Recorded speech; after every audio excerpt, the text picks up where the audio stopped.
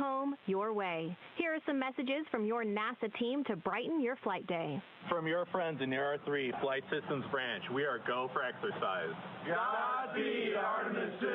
Let's go fly from the Orion Human Engineering Team. Woo!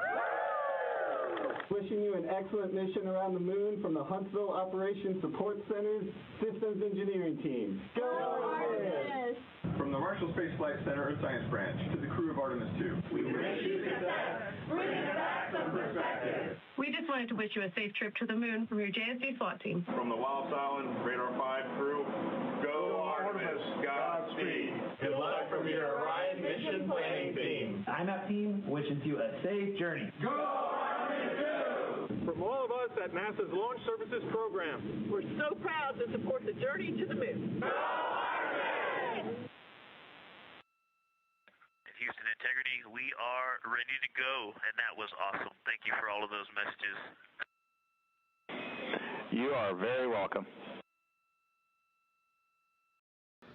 Good afternoon and welcome to the Artemis Flight Control Room here at NASA's Johnson Space Center in Houston, Texas. I'm NASA PAO Leah Cheshire Mustachio, your Orbit 1 commentator, ready to take you through a very busy day for the crew, namely with the translunar injection burn this afternoon. That is scheduled for 6:49 p.m. Central Time, expecting a 5-minute and 49-second burn on the OMS engine.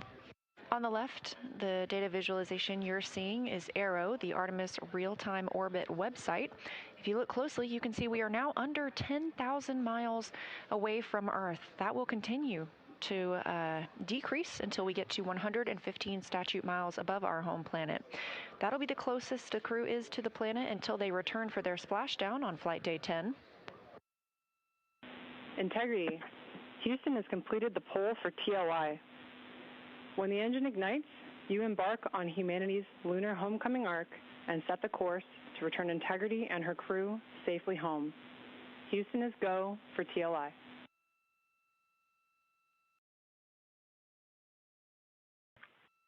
Integrity copies, and your Integrity crew is go for TLI. With this burn to the moon, we do not leave Earth, we choose it. Mission control is go. The crew is go. You're getting a live view from Orion now of Earth.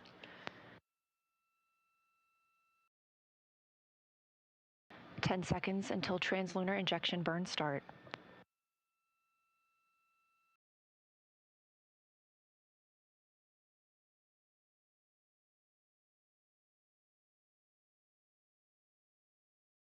Integrity, good engine, good control. Sure the same. Feels great up here. At MET, mission elapsed time of 1 day, 1 hour, and 14 minutes into the Artemis II mission. As Orion was flying 115 statute miles above Earth and 247,600 miles away from the moon, we have the start of the translunar injection burn that will send the crew around the moon, the first humans to do so in over 50 years.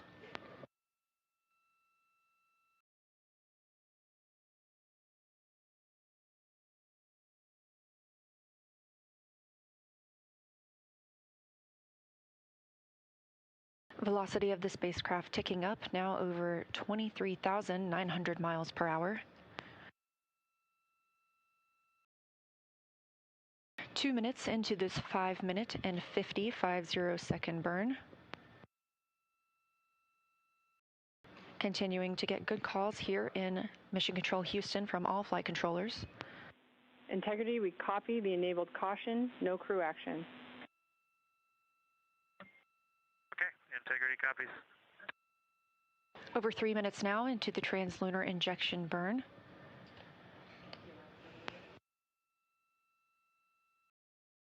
These live views coming from Orion as it looks back on Earth, leaving high Earth orbit and beginning its journey to the moon. We are now 230 miles above Earth, 246,500 miles away from the moon.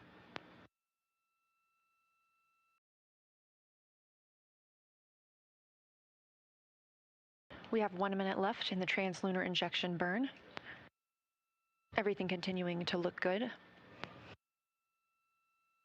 We have less than 20 seconds left of this burn. This is the final major burn for the mission because this also serves as our deorbit burn. Integrity looks like a good burn. We're confirming.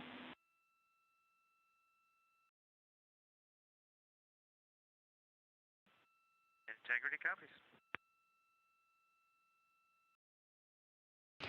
Confirmation from teams here on the ground to the Artemis II crew aboard Orion. We have translunar injection burn cutoff and early reports that it was a very good burn. Orion now 520 miles away from Earth. Just 5 minutes ago, we were only 115 miles above Earth's surface. That distance will continue to increase as we are now on a trajectory to fly around the moon for the first time in over 50 years. Live views from the Orion spacecraft as it looks back on Earth following completion of the translunar injection burn, the burn that commits us to flying around the moon. It also commits us to a return to our home planet on Flight Day 10 and a splashdown in the Pacific Ocean. But for now, these views of Earth as Orion starts its journey.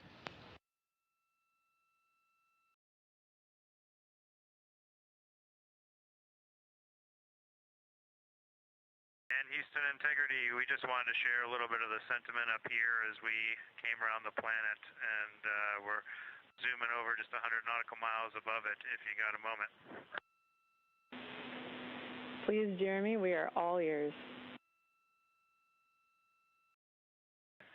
Well, with that successful TLI, the crew's feeling pretty good up here on our way to the moon, and we just wanted to communicate to everyone around the planet who's worked to make Artemis possible that we firmly felt the power of your perseverance during every second of that burn. Humanity has once again shown what we are capable of, and it's your hopes for the future that carry us now on this journey around the moon. Hugs there at the Capcom console from NASA astronaut and Capcom, or capsule communicator, Chris Birch, with Artemis II backup and Canadian Space Agency astronaut Jenny Gibbons.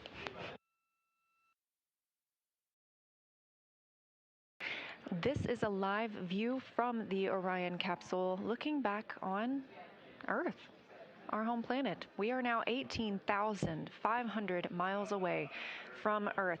When we conducted that translunar injection burn coming up on about 2 hours ago, we were just 115 miles above our planet.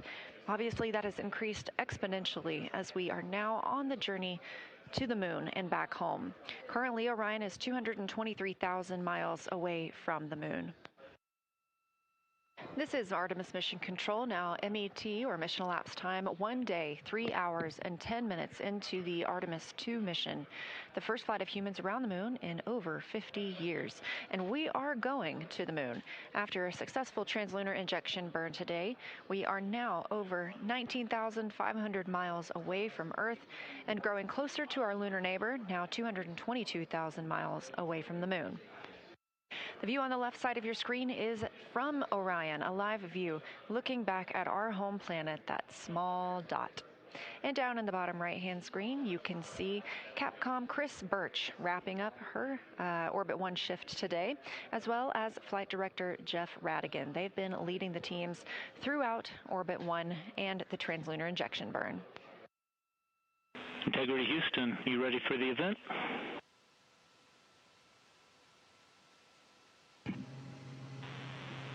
Houston Integrity, we are ready for the event. ABC News, this is Mission Control Houston. Please call Integrity for a voice check. Integrity, this is Gio Benitez at ABC News. How do you hear me? Outstanding. We have you loud and clear. How about us? I hear you loud and clear, and I truly cannot believe it. You are quite literally on the way to the moon right now and still speaking with us.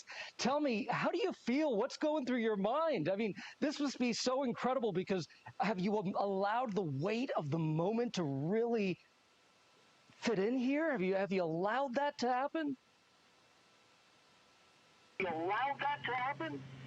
Well, first and foremost, we all wanted to give a shout out to our families first, because we are pretty far from Earth and we have not gotten to say hi to them yet. But there was a moment about an hour ago where Mission Control Houston reoriented our spacecraft as the sun was setting behind the Earth. And I don't know what we all expected to see in that moment, but you could see the entire globe from pole to pole. You could see Africa, Europe, and if you looked really close, you could see the northern lights. It was the most spectacular moment, and it paused all four of us in our tracks. Yeah, well, you are making history. Reed Weissman, Christina Koch, Jeremy Hansen, Victor Glover. Congratulations to all of you. America, the world is with you. We are watching every moment of this journey, and we will cheer you when you get back and along the way. Thank you for joining us. Best of luck to you, and safe travels.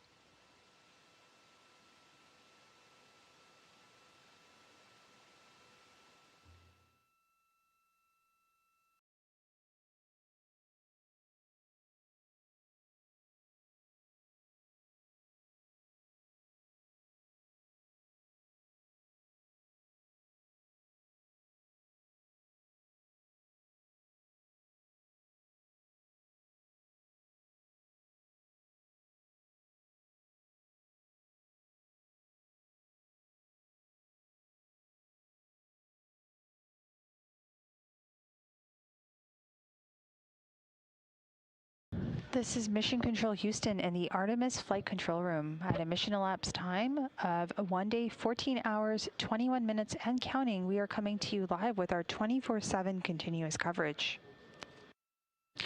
Currently, the Orion spacecraft is 83,000 miles away from Earth and 172,000 miles away from the Moon.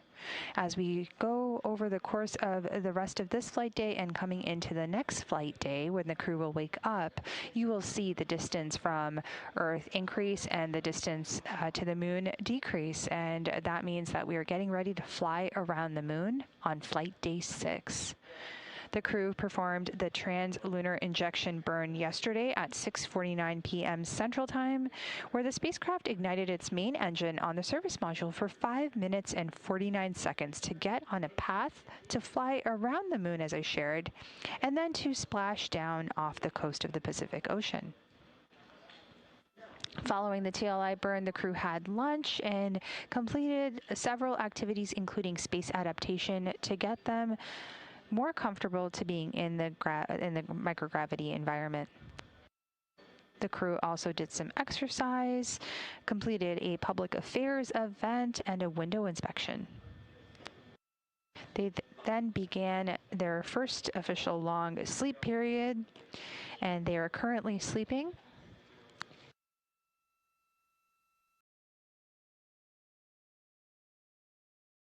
For now, this is Mission Control Houston. We hope that you enjoy the data visualization of the Orion telemetry, where Orion is with distance from the Earth and the Moon and the Sun in the background.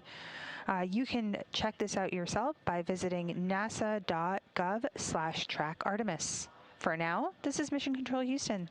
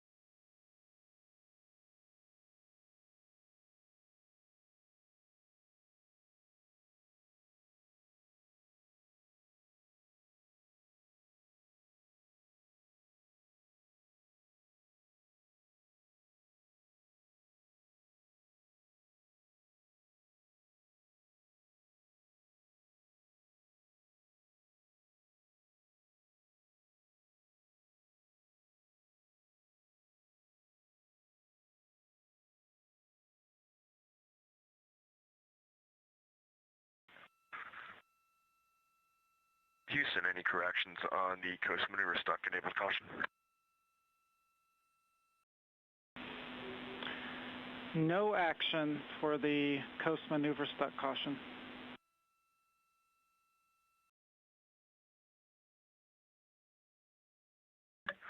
Integrity.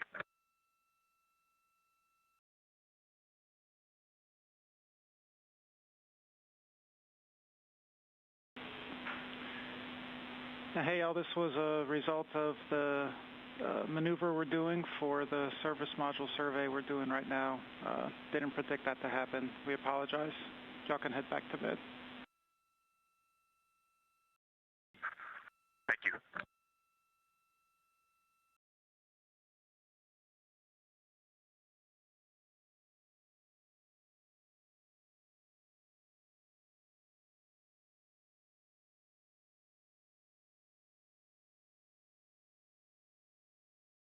This is Mission Control Houston coming to you live from the Artemis control room or flight control room. You are hearing, you just heard a conversation between Commander Reed Weissman and the ground here.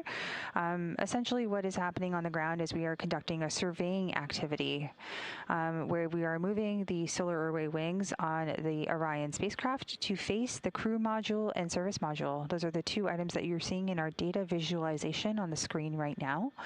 What the team is essentially doing right now is they are surveying the spacecraft for any damage post-launch. If there's any damage, the team would be able to see that, and unfortunately that caused a little bit of a noise inside the cabin, and that is why you heard Commander call up during his sleep. The crew is doing this on the ground. The crew is doing this on the ground currently, excuse me, to just survey, as I mentioned, and then once we do the lunar flyby, the same surveying activity will take place once again to make sure there is no damage post-lunar flyby. For now, coming to you live, this is Mission Control Houston.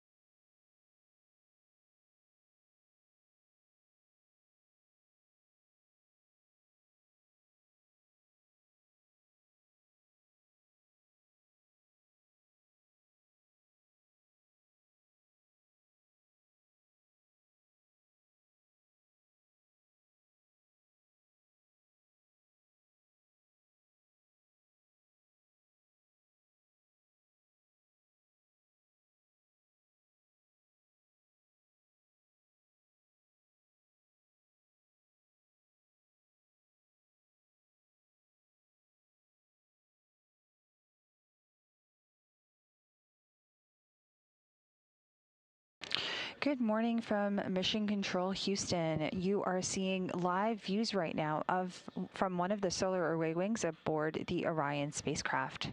As mentioned not too long ago, there is a surveying activity taking place while the crew is asleep. This is where the flight control teams on the ground here maneuver the solar array wings to take a look at the command module, which is sort of on the top left side of your screen, as well as the service module, which is on the bottom part of the spacecraft. This surveying activity essentially checks for any damage post-launch. The flight control team on the ground will conduct an additional surveying activity post-lunar flyby. For now, this is Mission Control Houston.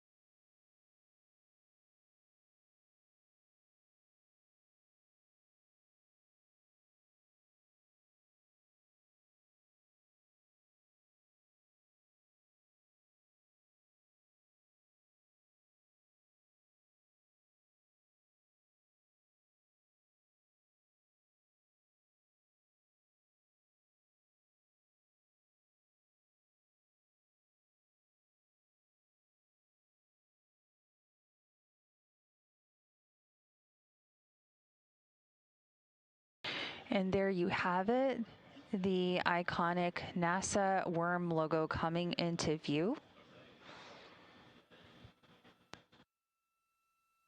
As the team continues its surveying activity of the Integrity spacecraft. The top part of the vehicle where you do see the NASA worm logo is the crew module, and below that is the European Space Agency's service module.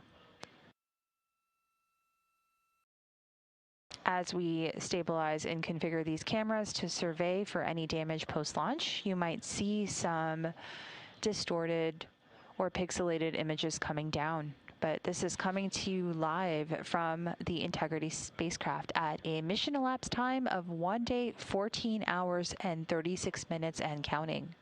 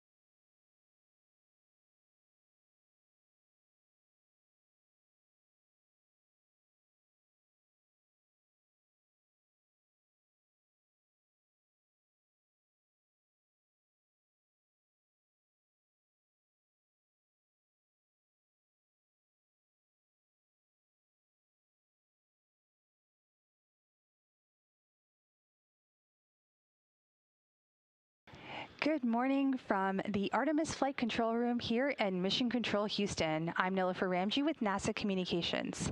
As part of your Orbit 3 flight control team, we are coming to you live with 24/7 continuous coverage of the Artemis II mission. At a mission elapsed time of 1 day, 14 hours, 50 minutes, and counting, the crew is in their sleep period and they're expected to wake up just under 3 hours from now. As we wake up on this side of the planet, we are happy to share the first downlinked images from the Artemis II astronauts. These images were taken on Commander Reed Weissman's personal computing device, PCD or tablet. We have a spectacular high-resolution shot from inside the Orion cabin from one of the windows. And there it is, our home planet, looking back at the crew as they make their way towards the moon.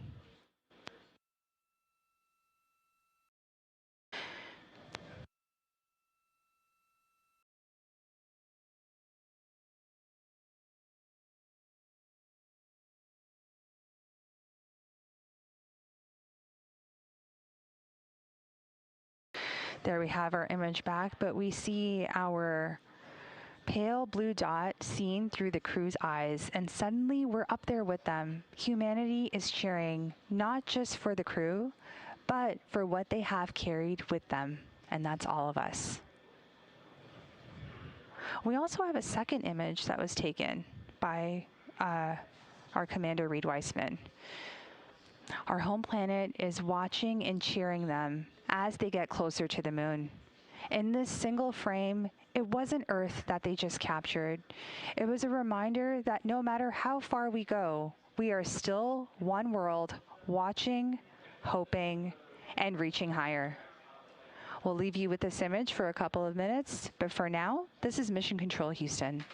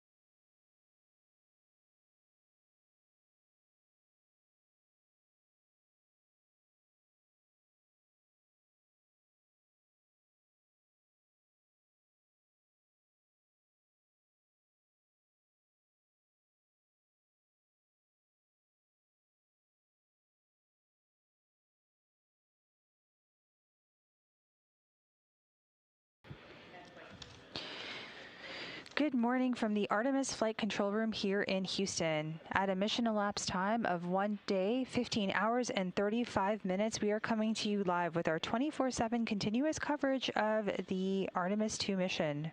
The crew is getting their first night's full sleep, and they are currently fast asleep while we are doing a surveying activity. So on the left side of your screen, you will see the solar array wing cameras pointed towards the spacecraft. The team on the ground, while the crew sleeps, is checking to see if there was any damage sustained to the vehicle over the course of launch. The team will conduct the same surveying activity following lunar flyby prior to splashdown. Now, for now, as the crew sleeps, let's take a look back on flight day 2 and the highlights from that flight. This is Mission Control Houston.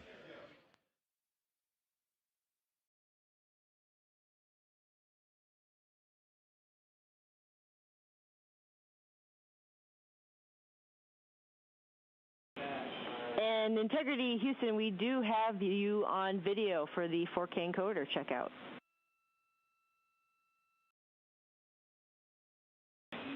It's great news. Stand by for audio checks with the wireless mic. Copy. 6 hours and 10 minutes since liftoff. Amy, I just did audio with the wireless mic. Did you copy?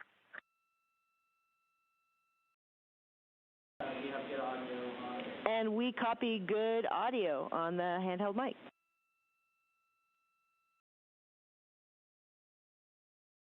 That is great news. We're ready to call 4K encoder checkout complete if you are. We concur. 4K checkout complete. And whenever you're ready, I have some words about S-band string swap that we're interested in having you all perform. And it's great to see you all wave 4 smiling voices, and we are really enjoying seeing you up there.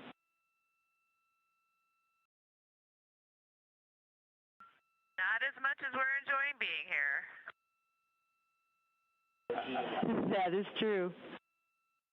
This view on your screen coming from Orion, looking back at all of us on Earth. This is coming from a camera mounted on one of the spacecraft's solar array wings. Just a little crescent Earth. Now 6 hours and 12 minutes since launch. The first flight of humans aboard Orion. Houston, integrity on 1 for fan speed / cabin temperature. Houston's listening.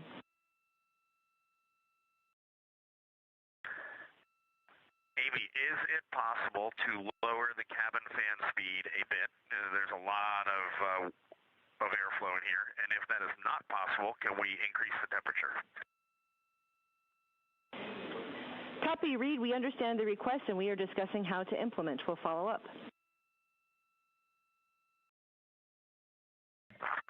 Yeah, sounds good. No urgency there, but just know that will be our desire down the road. Copy. Now that the crew is awake, they are going to step into a brief post-sleep period, and then they will begin preparing for the perigee raise burn, or PRB burn. That burn is scheduled to take place in just under an hour from now, about 59 minutes until that burn ignition start.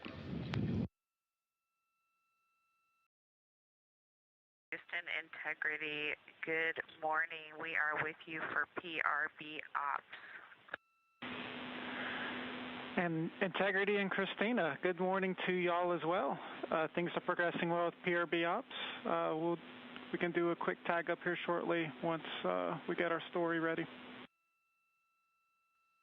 And this is Mission Control Houston. You just heard a little bit of communication there on the Orion to Earth loop, and that is the voice link between the ground and the Orion spacecraft.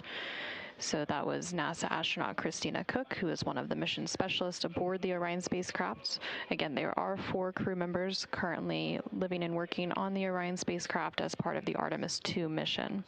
So Christina was speaking directly with the team here in Mission Control Houston, specifically the CAPCOM, or capsule communicator, and that flight control position serves as the direct voice link between the crew and the ground. Houston integrity for cabin temps. Hey, go ahead, Christina.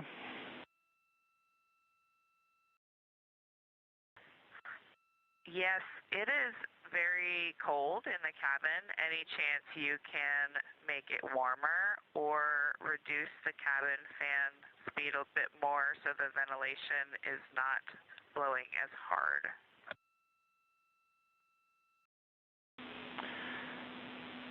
Yeah, Christina, understand. While y'all were asleep, we did turn one of our knobs that we have, and that was the rad loop set points. And we saw a very small increase in the temperature. And so we're going to take a look at some of these shell heaters, and we'll let you know when we start putting some of that in work, and we can see if that affects the temperature in a positive way. Our next check with you is for your go, no-go confirmation.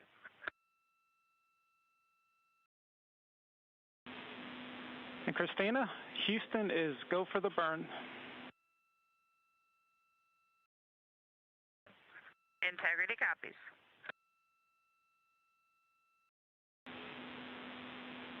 Integrity Houston, the solar arrays are in position for the burn.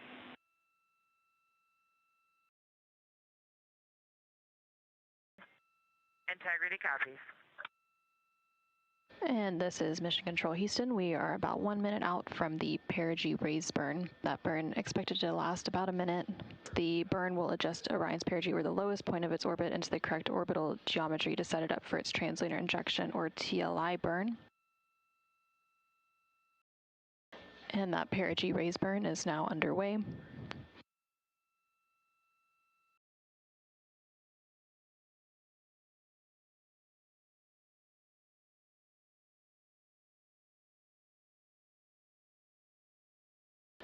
And there on your screen, you can see the 8 Pulsex engines on the Orion spacecraft.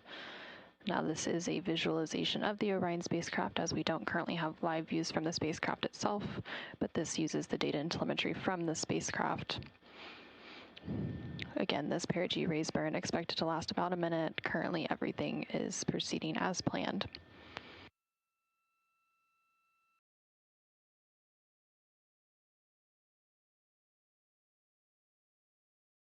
And we do have confirmation that that burn is complete. It was a good burn. We're tracking a good burn.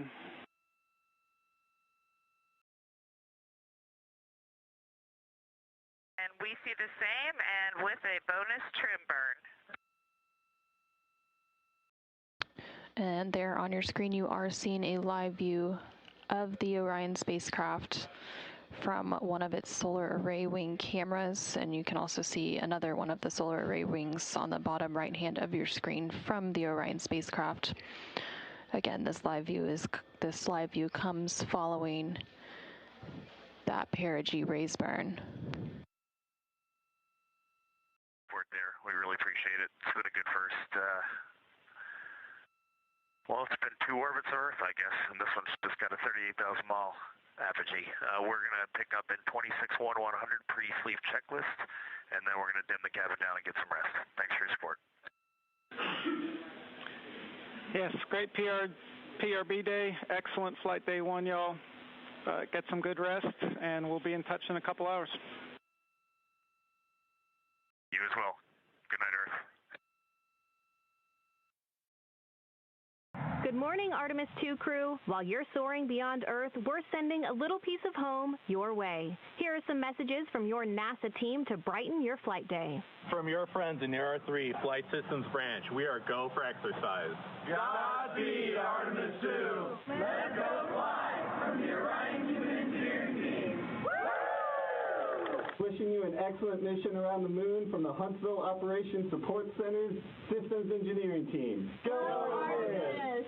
From the Marshall Space Flight Center Earth Science Branch to the crew of Artemis II, we wish you success, bringing back some perspective. We just wanted to wish you a safe trip to the moon from your JSD SWAT team. From the Wallops Island Radar 5 crew, go Artemis, Godspeed. Good luck from your Orion mission planning team. IMAP team wishes you a safe journey. Go Artemis II! From all of us at NASA's Launch Services Program, we're so proud to support the journey to the moon. Go Artemis!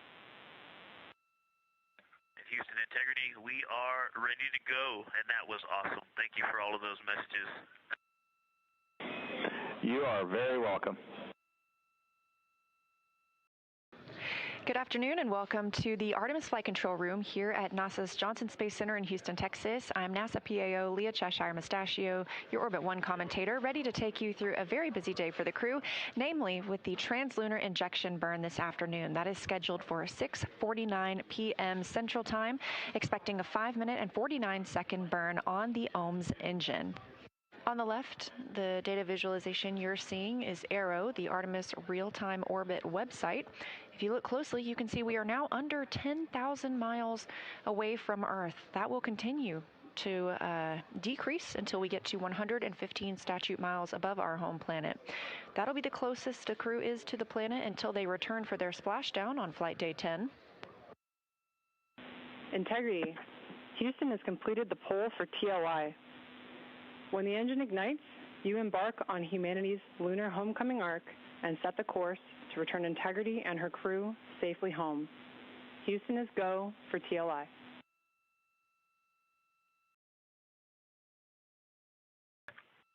Integrity copies, and your Integrity crew is go for TLI. With this burn to the moon, we do not leave Earth, we choose it. Mission control is go. The crew is go. You're getting a live view from Orion now of Earth.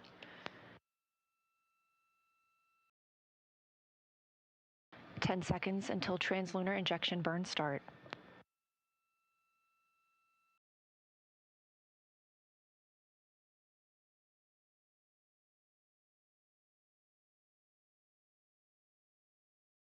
Integrity. Good engine, good control.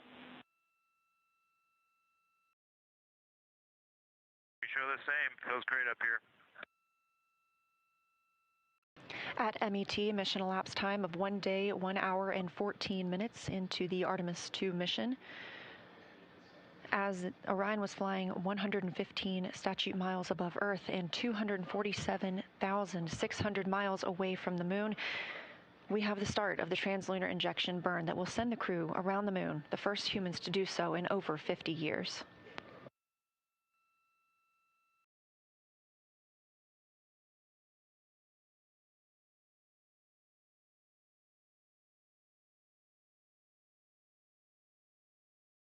Velocity of the spacecraft ticking up, now over 23,900 miles per hour. 2 minutes into this 5-minute and 50 second burn. Continuing to get good calls here in Mission Control Houston from all flight controllers. Integrity, we copy the enabled caution, no crew action. Integrity copies. Over 3 minutes now into the translunar injection burn.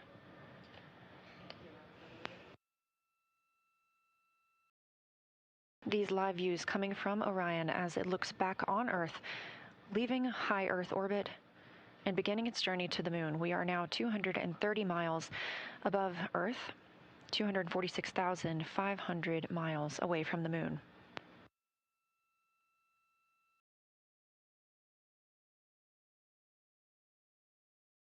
We have 1 minute left in the translunar injection burn. Everything continuing to look good. We have less than 20 seconds left of this burn. This is the final major burn for the mission because this also serves as our deorbit burn. Integrity looks like a good burn. We're confirming.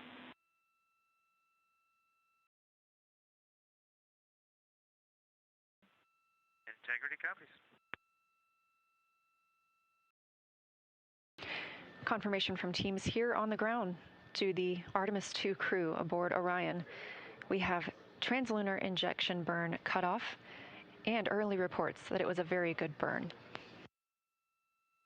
Orion now 520 miles away from Earth. Just 5 minutes ago, we were only 115 miles above Earth's surface. That distance will continue to increase as we are now on a trajectory to fly around the moon for the first time in over 50 years.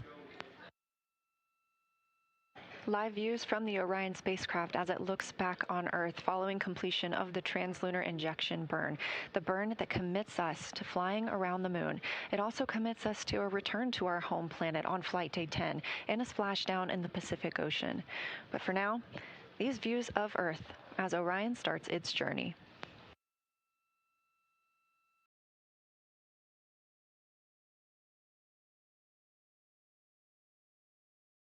Houston Integrity, we just wanted to share a little bit of the sentiment up here as we came around the planet, and we're zooming over just 100 nautical miles above it if you got a moment.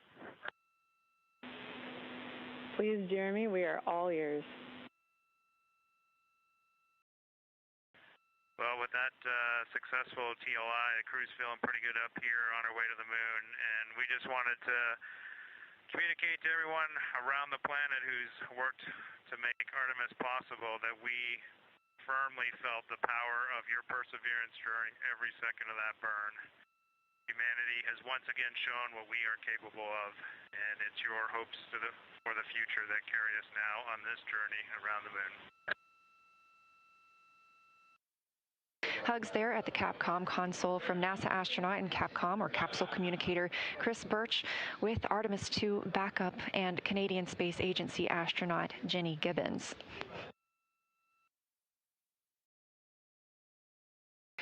This is a live view from the Orion capsule looking back on Earth, our home planet. We are now 18,500 miles away from Earth. When we conducted that translunar injection burn coming up on about 2 hours ago, we were just 115 miles above our planet. Obviously, that has increased exponentially as we are now on the journey to the moon and back home. Currently, Orion is 223,000 miles away from the moon. This is Artemis Mission Control, now MET, or mission elapsed time, 1 day, 3 hours, and 10 minutes into the Artemis II mission, the first flight of humans around the moon in over 50 years. And we are going to the moon. After a successful translunar injection burn today, we are now over 19,500 miles away from Earth and growing closer to our lunar neighbor, now 222,000 miles away from the moon. The view on the left side of your screen is from Orion, a live view looking back at our home planet, that small dot. And down in the bottom right-hand screen, you can see Capcom Chris Birch wrapping up her Orbit 1 shift today, as well as Flight Director Jeff Radigan. They've been leading the teams throughout Orbit 1 and the translunar injection burn. Integrity Houston, you ready for the event?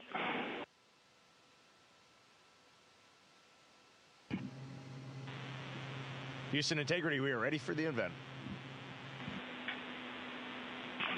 ABC News, this is Mission Control Houston. Please call Integrity for a voice check. Integrity, this is Gio Benitez at ABC News. How do you hear me? Outstanding. We have you loud and clear. How about us? I hear you loud and clear, and I truly cannot believe it. You are quite literally on the way to the moon right now and still speaking with us. Tell me, how do you feel? What's going through your mind? I mean, this must be so incredible because have you allowed the weight of the moment to really fit in here? Have you allowed that to happen? Well, first and foremost, we all wanted to give a shout out to our families first because we are pretty far from Earth and we have not gotten to say hi to them yet. But there was a moment about an hour ago where Mission Control Houston reoriented our spacecraft as the sun was setting behind the Earth. And I don't know what we all expected to see in that moment, but you could see the entire globe from pole to pole. You could see Africa, Europe, and if you looked really close, you could see the northern lights. It was the most spectacular moment, and it paused all four of us in our tracks. Yeah, well, you are making history. Reed Wiseman, Christina Koch, Jeremy Hansen, Victor Glover. Congratulations to all of you. America, the world is with you. We are watching every moment of this journey, and we will cheer you when you get back and along the way. Thank you for joining us. Best of luck to you, and safe travels.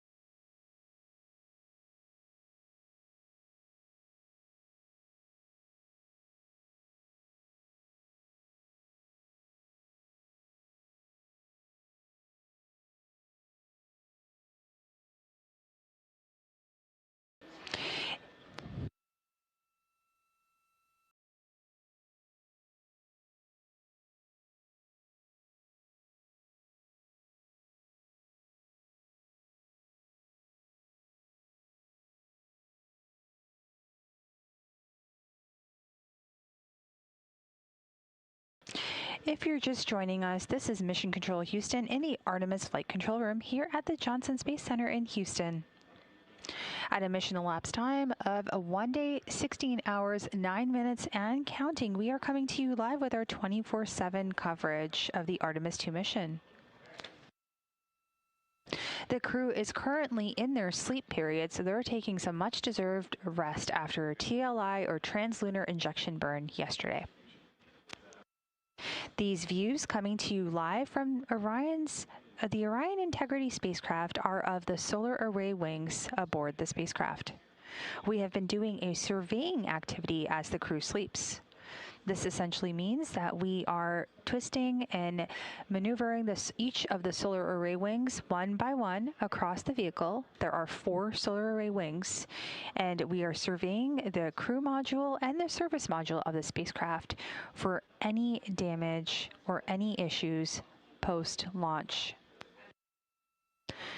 As the ground control teams in Orbit 3 are completing and conducting this survey, we will do an additional survey once the vehicle has flown around the moon. We will continue to provide live updates here in Mission Control.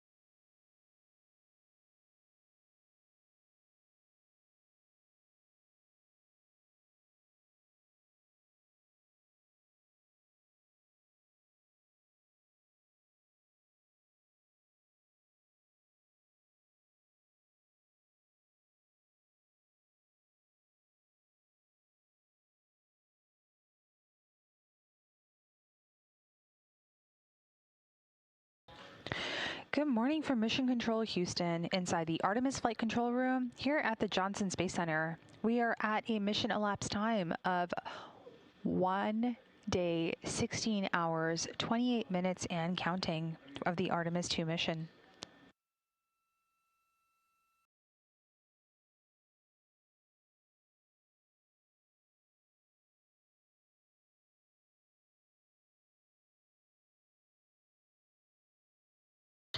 The Orion spacecraft is currently 92,000 miles away from Earth and just over 166,000 miles away from the Moon. The Artemis II astronauts are currently asleep aboard the Orion spacecraft named Integrity. They began their sleep shift around a mission elapsed time of 1 day, 9 hours, and 30 minutes, and this will last through a mission elapsed time of 1 day, 18 hours. So while the crew wakes up in just a few short hours, we wanted to do a quick recap as to what took place yesterday. Here are your flight day highlights for flight day 2 of the mission.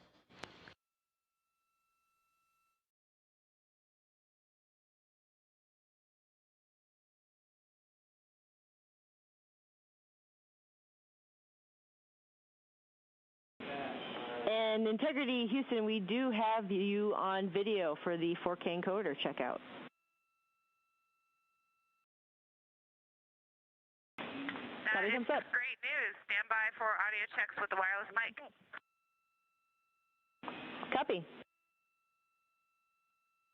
6 hours and 10 minutes since liftoff. Amy, I just did audio with the wireless mic. Did you copy? We have good audio on. And we copy good audio on the handheld mic.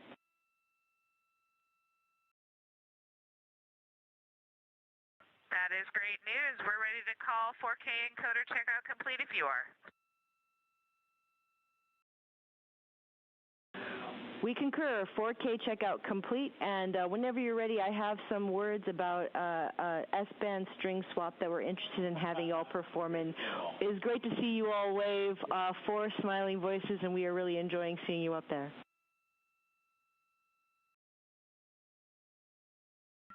Not as much as we're enjoying being here. That is true. This view on your screen coming from Orion, looking back at all of us on Earth. This is coming from a camera mounted on one of the spacecraft's solar array wings. Just a little crescent Earth. Now 6 hours and 12 minutes since launch. The first flight of humans aboard Orion.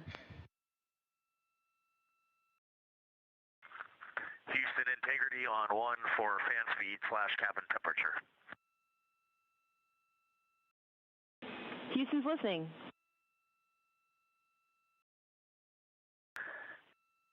Amy, is it possible to lower the cabin fan speed a bit? There's a lot of airflow in here, and if that is not possible, can we increase the temperature? Copy, Reed. We understand the request, and we are discussing how to implement. We'll follow up.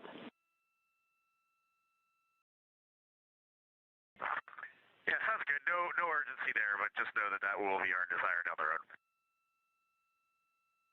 road. Copy. Now that the crew is awake, they are going to step into a brief post-sleep period, and then they will begin preparing for the perigee raise burn, or PRB burn. That burn is scheduled to take place in just under an hour from now, about 59 minutes until that burn ignition start. Houston, Integrity, good morning. We are with you for PRB ops.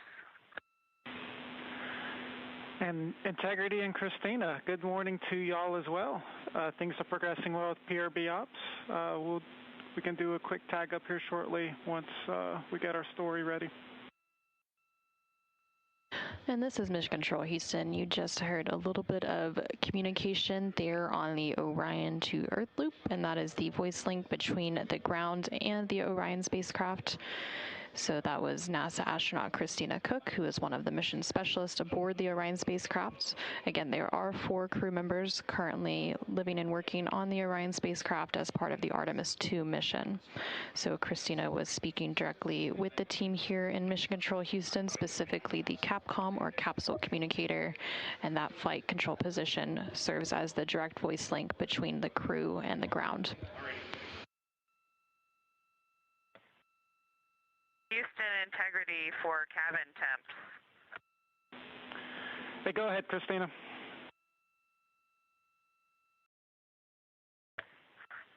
Yes, it is very cold in the cabin. Any chance you can make it warmer or reduce the cabin fan speed a bit more so the ventilation is not blowing as hard?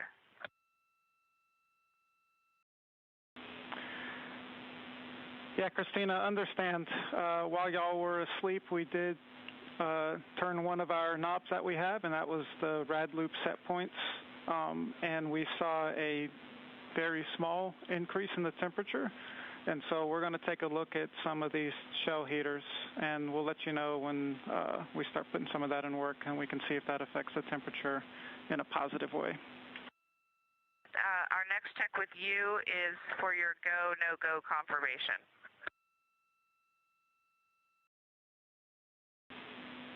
And Christina, Houston is go for the burn. Integrity copies.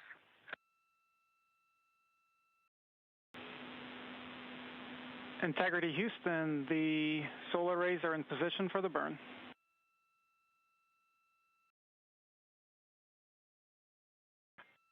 Integrity copies. And this is Mission Control Houston. We are about 1 minute out from the perigee raise burn. That burn expected to last about a minute. The burn will adjust Orion's perigee, or the lowest point of its orbit, into the correct orbital geometry to set it up for its translunar injection, or TLI burn. And that perigee raise burn is now underway.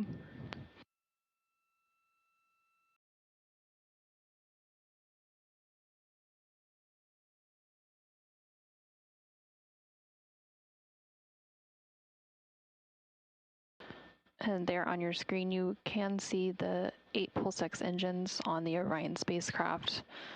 Now, this is a visualization of the Orion spacecraft, as we don't currently have live views from the spacecraft itself, but this uses the data and telemetry from the spacecraft. Again, this perigee raise burn expected to last about a minute. Currently, everything is proceeding as planned.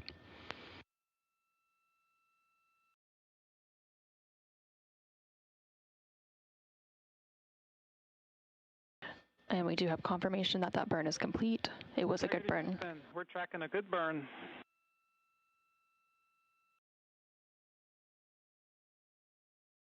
And we see the same, and with a bonus trim burn. And there on your screen, you are seeing a live view of the Orion spacecraft from one of its solar array wing cameras, and you can also see another one of the solar array wings on the bottom right hand of your screen from the Orion spacecraft. Again, this live view comes following that perigee raise burn. Work there. We really appreciate it. It's been a good first. Well, it's been 2 orbits of Earth, I guess, and this one's just got a 38,000 mile apogee. We're going to pick up in 26-1-100 pre-sleep checklist, and then we're going to dim the cabin down and get some rest. Thanks for your support. Yes, great PRB day. Excellent flight day 1, y'all. Get some good rest, and we'll be in touch in a couple hours. You as well. Good night, Earth.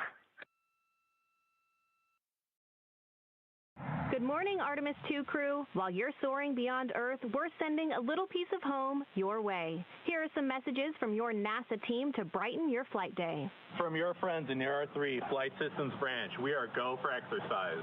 Godspeed, Artemis II. Let's go fly from the Orion Human Engineering Team. Wishing you an excellent mission around the moon from the Huntsville Operations Support Center's Systems Engineering Team. Go Artemis! From the Marshall Space Flight Center Earth Science Branch, to the crew of Artemis II. We wish you success. Bring us back some perspective. We just wanted to wish you a safe trip to the moon from your JSC SWAT team. From the Wallops Island Radar 5 crew, go Artemis, Godspeed. Good luck from your Orion mission planning team. IMAP team wishes you a safe journey. Go Artemis II! From all of us at NASA's Launch Services Program, we're so proud to support the journey to the moon. Go Artemis! Houston Integrity, we are ready to go, and that was awesome. Thank you for all of those messages. You are very welcome. Good afternoon and welcome to the Artemis Flight Control Room here at NASA's Johnson Space Center in Houston, Texas. I'm NASA PAO Leah Cheshire Mustachio, your Orbit 1 commentator, ready to take you through a very busy day for the crew, namely with the translunar injection burn this afternoon. That is scheduled for 6:49 p.m. Central Time, expecting a 5-minute and 49-second burn on the OMS engine. On the left, the data visualization you're seeing is ARROW, the Artemis Real-Time Orbit website. If you look closely, you can see we are now under 10,000 miles away from Earth. That will continue to decrease until we get to 115 statute miles above our home planet. That'll be the closest the crew is to the planet until they return for their splashdown on flight day 10. Integrity. Houston has completed the poll for TLI. When the engine ignites, you embark on humanity's lunar homecoming arc and set the course to return Integrity and her crew safely home. Houston is go for TLI.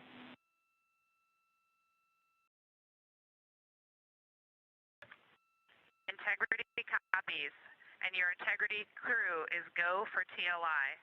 With this burn to the moon, we do not leave Earth, we choose it. Mission control is go. The crew is go. You're getting a live view from Orion now of Earth.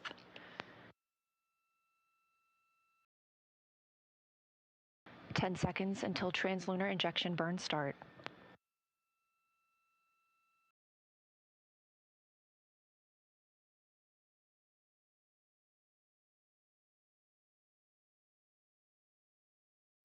Integrity. Good engine, good control. We show the same. Feels great up here. At MET, mission elapsed time of 1 day, 1 hour, and 14 minutes into the Artemis II mission.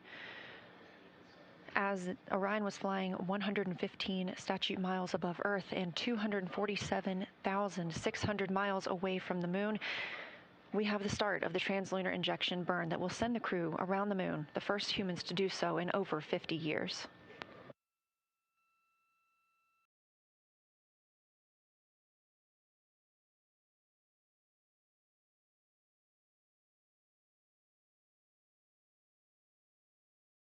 Velocity of the spacecraft ticking up, now over 23,900 miles per hour. 2 minutes into this 5-minute and 50 burn. Continuing to get good calls here in Mission Control Houston from all flight controllers. Integrity, we copy the enabled caution, no crew action. Integrity copies. Over 3 minutes now into the translunar injection burn.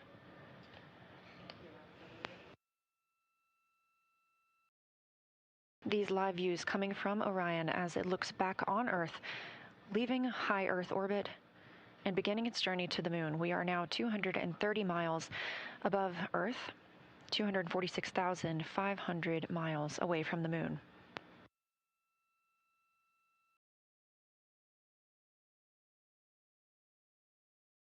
We have 1 minute left in the translunar injection burn. Everything continuing to look good. We have less than 20 seconds left of this burn. This is the final major burn for the mission because this also serves as our deorbit burn. Integrity looks like a good burn. We're confirming.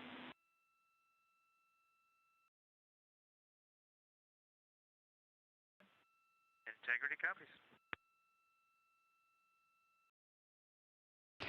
Confirmation from teams here on the ground.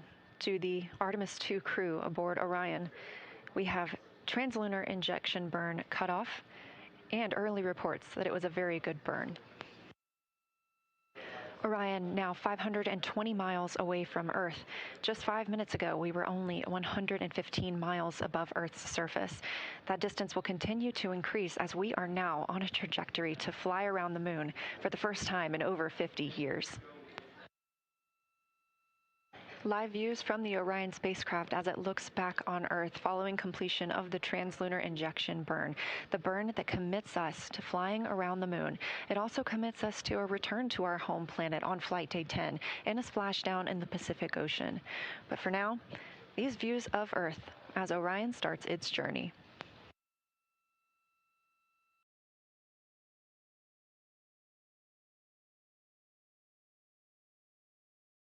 Houston Integrity, we just wanted to share a little bit of the sentiment up here as we came around the planet, and we're zooming over just 100 nautical miles above it if you got a moment.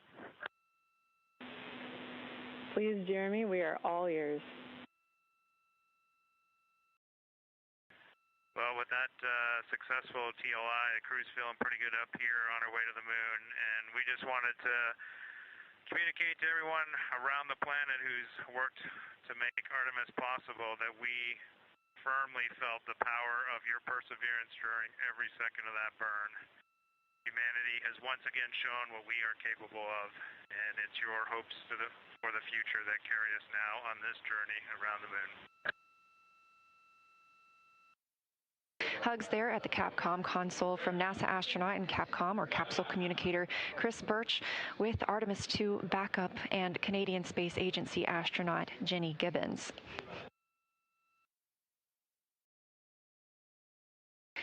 This is a live view from the Orion capsule looking back on Earth, our home planet. We are now 18,500 miles away from Earth. When we conducted that translunar injection burn coming up on about 2 hours ago, we were just 115 miles above our planet. Obviously, that has increased exponentially as we are now on the journey to the moon and back home. Currently, Orion is 223,000 miles away from the moon. This is Artemis Mission Control, now MET, or mission elapsed time, 1 day, 3 hours, and 10 minutes into the Artemis II mission, the first flight of humans around the moon in over 50 years. And we are going to the moon. After a successful translunar injection burn today, we are now over 19,500 miles away from Earth and growing closer to our lunar neighbor, now 222,000 miles away from the moon. The view on the left side of your screen is from Orion, a live view looking back at our home planet, that small dot. And down in the bottom right-hand screen, you can see Capcom Chris Birch wrapping up her Orbit 1 shift today, as well as Flight Director Jeff Radigan. They've been leading the teams throughout Orbit 1 and the translunar injection burn. Integrity Houston, you ready for the event?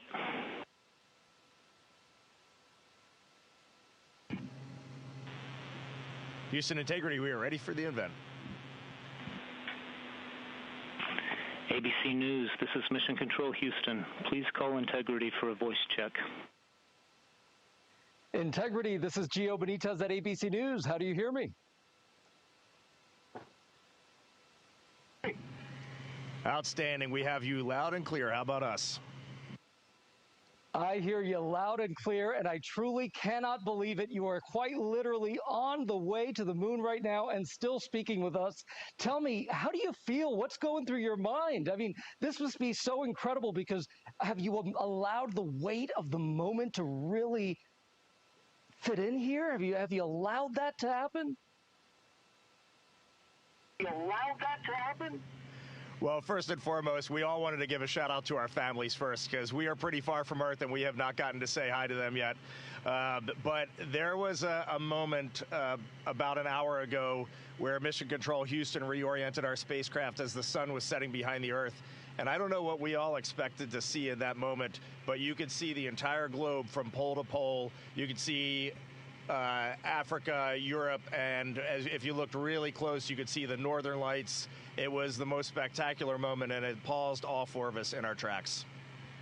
Yeah, well, you are making history. Reed Weissman, Christina Koch, Jeremy Hansen, Victor Glover. Congratulations to all of you. America, the world is with you. We are watching every moment of this journey, and we will cheer you when you get back and along the way. Thank you for joining us. Best of luck to you, and safe travels.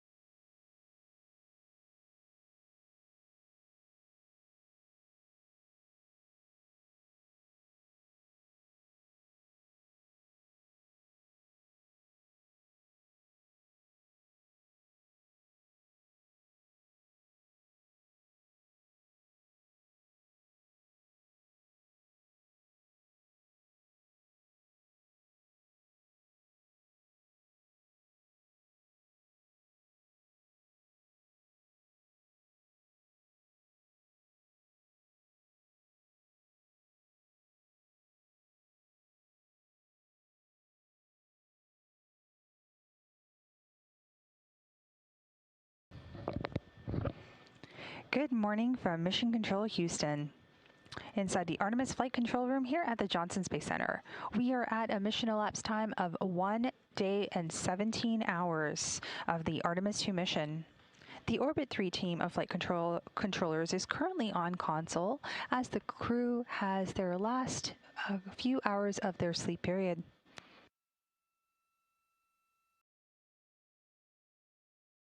The Orion spacecraft is currently 94,000 miles and counting away from Earth and 165,000 miles away from the Moon. The Artemis II astronauts currently asleep aboard the Orion spacecraft named Integrity began their sleep shift at around a mission elapsed time of 1 day, 9 hours, and 30 minutes. Let's take a look back at what took place over the course of the last flight day. After their post-sleep period, during which they completed hygiene activities, standard cabin configurations, and ate breakfast, they had several conferences with the teams here in Mission Control to review their schedule for the day and the current vehicle status. The crew yesterday was focused on translunar injection, or the TLI burn. Christina was on tap to monitor that burn from inside the spacecraft, and the TLI burn was completed yesterday at 6:49 p.m. Central Time. The spacecraft ignited its main engine on the service module for 5 minutes and 49 seconds to get on a path to fly around the Moon and splash down off the Pacific. A fun fact, Orion's main engine provides up to 6,000 pounds of thrust, enough to accelerate a car from 0 to 60 miles per hour in 2.7 seconds. Following the TLI burn, the crew had some lunch and got into their space adaptation activities. Now, these space adaptation activities protects against space adaptation syndrome, or space motion sickness. Approximately 70% of astronauts traveling into space experience some level of this syndrome and the symptoms, and it's believed to be caused by conflicting sensory inputs from the vestibular or inner ear system and the eyes. The crew also completed a public affairs event, some daily exercise, a window inspection, and a private medical conference before beginning their pre-sleep and sleep period.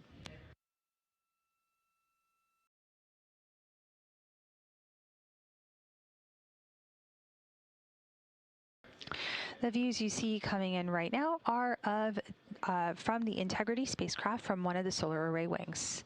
Just earlier over the course of the sleep period, the teams on the ground conducted a surveying exercise, or what we call a monitoring exercise. Essentially what they did was they took the solar array wings of Orion one at a time and moved them to face the crew module and service module of the spacecraft to inspect the vehicle for any damage post-launch.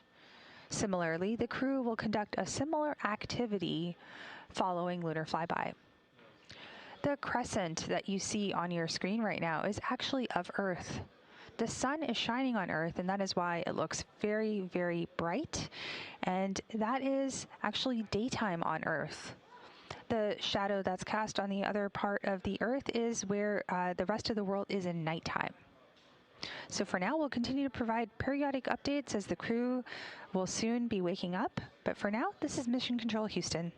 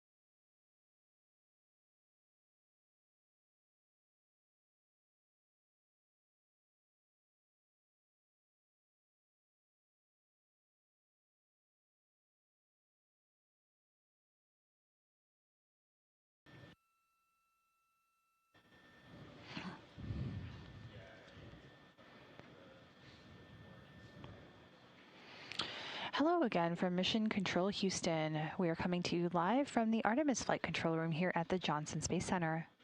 We are currently at a mission elapsed time of 1 day, 17 hours, and 15 minutes. We are seeing some live views from Orion's Integrity spacecraft. These are live views from the solar array wings aboard the spacecraft, where we are seeing the sun cast its shadow on Orion, while in the distance we have Earth. There is the sun casting its light on Earth, where we see daytime, and where you see the darkness, that is where it is nighttime currently. Similar to the International Space Station, this kind of gives us a really great vantage point because the astronauts see 16 sunrises and sunsets every day, 250 miles above the Earth.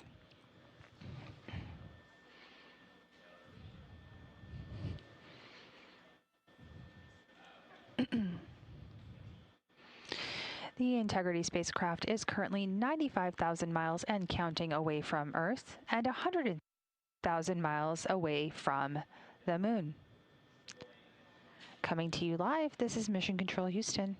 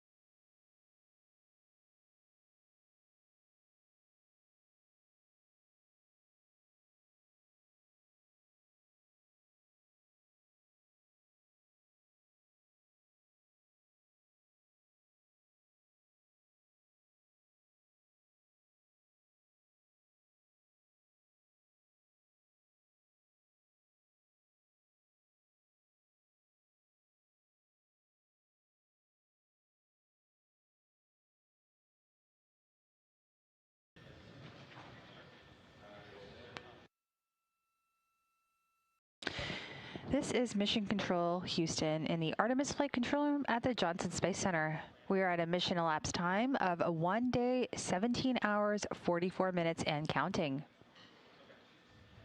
In just under 30 minutes from now, actually 24 minutes and counting, the crew will be waking up.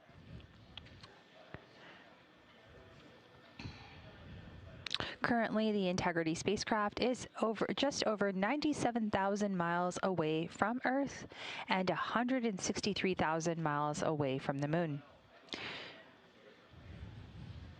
The TLI, or Translunar Injection Burn, was completed yesterday at 6:49 p.m. Central.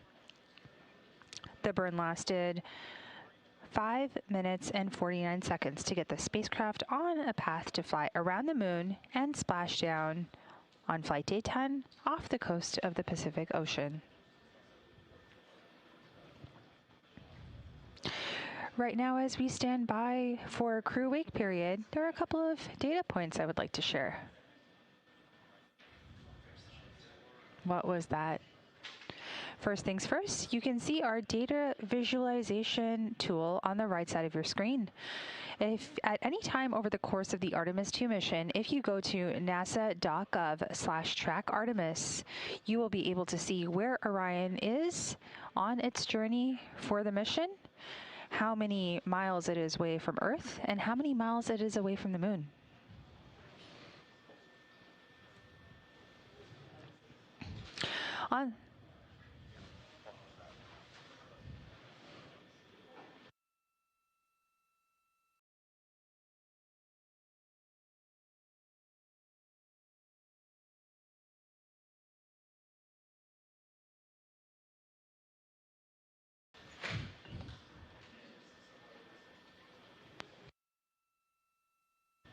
On the left side of the screen, you have great views of the engines of the Orion spacecraft.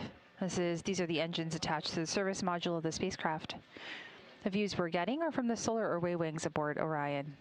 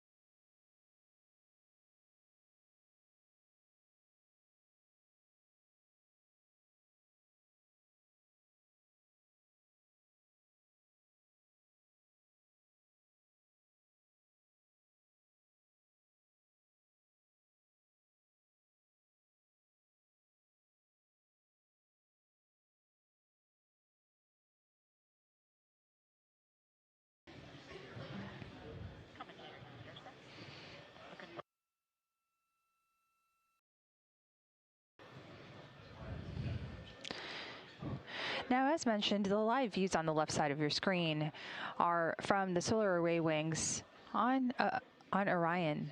And we are seeing live views right now capturing the engines. You can see some venting happening in the images in front of you right now. Now, earlier today, while the crew slept, the ground control teams, or the flight controllers on the ground, completed a surveying of the Orion spacecraft.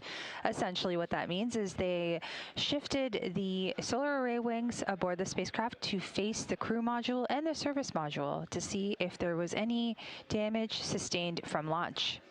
This is part of the standard operating procedures, and the ground teams will conduct another surveying activity after Orion flies around the Moon. As mentioned, we are at a mission elapsed time of 1 day, 17 hours, 49 minutes and counting, and the crew wake period is going to begin, or the crew will be waking up in just about 20 minutes from now. We will stand by to hear good words from the crew as they wake up to begin their flight day. For now, this is Mission Control Houston.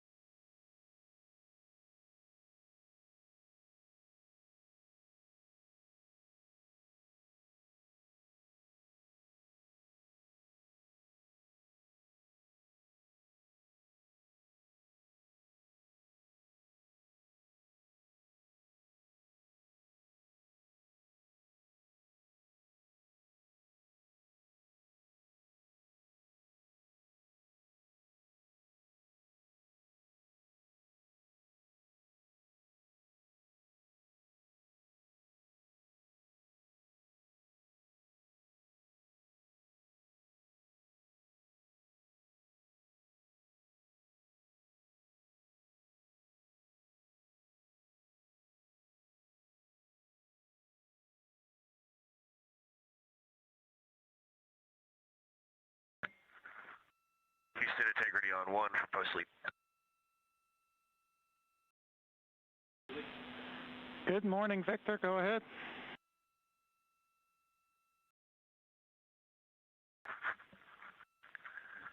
It must just be our speed. It's read. Changing the octave of voice, I guess. Hey, just want to make sure you guys didn't juggle the schedule at all, that we are just starting our post-sleep now. We don't need to start working, but we do need to get some science done. All right, Reed. Sorry about that, and sounds good.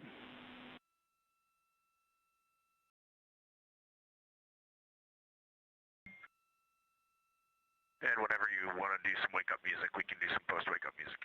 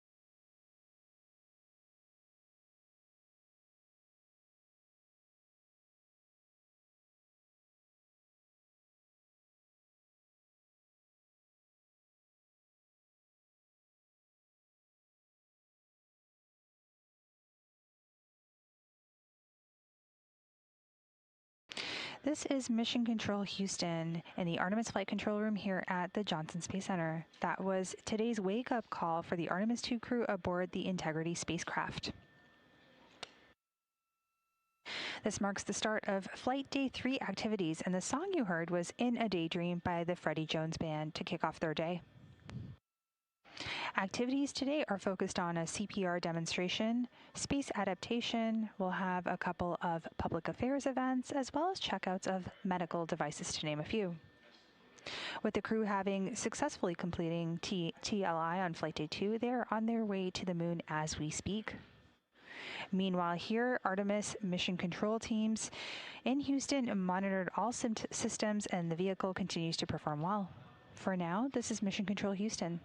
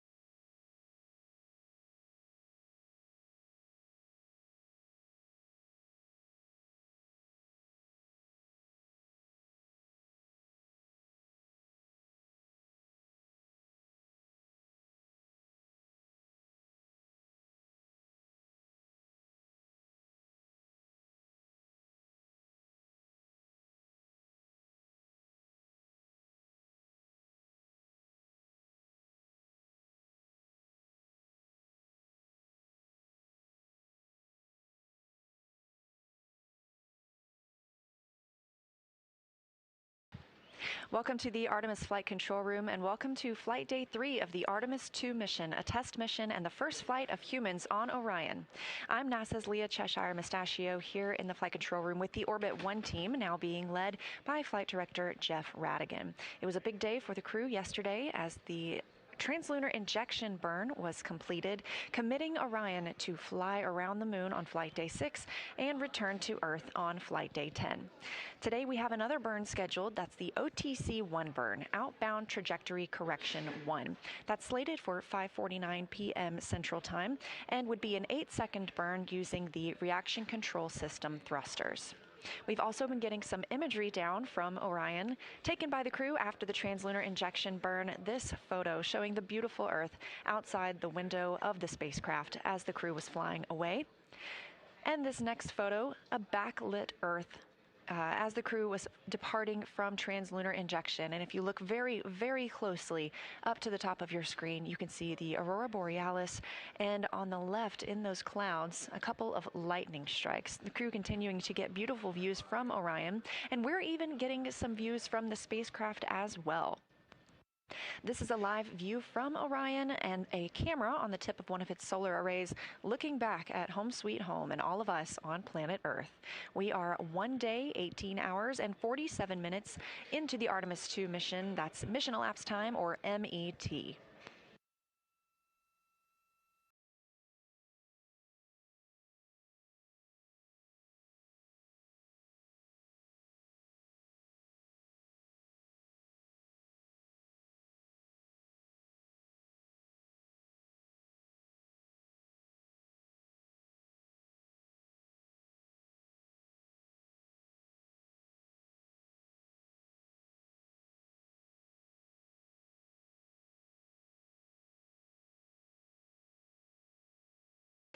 And don't forget, as we're showing you those beautiful new images, we really look forward to getting some new ones down periodically. You can follow at NASA and at NASA Artemis on X, Facebook, and Instagram as we all enjoy the imagery taken by the crew and coming down for all of us on Earth.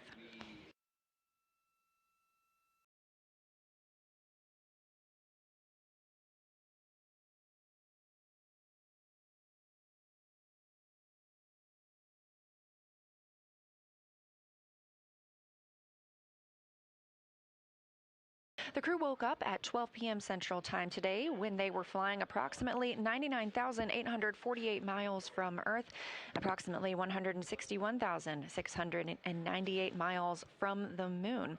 You probably heard their wake-up song. That was In a Daydream by Freddie Jones Band.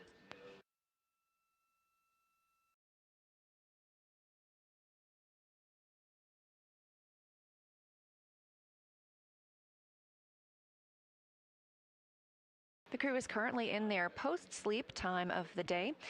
This is the time that they use to stow their sleeping bags as well as perform any hygiene activities, set up the cabin for their waking time, also gives them a chance to eat some breakfast.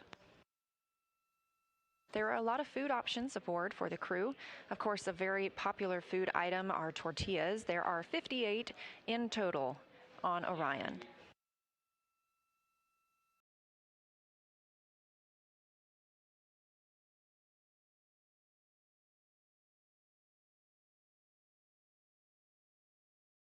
Some of the other breakfast items that the crew is enjoying today include vegetable quiche, scrambled eggs, couscous with nuts, peaches.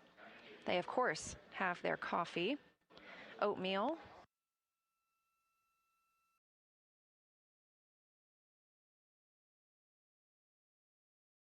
there's even a muffin being enjoyed today.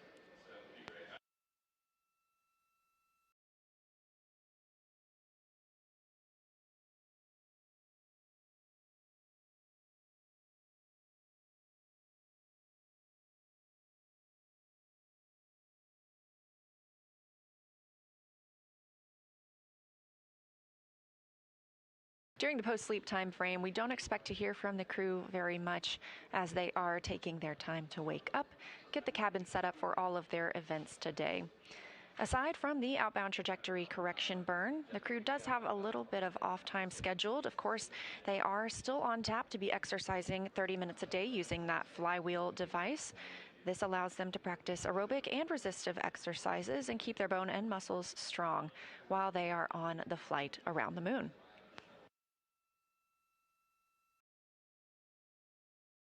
There's additionally a CPR demonstration today. The crew will use the medical emergency procedures to simulate methods of how to treat an airway obstruction as if they were in space. This is a test flight, so we're taking every opportunity to test anything possible while the crew is on their 10-day mission.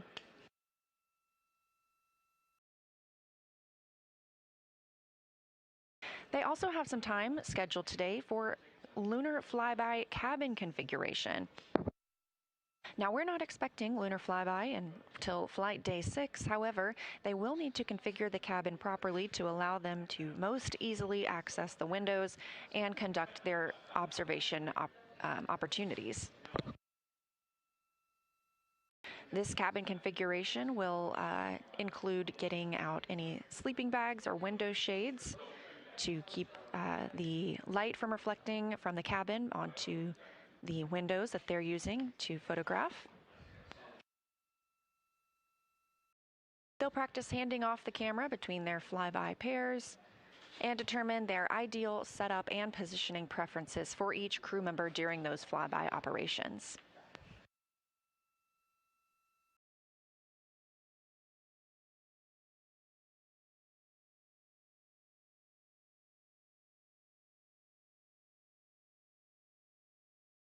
We also have a Deep Space Network Emergency Communications Development Flight Test Objective timeline for today. As we've discussed, the crew is able to communicate through the Deep Space Network, or DSN. This is the first crew in over 50 years to be using the Deep Space Network to communicate back to Earth. They were on TDRS, or Tracking Data Relay Satellite Systems, for a brief time yesterday afternoon as they were near our home planet. But the farther they get away, the more reliant we are on the Deep Space Network. This Emergency Communications Development Flight Test Objective, or DFTO, has the crew perform a checkout of the emergency communications system while connected to the Deep Space Network. Of course, there will not be an active emergency for the communication system at that time. This is giving us an opportunity to check out that system.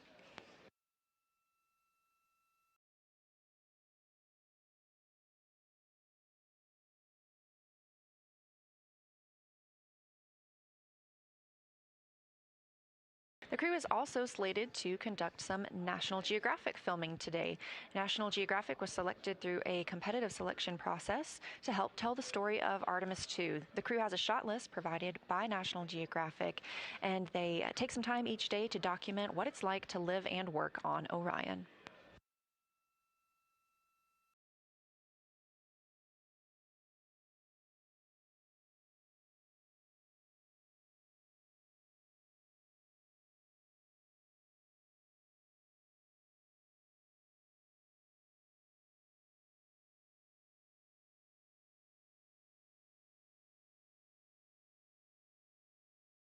Later today, we also have 2 crew members timelined to activate and check out some of the medical diagnostic devices that we are flying on Orion. That includes the blood pressure monitor, thermometer, stethoscope, and otoscope.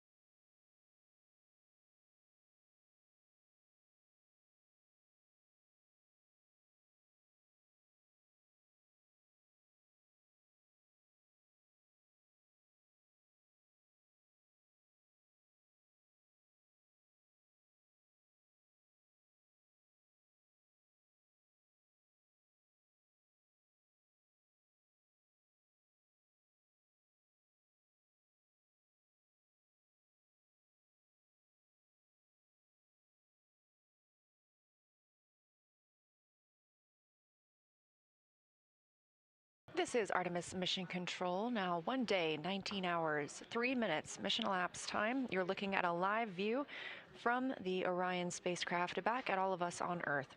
This camera is mounted on one of Orion's 4 solar array wings.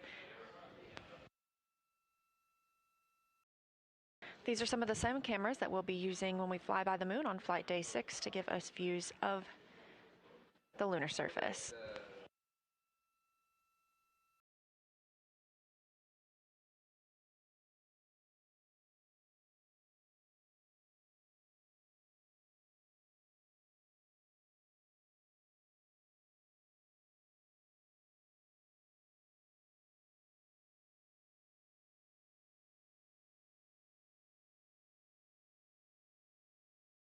Now that we're at the start of another flight day, our crew is in their post-sleep period.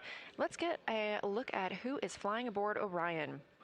Artemis II Commander Reed Wiseman is a Baltimore native who has flown in space previously as a flight engineer for Expedition 41 aboard the International Space Station. That was from May through November 2014. A total 165-day mission during which he and his crewmates completed over 300 science experiments. They also set a milestone for station science by completing a record 82 research hours in a single week.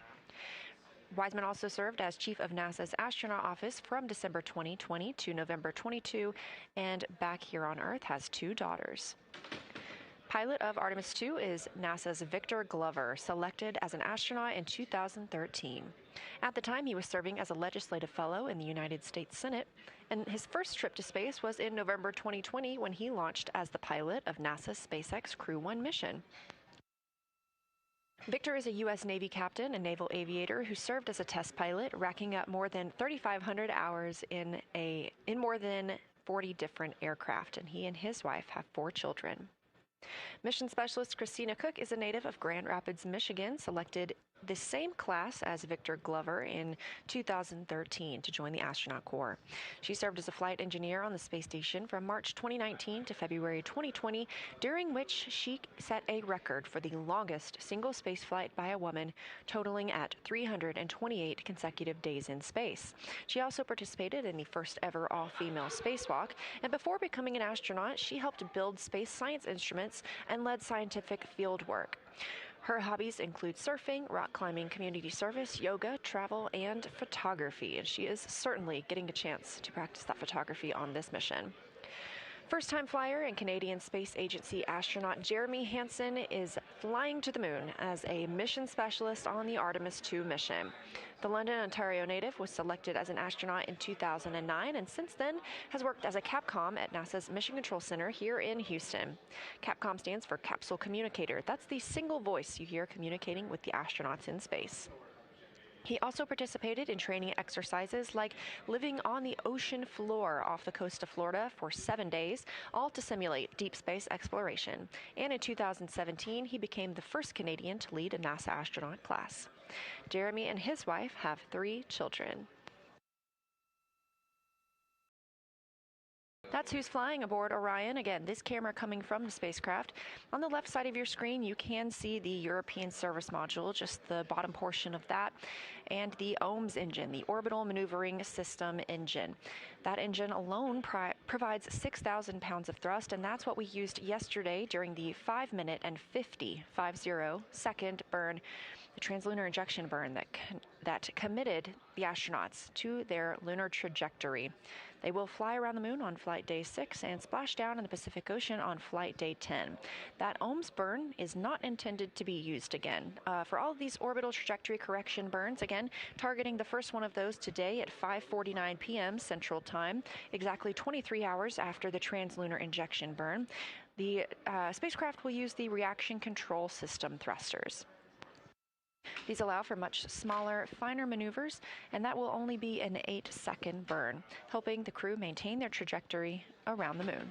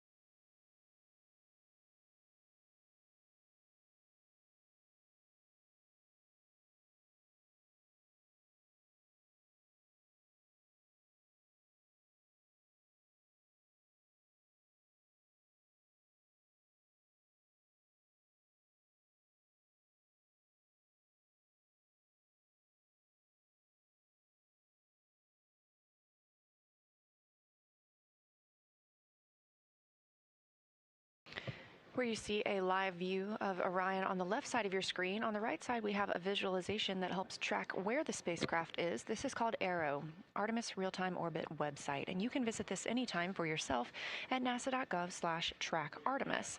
As you can see, the spacecraft is now over 100,000 miles from our home planet and inching closer to the moon, 159,728 miles away.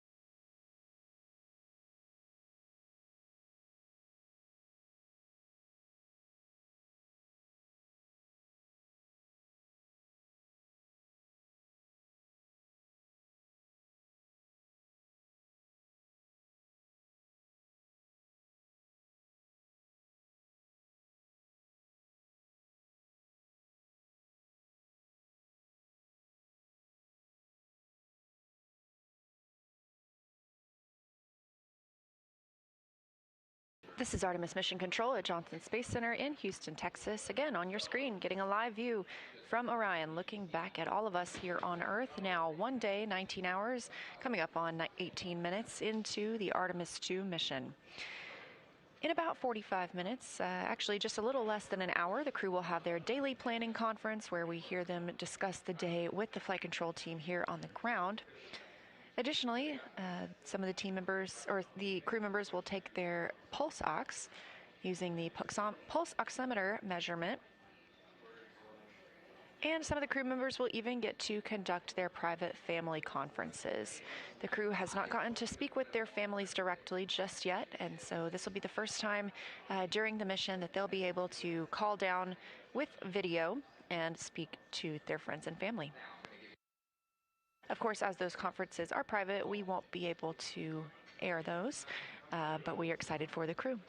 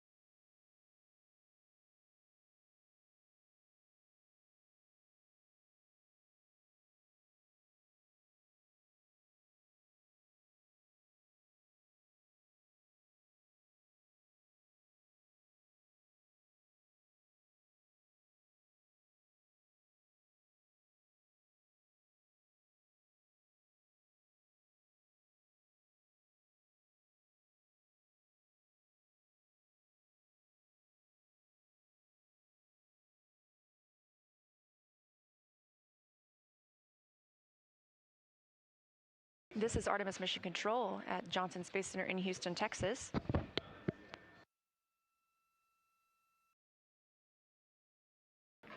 We are now exactly 3 days and 5 hours until the beginning of lunar flyby. Of course, the view on your screen from Orion looking back on Earth.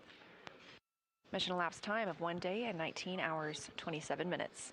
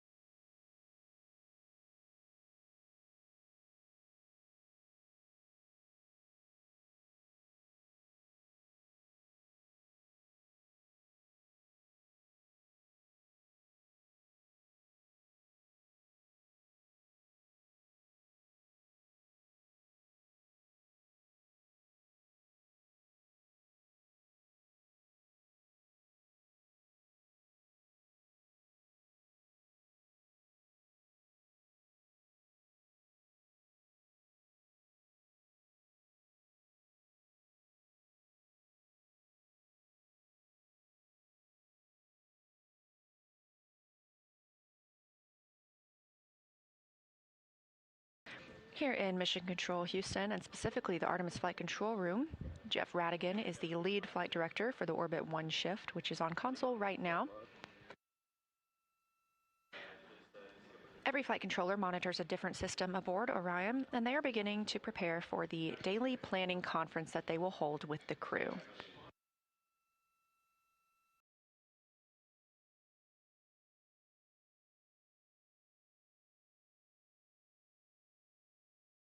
We're expecting that daily planning conference to come up in about 40 minutes. During that time, teams on the ground will report the status of the vehicle and any activities the crew needs to be aware of as they move throughout their day.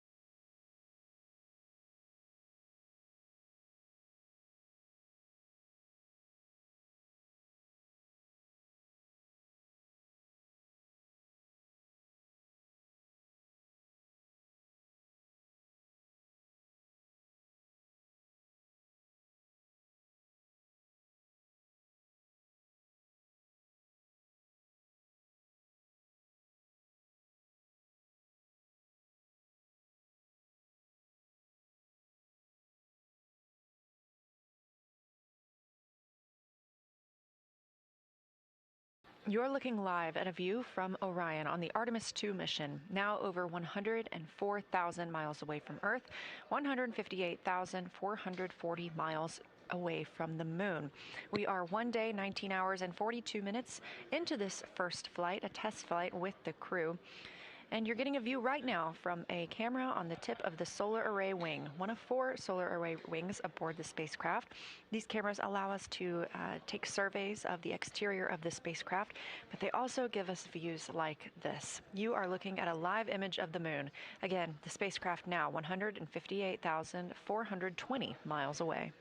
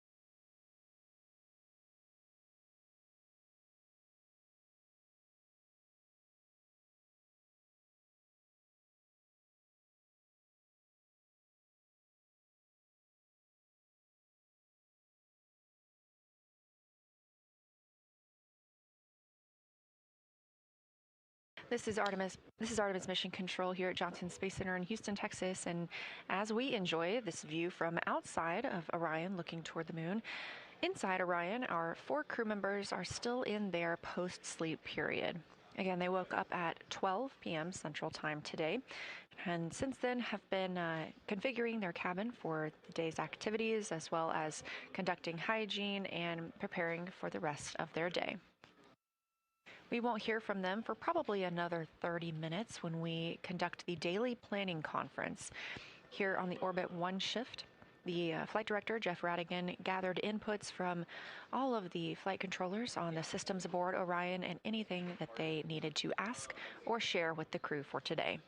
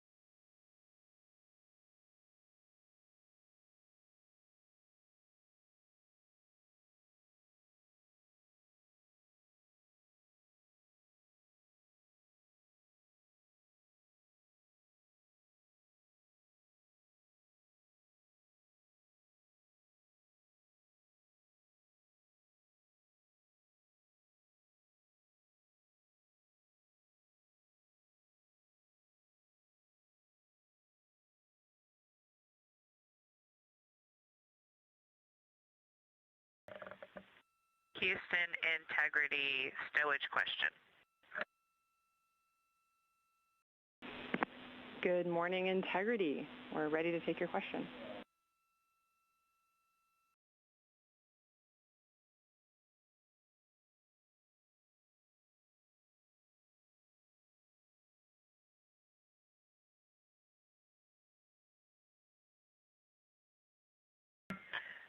Good afternoon to you, Chris. I think it's afternoon there. We were wondering if we could get some help finding the electric shaver. That's right, Christina. I think we're in afternoon here in Houston time. I'm keeping Orion time myself. And we will get a location for you to look here shortly.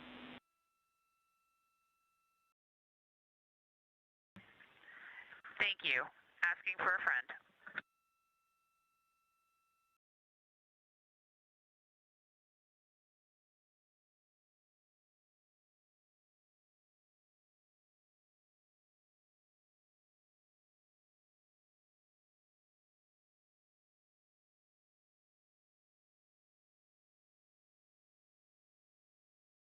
This is Artemis Mission Control in Houston, Texas. Some of our first calls from the day coming down from the crew. Since they have woken up, they're still in their post-sleep period. Again, they're able to conduct hygiene tasks at this time. And so that was NASA astronaut and mission specialist Christina Cook calling down to ask about the location of the electric shaver. Now, all of the items that are in Orion are carefully tracked and stowed, so that way when a crew member calls down looking for any piece of equipment, flight controllers here can look up exactly where they are able to locate it within the spacecraft. So while teams on the ground are checking, they will be searching their systems and relay back up to the crew a very specific location that they can expect to find that shaver.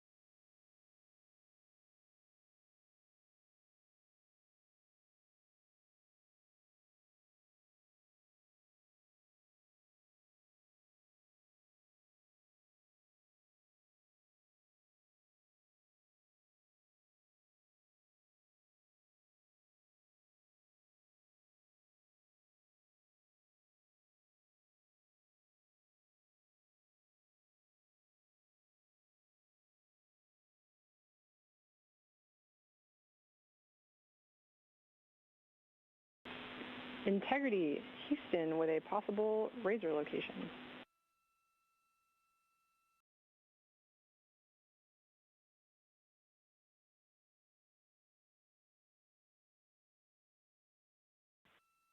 Good morning, Chris. We are ready. Go ahead. Good morning, Christina's friend. You may look for the razor in locker D, bag 6. We'll have a purple label. This is Reed's suitcase, and we expect it to be located in the crew hygiene kit.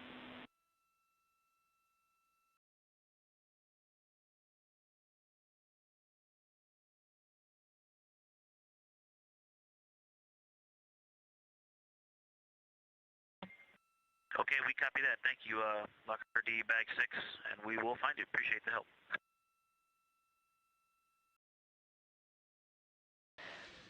This is Artemis Mission Control. That call from Capcom and NASA astronaut Chris Birch being received by NASA astronaut and pilot of the Artemis II mission, Victor Glover. If you recall, recently NASA's Christina Cook called down to inquire about where the crew might find an electric razor. And if you listened closely, you heard the team on the ground is able to provide the exact location and locker where that would be stowed.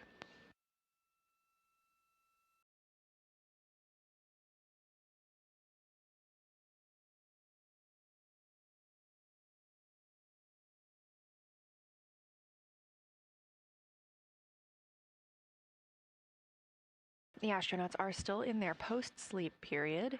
Houston Integrity, we only have it temporarily positioned, but would you like to come on board for DPC here in a few? Good morning. Yes, absolutely. We would love that.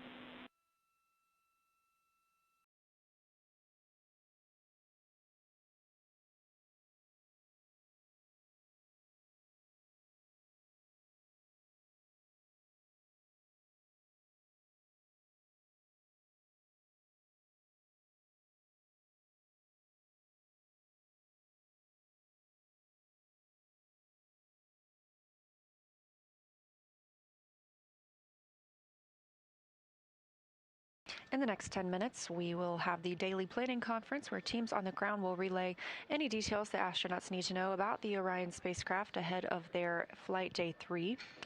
This view coming from the spacecraft looking toward the moon. At this time, Orion is 157,560 miles away from the moon. And during the daily planning conference, we are looking forward to potentially seeing the crew living and working aboard the spacecraft.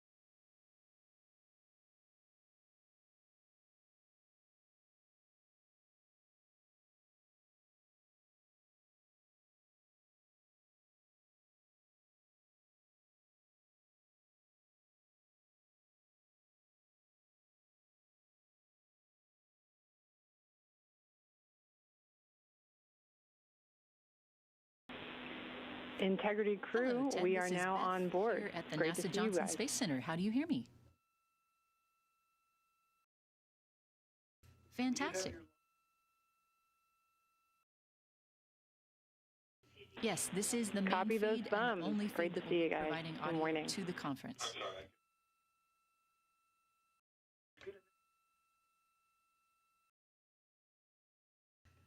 We usually do, but today we're in live mission coverage. So if you have music that you would like to play, that might be a good thing today.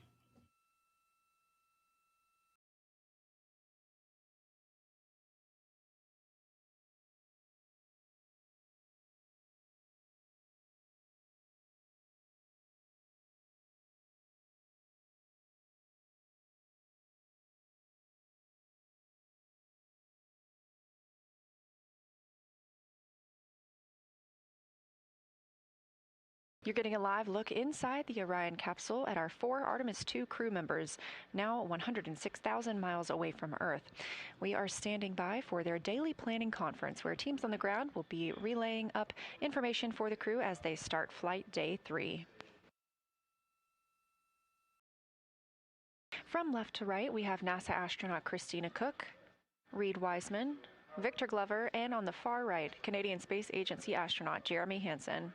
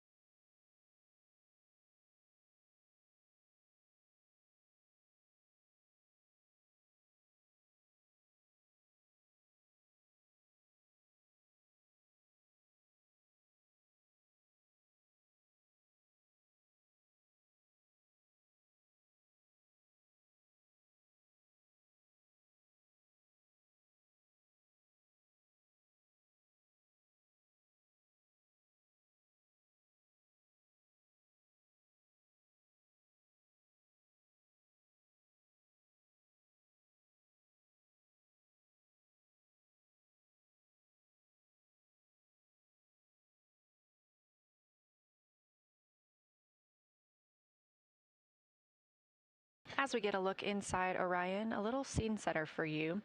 The interior habitable volume is 330 cubic feet, so that's about the size of 2 minivans. This is 60% more cubic volume than the astronauts had during the Apollo missions.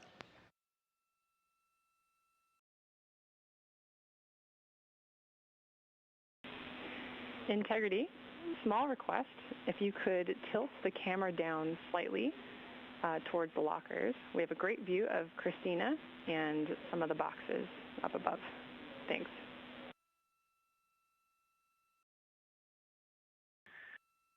Yeah, no problem, Chris. I did not mount it. I just kind of friction fit it, and I'll get a better spot for it later today, and we'll get a more permanent mount going. Sounds like a great plan. Thanks.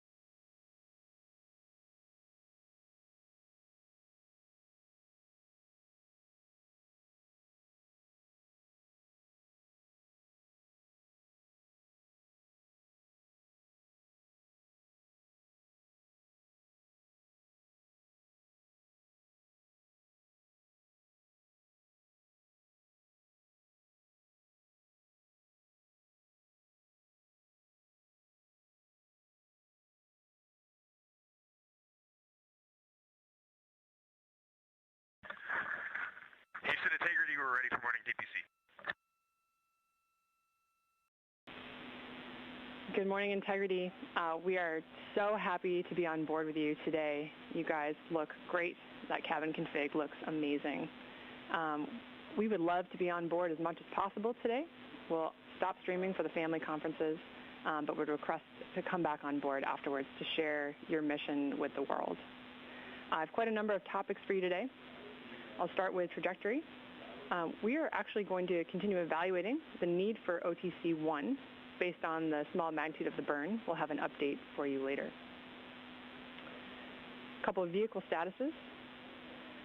In order to address what we saw last night with the small increase in ox tank pressure accompanied by a small decrease in the ox helium tank pressure, we did to do some troubleshooting, we closed the valve ox helium ISO 1. You can see this on the top left of your prop ohms plus X page.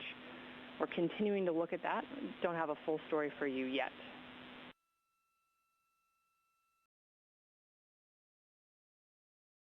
Okay, I'm not at the displays right now, but I will take a look at that soon. Great. And then just a reminder for the memorized response for the manifold run box, plus X manifold run box fail message we saw last night. Memorized response would be DAP free first, then secure SM prop.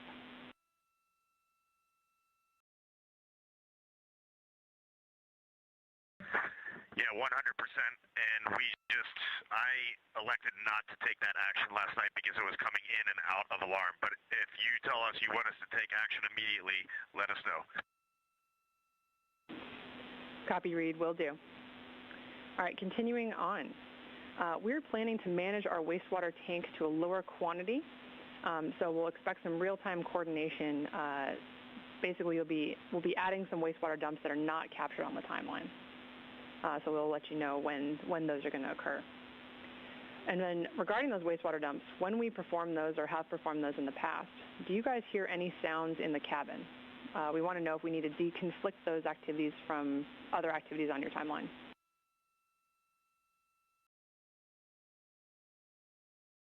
No sounds, but it is certainly visible. Copy that. Thanks. All right, regarding the PWD delayed flow termination, we wanted to let you know that this is actually behavior we've seen on the ground, but we'll still take any data that you gather from the flight. And there are some prompts in the mission summary for that. We can turn to that at the end of this update.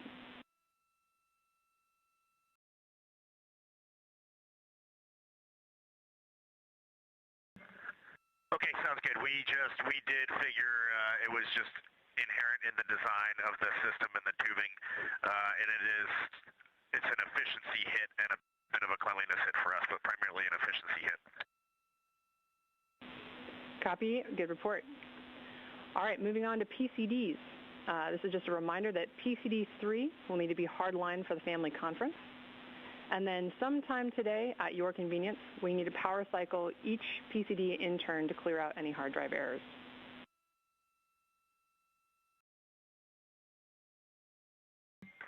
Copy that. We'll get on that after DPC. Great. And then finally, some feedback on science collection. This is the first time you performed saliva collections. Any feedback or concerns you want to pass along?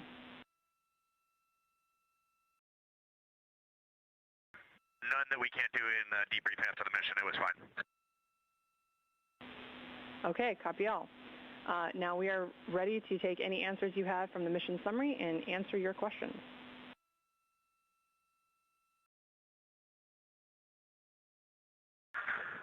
Okay, from the mission summary, question number 1, we are good with PCD 3 for now. Question number 2, we are good with cabin temperature overnight. We might make an adjustment in a day or two, but for now we really appreciate all that help. It's going well. For question number 3, I think we just covered that. It is primary and secondary. For question number 4, we put a lot of thought into that, and we definitely agreed that your method was the best. Ike did a good job putting some towels around the dispenser, and overall, he and Christina had a very good cadence going of doing the fill. So that was about the the ideal way to do it. It was not very messy once I got it going. And then for question number 5, we would like to just have Christina call you later when she's got some gray space. All right, copy out. Good plan. And one go back on number 3 for the PWD. I think we're all synced up, but that has been since day one. That didn't just start happening. It's just due to the design of the tubing. Yep, copy that clarification.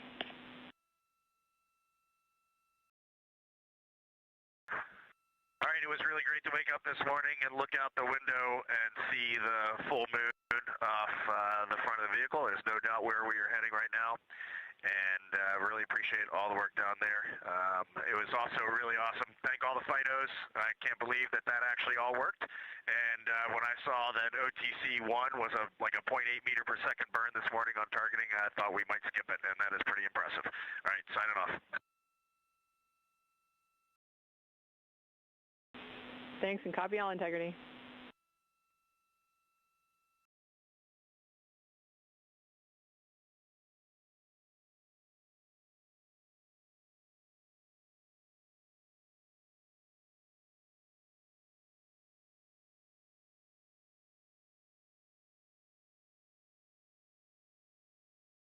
This is Artemis Mission Control. That was Capcom Chris Birch here in Houston, Texas. She is also a NASA astronaut, speaking with the crew living and working aboard Orion for the Artemis II mission. We are now 1 day, 20 hours, and 17 minutes mission elapsed time for Artemis II.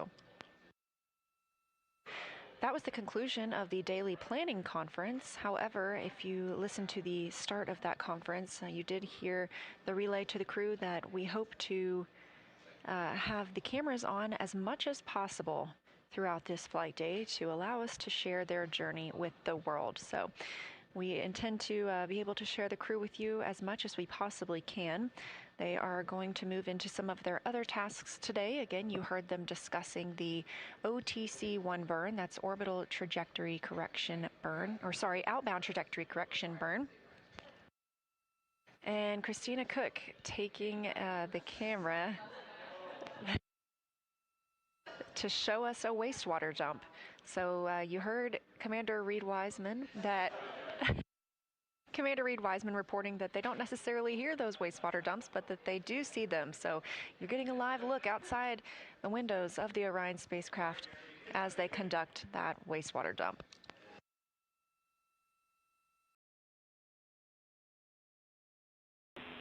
Integrity, we copy that successful wastewater dump.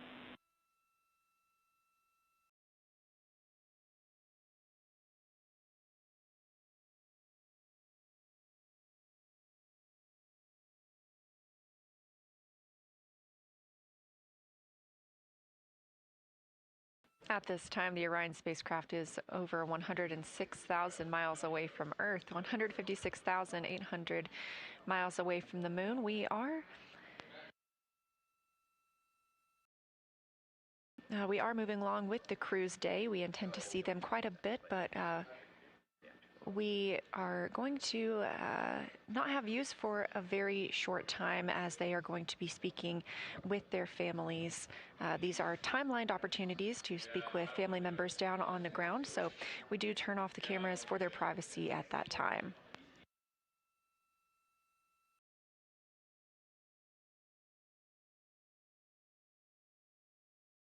As we were discussing the outbound trajectory correction 1 burn, it was timelined for 5:49 p.m. Central Time, exactly 23 hours after yesterday's translunar injection burn.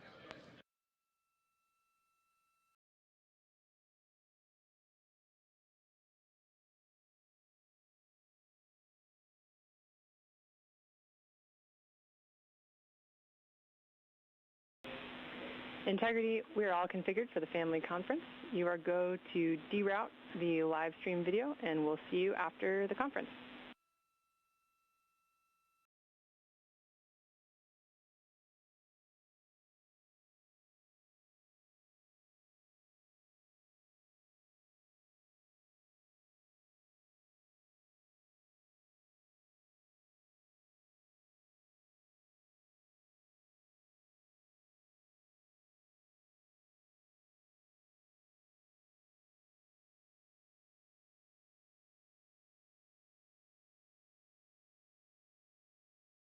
As we mentioned, the crew is getting into their private family conferences, so we are not going to having views inside the cabin at this time, but a pretty good view from one of those solar array wings looking at the moon, again, about 156,800 miles away from the spacecraft.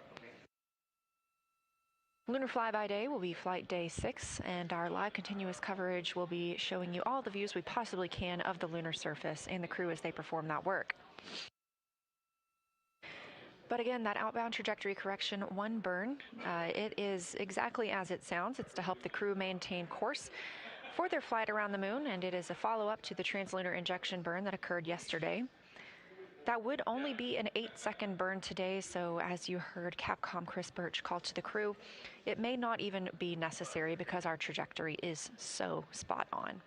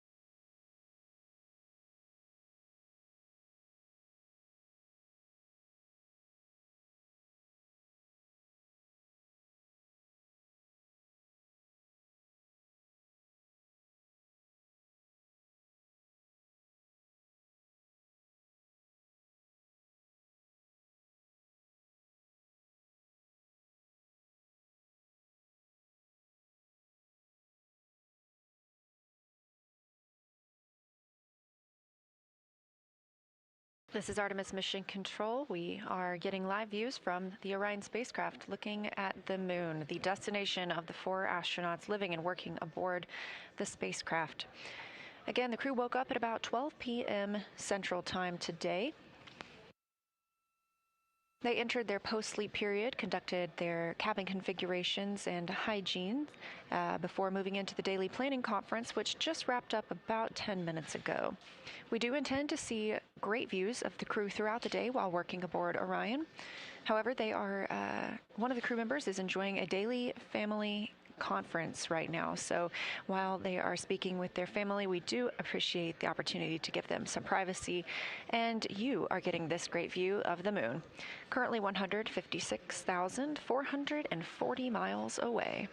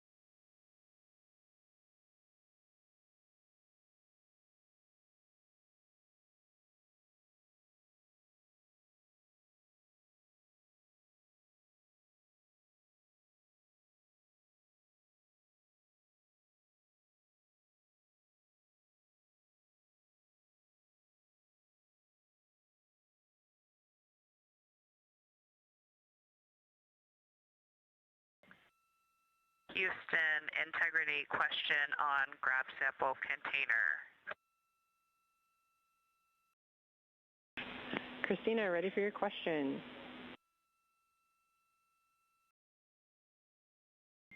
Thank you. Do you need me to use a specific serial number or just either? Either is fine. Thanks for checking.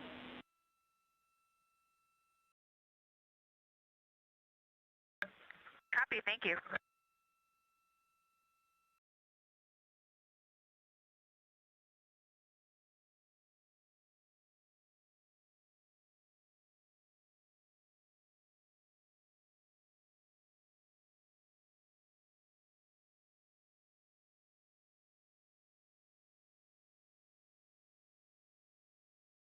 This is Artemis Mission Control. I am NASA PAO Leah Cheshire, joined here by Canadian Space Agency astronaut, Artemis II backup crew member, and a Capcom, Jenny Givens. Thanks for joining us. My pleasure. Thanks for having me.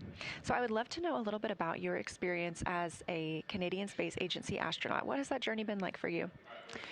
It has been overwhelmingly positive. I mean, I feel very lucky to be in the role that I'm in, but it's just really the honor of my life to work missions like this. Like seeing one of my very dear Canadian colleagues and my other dear friends in space has been pretty phenomenal. So the past few days have been exceptional, but also just to be embedded here at NASA as a Canadian astronaut. We have an excellent partnership and we're boots on the ground here at NASA. And I see every day really the results of what you get when you have a shared mission and you work together, and we just have a really bright future. I feel very positive about being here.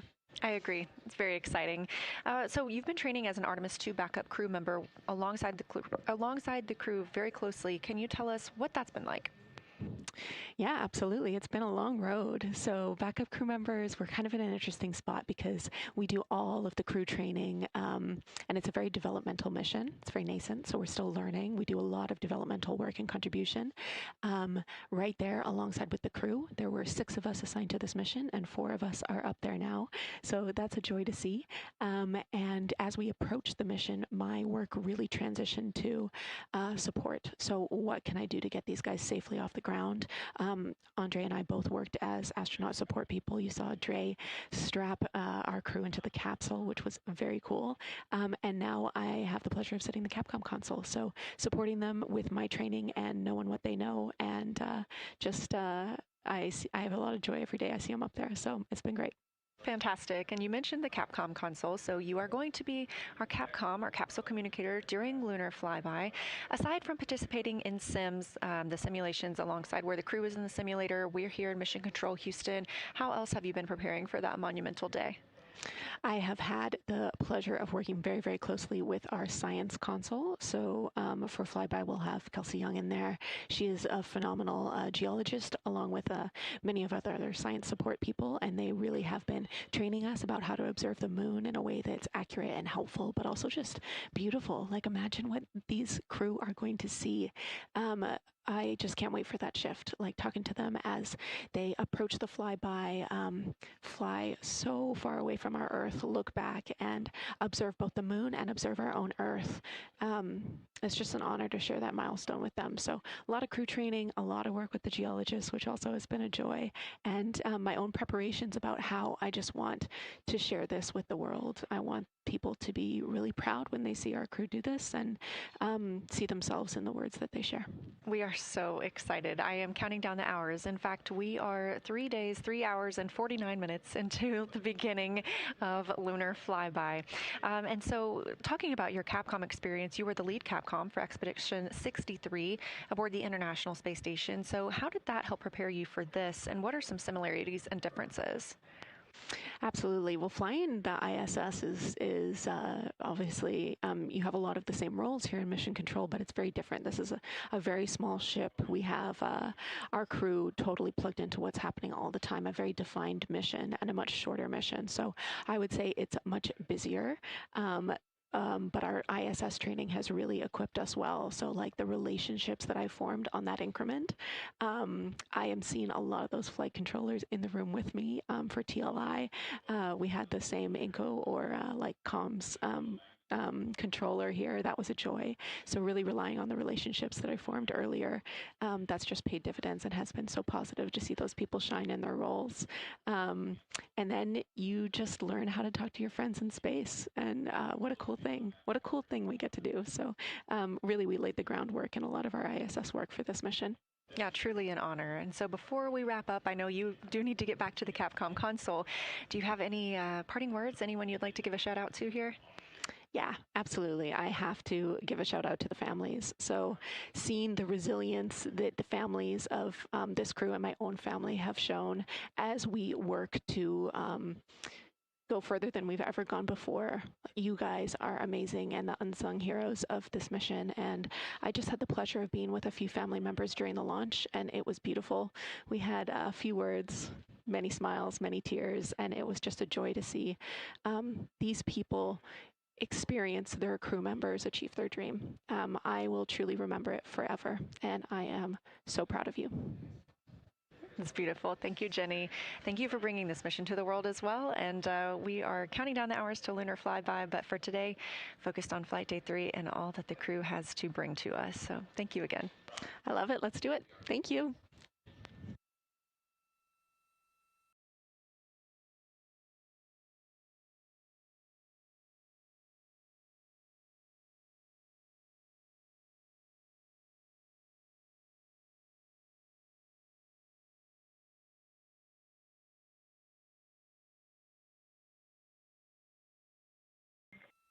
Houston Integrity, we had a great PFC on board and we are ready for the bird conference.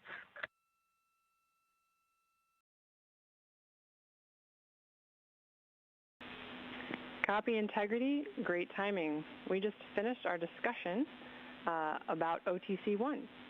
And with such a low magnitude OTC-1 and with a low magnitude OTC-2 with a no perform of OTC-1, we are not going to perform OTC-1. Ground is going to proceed through the OpNav calibrations, and then ground will cancel the burn at MET 1 day, 21 hours, 50 minutes after the OpNav pass. How copy?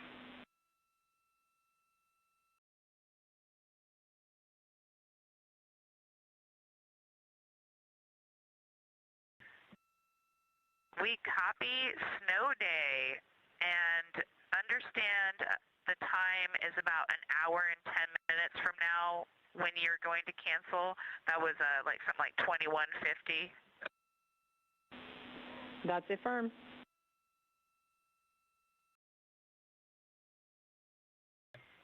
Great. Would you like us to follow along or do any steps before then?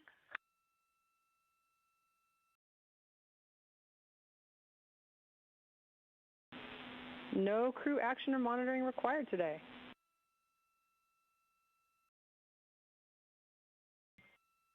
Okay, we will take the time to get this cabin looking good, and I think you can come back on board in the HHP camera.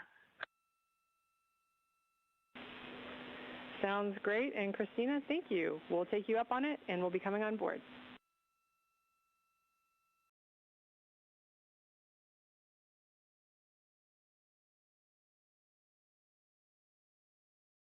This is Artemis Mission Control, 1 day, 20 hours and 43 minutes mission elapsed time into the first flight of humans aboard the Orion spacecraft, NASA's Artemis II mission. As you heard that call from the ground to the crew living and working aboard Orion, we will not be executing the outbound trajectory correction burn today. The burn was so small and our trajectory is so precise after the translunar injection burn yesterday at 6:49 p.m. Central Time, there is simply not a need for that OTC-1 burn today. We were targeting 5:49 p.m. Central this afternoon for that burn, but as you heard from the ground, they will be the ones sending that cancellation, and therefore the crew will not need to take an action, and as Christina Cook calls it, have a snow day.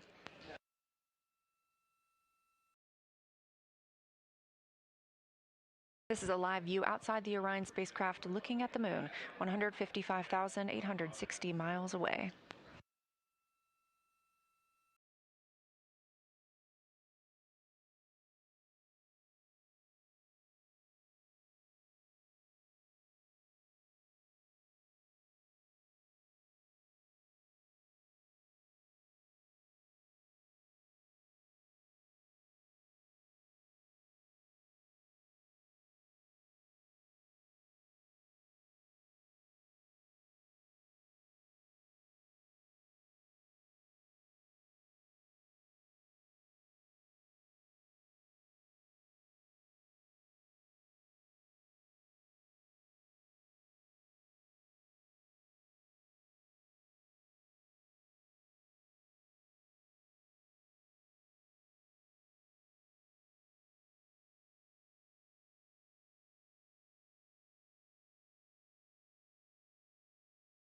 We are about 10 minutes away from a mission briefing here at Johnson Space Center in Houston, not with the astronauts, but instead with NASA leadership.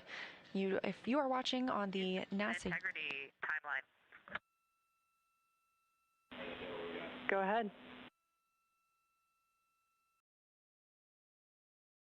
Hey, Chris. Reed is complete with his EMER mask deploy for the spare mask. And we have a question about the PCD-4 when convenient.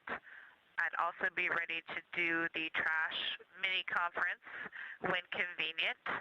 And before we act on either of those, Reed has something for you regarding his PWD activity.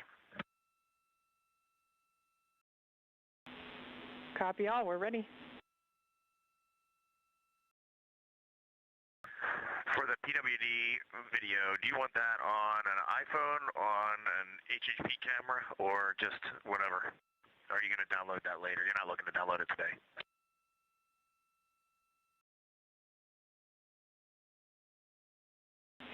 Reed, we are not planning to download that video during the mission, so dealer's choice. Okay, awesome. Thank you. That's Commander Reed Wiseman calling down about a timelined activity for the crew today. The PWD stands for Portable Water Dispenser. And the potable water dispenser is what the crew uses to fill drink and food bags. So the request from the ground and timelined on the astronaut schedule for today is to take a video using that potable water dispenser while filling up a drink bag, filling up a rehydratable food bag. Again, this is a test flight, and so we are experiencing everything for the first time with humans living aboard Orion. So this video will be reviewed by the teams on the ground after the mission.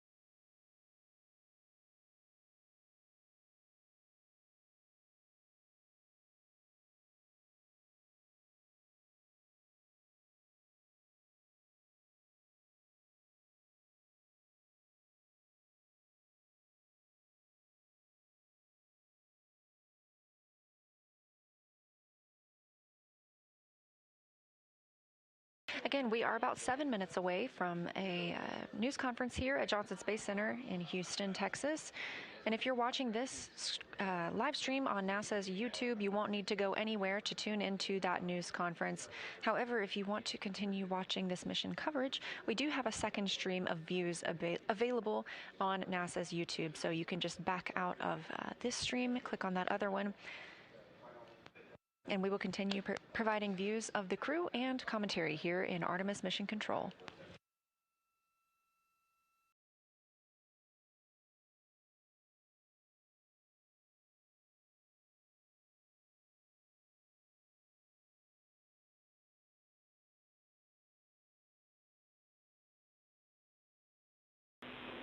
Integrity, Houston, just let us know, Christina, when you are ready for PCD-4 talk and the mini trash conference. We'll just be here standing by.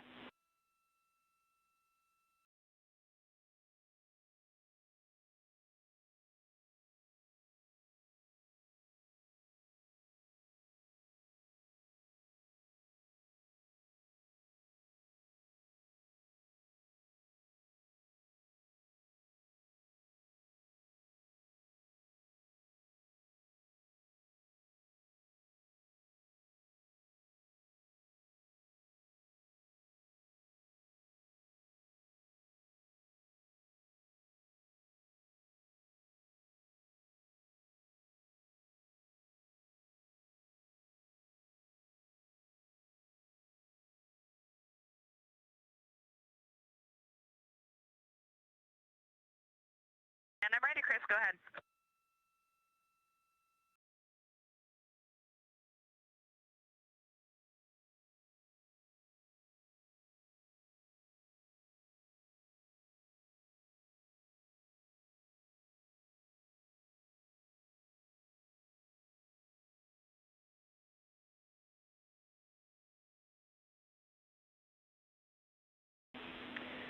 All right, Christina, this might be it.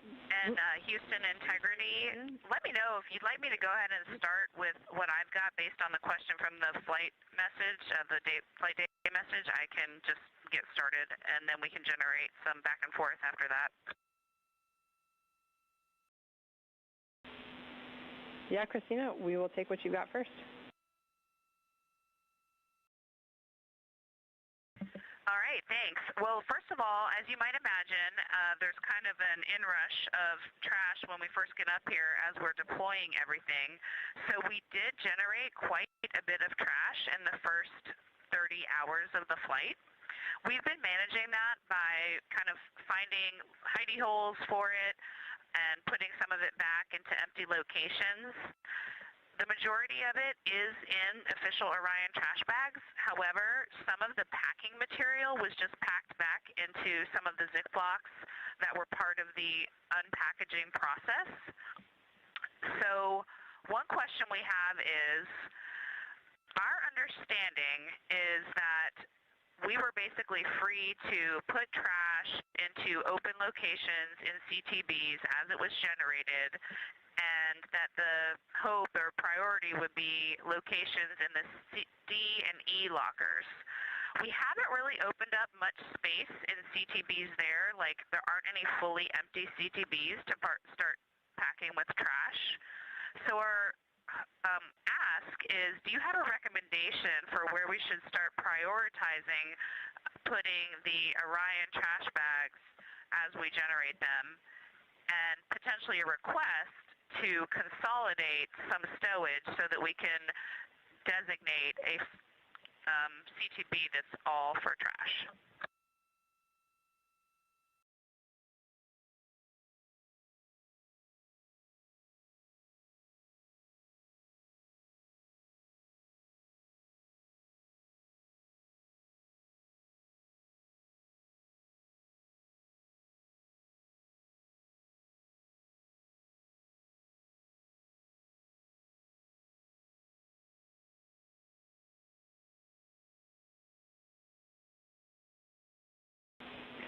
All right, Christina, we were just talking a little bit here. We do have a location, a desired location for this trash, and recognize I'm directing you towards a place we said we haven't deployed much already, but we have some items for you to take out. The location will be Locker D, Bag 1, Yellow Label. We'll pull out a couple of items. I'll get those to you shortly, but that should alleviate enough space to put about 3 trash bags in that location.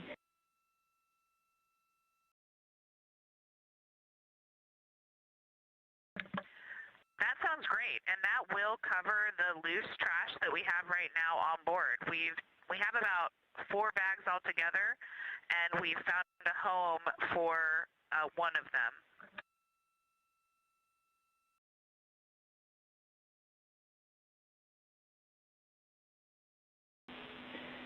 Christina, that sounds good. And I have a couple comments about the uphill garment trash that we have when you're ready. Yeah, Christina, sounds good. We'll take that uphill garment trash info, and also would be looking for the location of that 4th trash bag, just so we know where to restow things.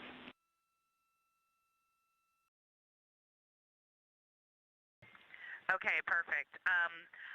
The uphill garments, so the comfort garments, we put into the Flight Day 1 clothing bags. So we basically just swapped the locations as we changed into our Flight Day 1 clothing, and we restowed it into the locker that they came out of. Additionally, into that locker, we have our mag trash. It is currently double Ziploc bagged, but it is not in an Orion trash bag. And we'd prefer to keep it that way because we have all 4 single Ziplocked mags with their odor absorption sheets in one big Ziploc, so the 4 of them together would not fit in an Orion trash bag.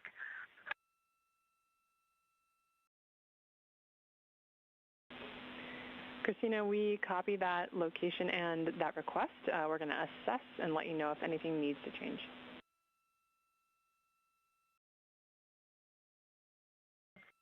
Awesome, thanks.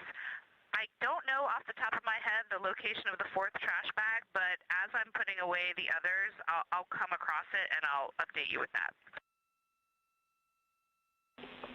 Copy, sounds good. Another question when you're ready. Go.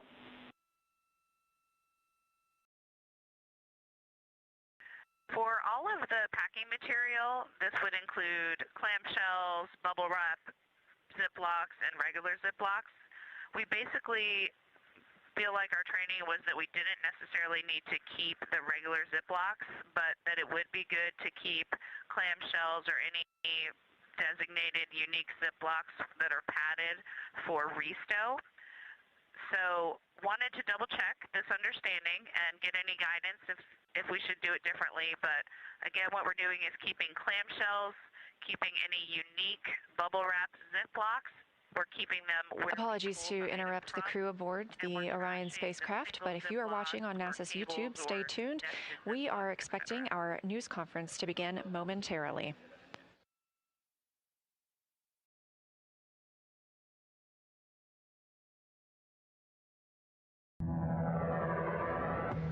The Artemis II mission is a test mission of the Orion space capsule. Artemis II will be the first time we put humans on this rocket. We're going back to the moon because it's the next step in our journey to Mars. We were always going to the moon.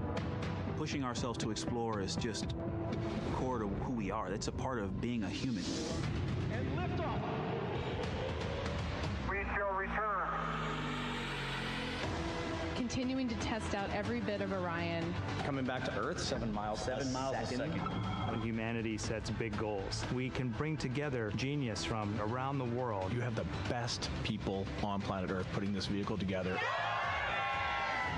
That's what's up. To innovate for the benefit of humanity and to inspire the world through discovery. And here we go.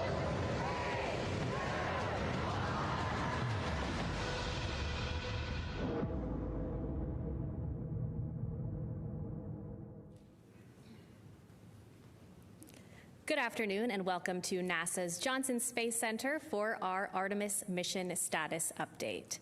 We are joined today by Lakeisha Hawkins, Deputy Director for NASA's Artemis program, Judd Freeling, Artemis II Flight Director, and Howard Hugh, Orion Program Manager. We'll be taking questions from here in the room and through our phone bridge, but before we kick that off, we will go ahead and start with opening remarks. Lakeisha, go ahead. Thank you. And welcome to the 3rd day of Artemis II. We appreciate the continued interest from around the world in the mission and in our crew. Since yesterday's translunar injection burn to send the crew around the moon, the mission continues to perform well overall, and the crew is in great spirits. Currently, the crew is more than 100,000 miles from the Earth and about 150,000 miles to go away from the moon. You know, Victor said that we call amazing things that humans do moonshots for a reason. And indeed, this is literally and symbolically our moonshot that we're in the middle of.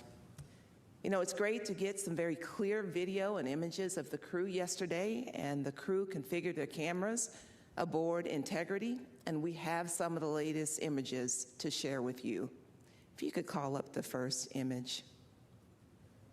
This first one we got to the ground shows the unique vantage point of the crew as they look back at the Earth. It shows a backlit Earth revealing auroras as the crew heads towards the moon. It was taken by Reed Wiseman out of an Orion window, and it features 2 auroras, top right and left and bottom left, and zodiacal light, which is at the bottom right.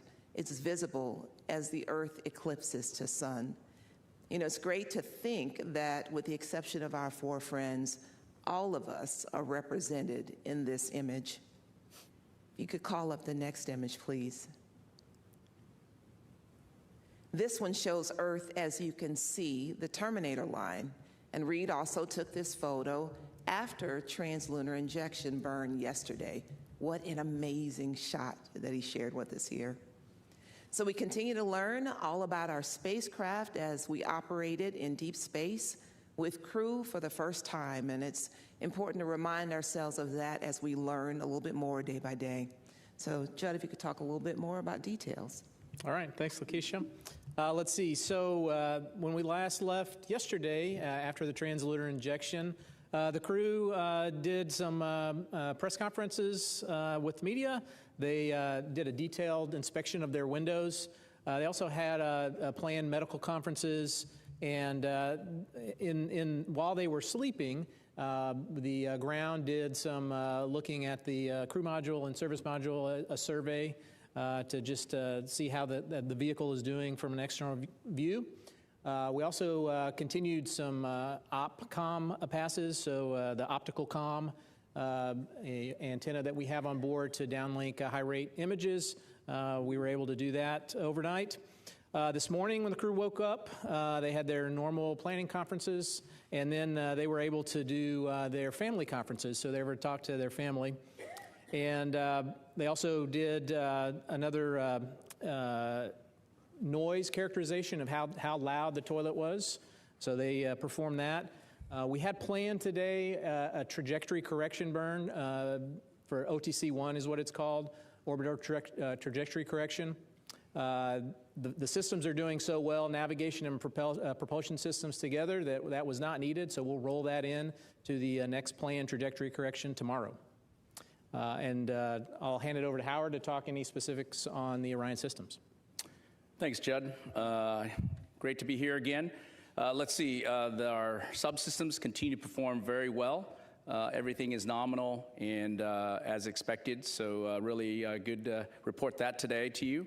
As Judd said, we did the translunar injection yesterday, and we get a chance to look at the data, and the propellant usage was within 5% of our predicted usage limits. So it was really good to see it go so well, and the performance for that 5 minutes, 50 seconds was outstanding.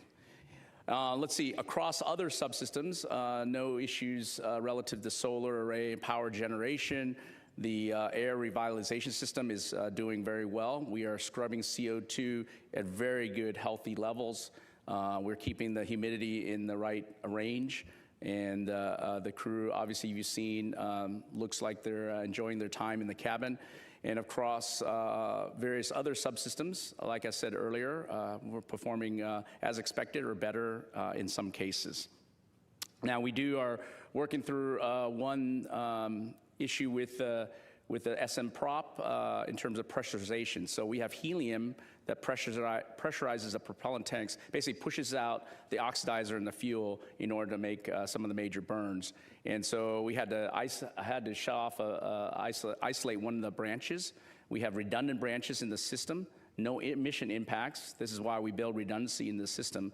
But we're evaluating that, we're looking at that. That's maybe something you heard on the loop relative to what we need to do to isolate this particular branch. The second branch is ready to go. And when I say no mission impacts, we're able to perform the rest of the burns across the mission without doing any regulation, what we call blowdown mode. In other words, there's enough helium pressure in the tanks itself that we can push out the oxidizer and the fuel without needing to regulate or require more helium from the helium tanks.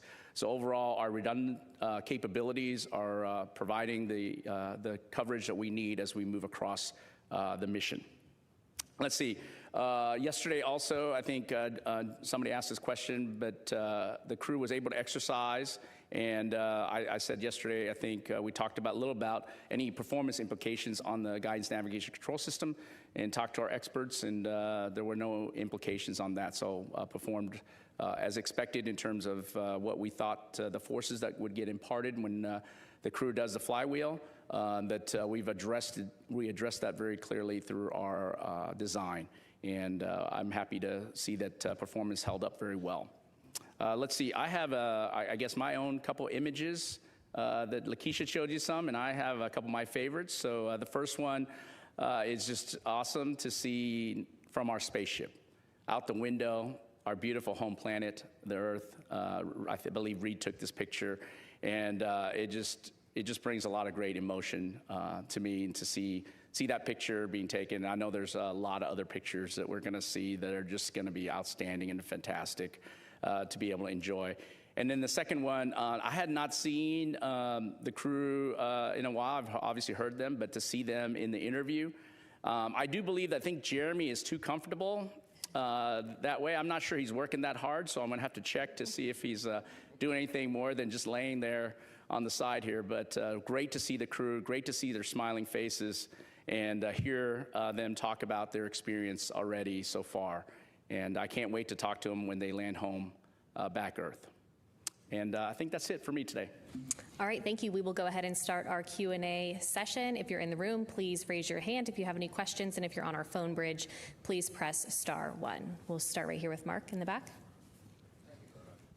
Hey, hello everyone. Good to see you all again. Mark Strassman with CBS. John, I want to ask you a question, if it's okay. You know, there are millions of Americans, unlike people in this room, who are just catching up with the fact that there's a moonshot going on this week. Who knew? So I want to just sort of scoot ahead to Monday's milestone, the lunar flyby. Why does it matter? What do you hope to get out of it?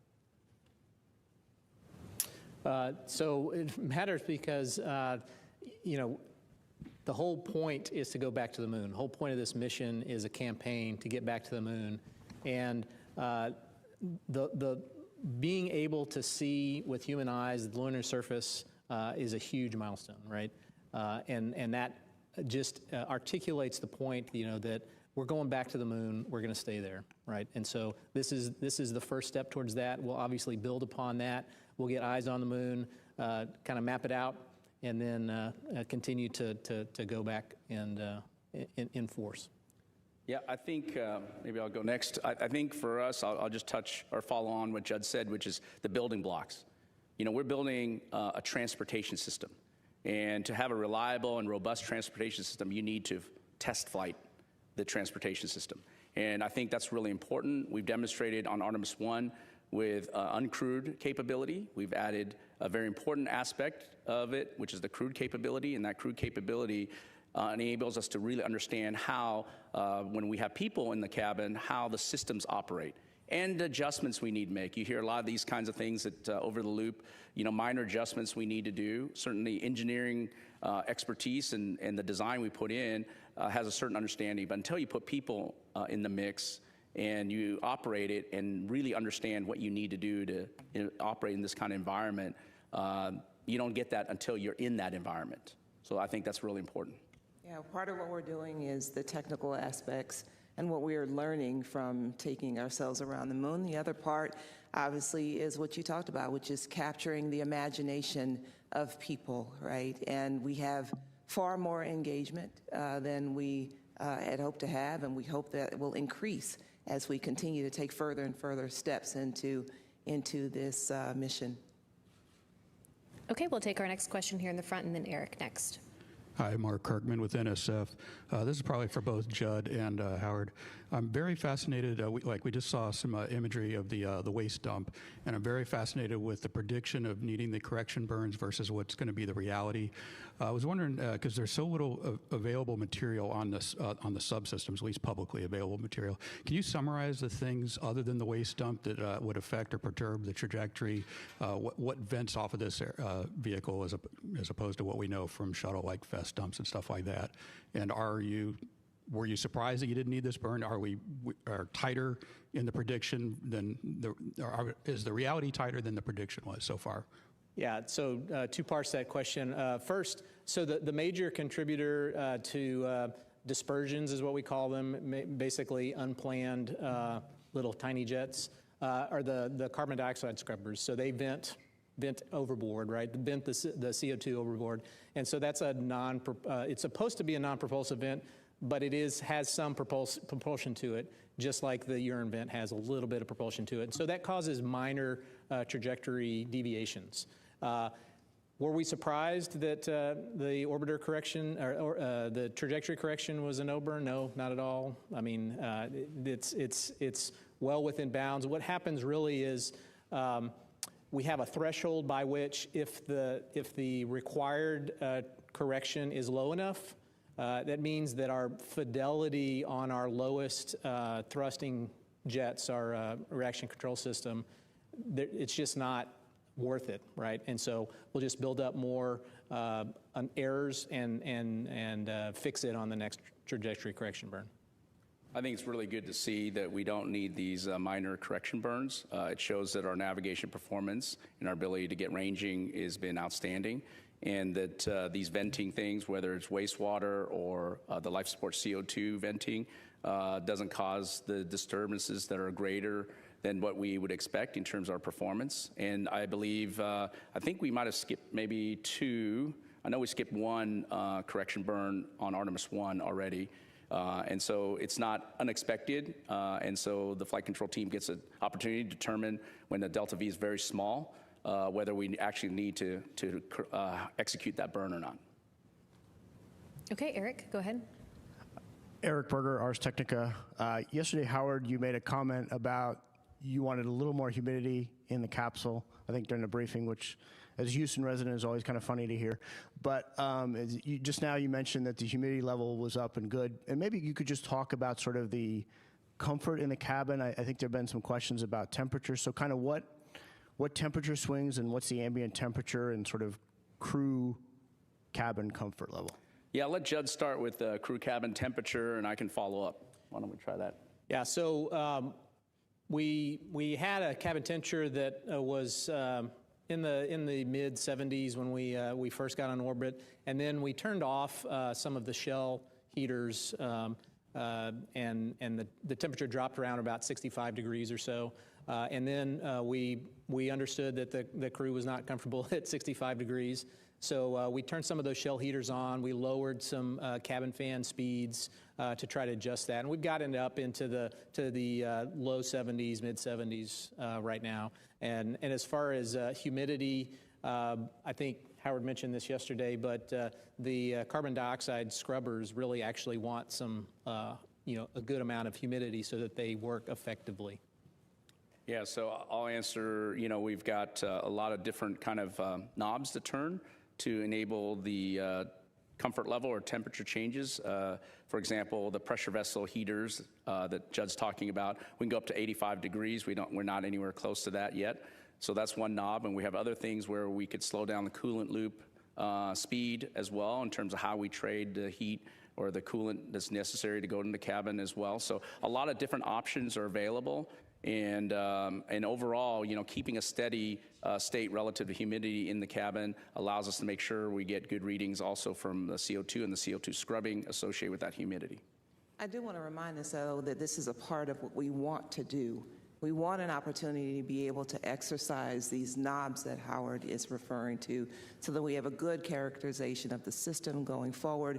We understand the capability of the spacecraft and its systems. This is what we want.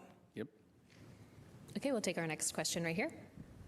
Thank you, Mark Carreau with Aviation Week in Space Technology. I wanted to refer back to the external survey you did with solar array cameras of the Orion and the service module, just to see if you saw anything initially of concern that would have been damage to the exteriors, or it looks good. Yeah, I have not personally seen the photos from our survey. I did watch it a little bit on TV as well, but I have not heard anything that we're concerned about, Mark. I think we will continue to go to fine detail and look at the pictures. Our thermal protection system team is doing that right now, and they'll give me a report out tomorrow morning and show me anything that they found relative to any damage. But we don't see anything relative to the back shell panels or anything like that that would cause anything of concern based on a preliminary understanding. Okay, Jackie, go ahead. Hi, Jackie Waddles, CNN. Thanks for doing this. Quick question for Judd or Howard. I understand that during the latest communication with crew, they were talking about mopping up some kind of leak with towels. I'm not sure I understood exactly what was going on. I'd love some insight there. And then tomorrow, there's a couple of things on the schedule I'd love to hear more about with this manual piloting, test flight test objective, and a selfie moment. I'd love some insight into what's going on there. Thanks so much. Sure. So mopping up water. So it's not uncommon for whenever they're filling drink bags for a little bit of water to come out. The particular incident I think that the crew was talking about likely was as we were filling the contingency water bags. Whenever we had to fill them, there's a straw and a syringe, and you put a towel around it to make sure water didn't come out. There's also a feature of the potable water dispenser such that when you turn the valve off, it still dribbles out water for a little bit. So those are probably the couple of things that they're talking about. As far as tomorrow's objectives, manual piloting, so we're going to do 2 different modes. It's called 6DOF and 3DOF, 6 degrees of freedom and 3 degrees of freedom. It's different thruster modes of how much control that you have in all the axes and translation. So we're just going to it's another test objective of how the vehicle handles. And selfie, I think that's probably a selfie of the Orion vehicle with the cameras. Yeah, very similar to what we did on Artemis I, where we had, I think, the biggest selfie stick in the world and allowed us to take all those beautiful pictures. We were originally intended to have those solar array cameras do the survey that Mark was referring to that we did today. But because we were performing so well that we were able to use one of the arrays as a selfie stick, and so that was terrific. All right, we'll head to the phone bridge for a few questions. Our first question there is from Joseph Howlett with Scientific American. Hi, Joseph Howlett here, Scientific American. I'm curious about how the crew is faring on board, how their spirits are. I was surprised that they only got to talk to their family now, and how did those conferences go? Yeah, so we'll say a little bit about that.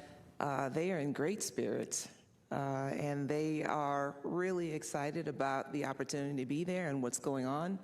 Obviously, they've been very, very busy the first couple of days, especially leading up to translunar injection. But now that we've gotten through that, that's why there's been an opportunity for them to do things like have a conversation with their families. And in terms of the great things that are going on, they did get awakened this morning with a song called In a Daydream by the Freddie Jones Band. So there's a lot of fun things going on in addition to a lot of hard work. Okay, our next question on the phone bridge is from Micah Maidenberg with the Wall Street Journal. Hey, I just had a couple of quick ones for Judd. Judd, I wanted to make sure I understood this lunar science observation period. So during that 6-hour period, that's when Orion's traveling around the far side of the moon for the entire stretch of that, or not? And do you know approximately when on Monday that 6-hour period begins, like in Eastern or Central Time? Thanks so much. Yes, I can get that for you. As far as what we're doing, it's essentially when we start our closest approach to the moon. It's pretty much the entirety of that day we'll be able to see the moon, and so what we're doing is we're doing visual observations, taking camera shots of the moon and the like. As far as when we start it, it's going to be UTC of around 1830 UTC on the 6th. So subtract 5, that's 1330 Central Time, and it'll be going on for most all of that day, right? Because they'll be at their closest approach and pretty close thereabouts during that entire time. Okay, we'll take one more question on the phone bridge and then back here in the room. Our next question is from Marcia Dunn with the Associated Press. Oh, hi. Thanks for taking this. Probably for you, Judd, NOAA just issued a geomagnetic storm watch, G2, coronal mass ejection. I know you guys are watching this throughout the mission, but will this one, it doesn't seem to be too bad, but will the crew be doing any precautionary measures because of this? And same question from yesterday, what's the latest revised numbers for closest approach to the moon, all the numbers and distances? Thank you. All right, yes, so we do have our radiation specialists that monitor all of that stuff, and if any of the sunspot coronal mass ejections happen from the sun, if they get to be a concern, then obviously we have mitigations, radiation shelters we put up. We do not expect that from this one, but we are continually monitoring that. As far as the updated numbers, I've got in statute miles, should be 252,757 statute miles at our furthest distance from the Earth. You're not going to convert that to nautical miles? I think Howard's got an app for that. Yeah. Okay, we'll take our next question right here. Go ahead. Hi, Lauren Grutch from Bloomberg. Thanks so much. I just wanted to go back to that helium issue you were talking about earlier. You said you isolated that one branch. Just wondering if there's any concern if the second branch that you're relying on now has a similar issue, or is that redundancy you mentioned earlier, would that kick in for this problem?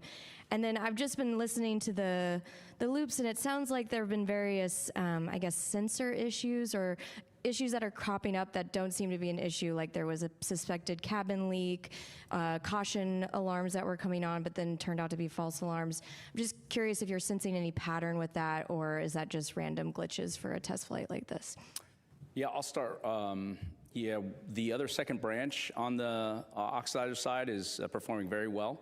No issues there. And so, again, that redundancy is there, and I said earlier, we do not need to regulate either on that line either for the rest of the burns. So I think both redundancy paths are in good shape.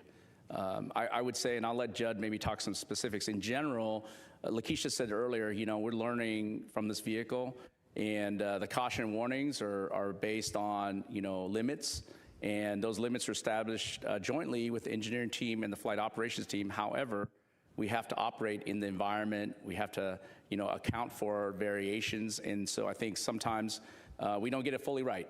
And when we don't, we correct it, and we'll make adjustments real time where we can. And if we need to, we'll make adjustments for the future as well once we get all the data. So I think all those things are part of the learning that we're doing, and certainly good to keep the team on their toes. And making sure that we're not only watching the systems very carefully, but we understand what the system is telling us, and we're adjusting based on what we understand from the data. Yeah, and I'll add to that. So it's important to remember on Artemis I, we didn't have a caution and warning system because we didn't have a crew on board that we needed to alert them about, right? And so while we did measure, all of the things we did, we obviously didn't have an ECLIS system on board either, so that we knew what the behavior of that was going to be. So this is all part of exactly what Lakeisha is talking about. This is learning. This is learning how the vehicle operates with the human system in the loop, right? Okay, we'll go to Bill next. Hi, Bill Harwood with CBS News. This is a question I get asked a lot, and I realize that it depends on who you ask how it gets answered, but given all the Apollo missions, the satellites that we've had around the moon at much lower altitudes than these guys are going to be at, the question I get is, what do human eyes really bring to this? Even if they've got nice cameras in their hands, they're a long way from the surface. I mean, 4,000 miles.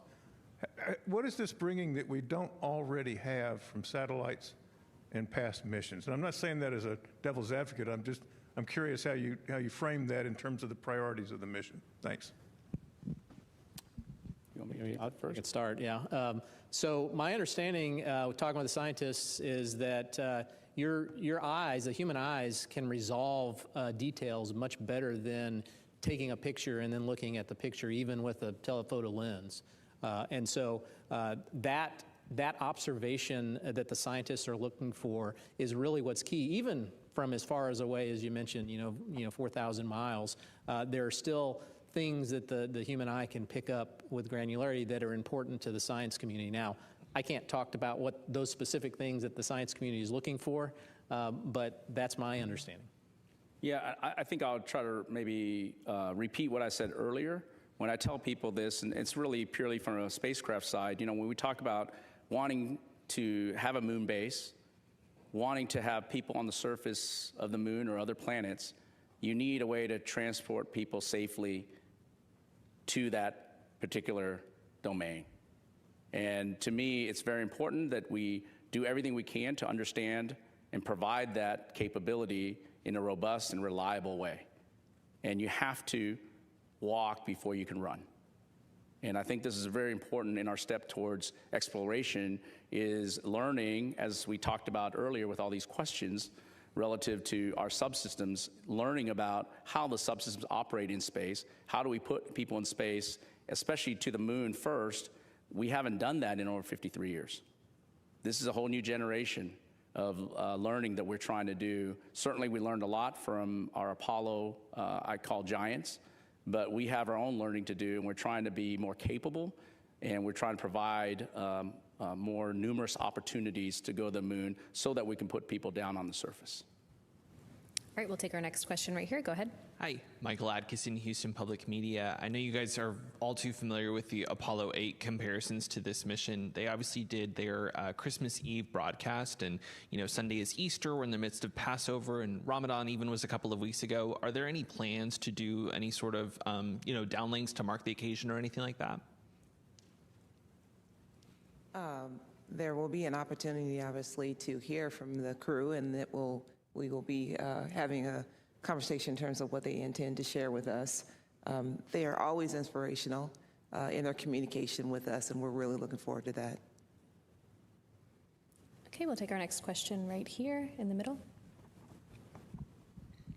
Hi, T.G. Mascaro with the Epoch Times. Thank you so much. My question, Howard, what specific things have exceeded your expectations in terms of the Orion spacecraft? Wow, that's interesting. I would say that, just how happy and how well trained the crew is and our teams are to just work through just minor issues that we've had. To me, it's not so much an exceedance of expectation. I expect that, but just to see it in play, just to see how well that's working out. And of course, I expect our spacecraft to perform, but you never know. This is why we have a flight test, and it makes me very happy to see that although we have some minor issues to deal with, the team operates very well with the crew, both on the ground collectively between our mission evaluation room, our flight control team, and with the crew together, working together. And of course, the spacecraft is responding in a way that, of course, we knew about from Artemis I. Every spacecraft is different, but the process is the same, the rigorous testing that we do and the analysis we do. And so I would say that it's always good to beat expectations. Richard Two of the Post newspaper. A question for Judd, talking a little bit like a different aspect of this, so that with the MCC, can you talk about so many moving parts make this mission successful coming out of that department?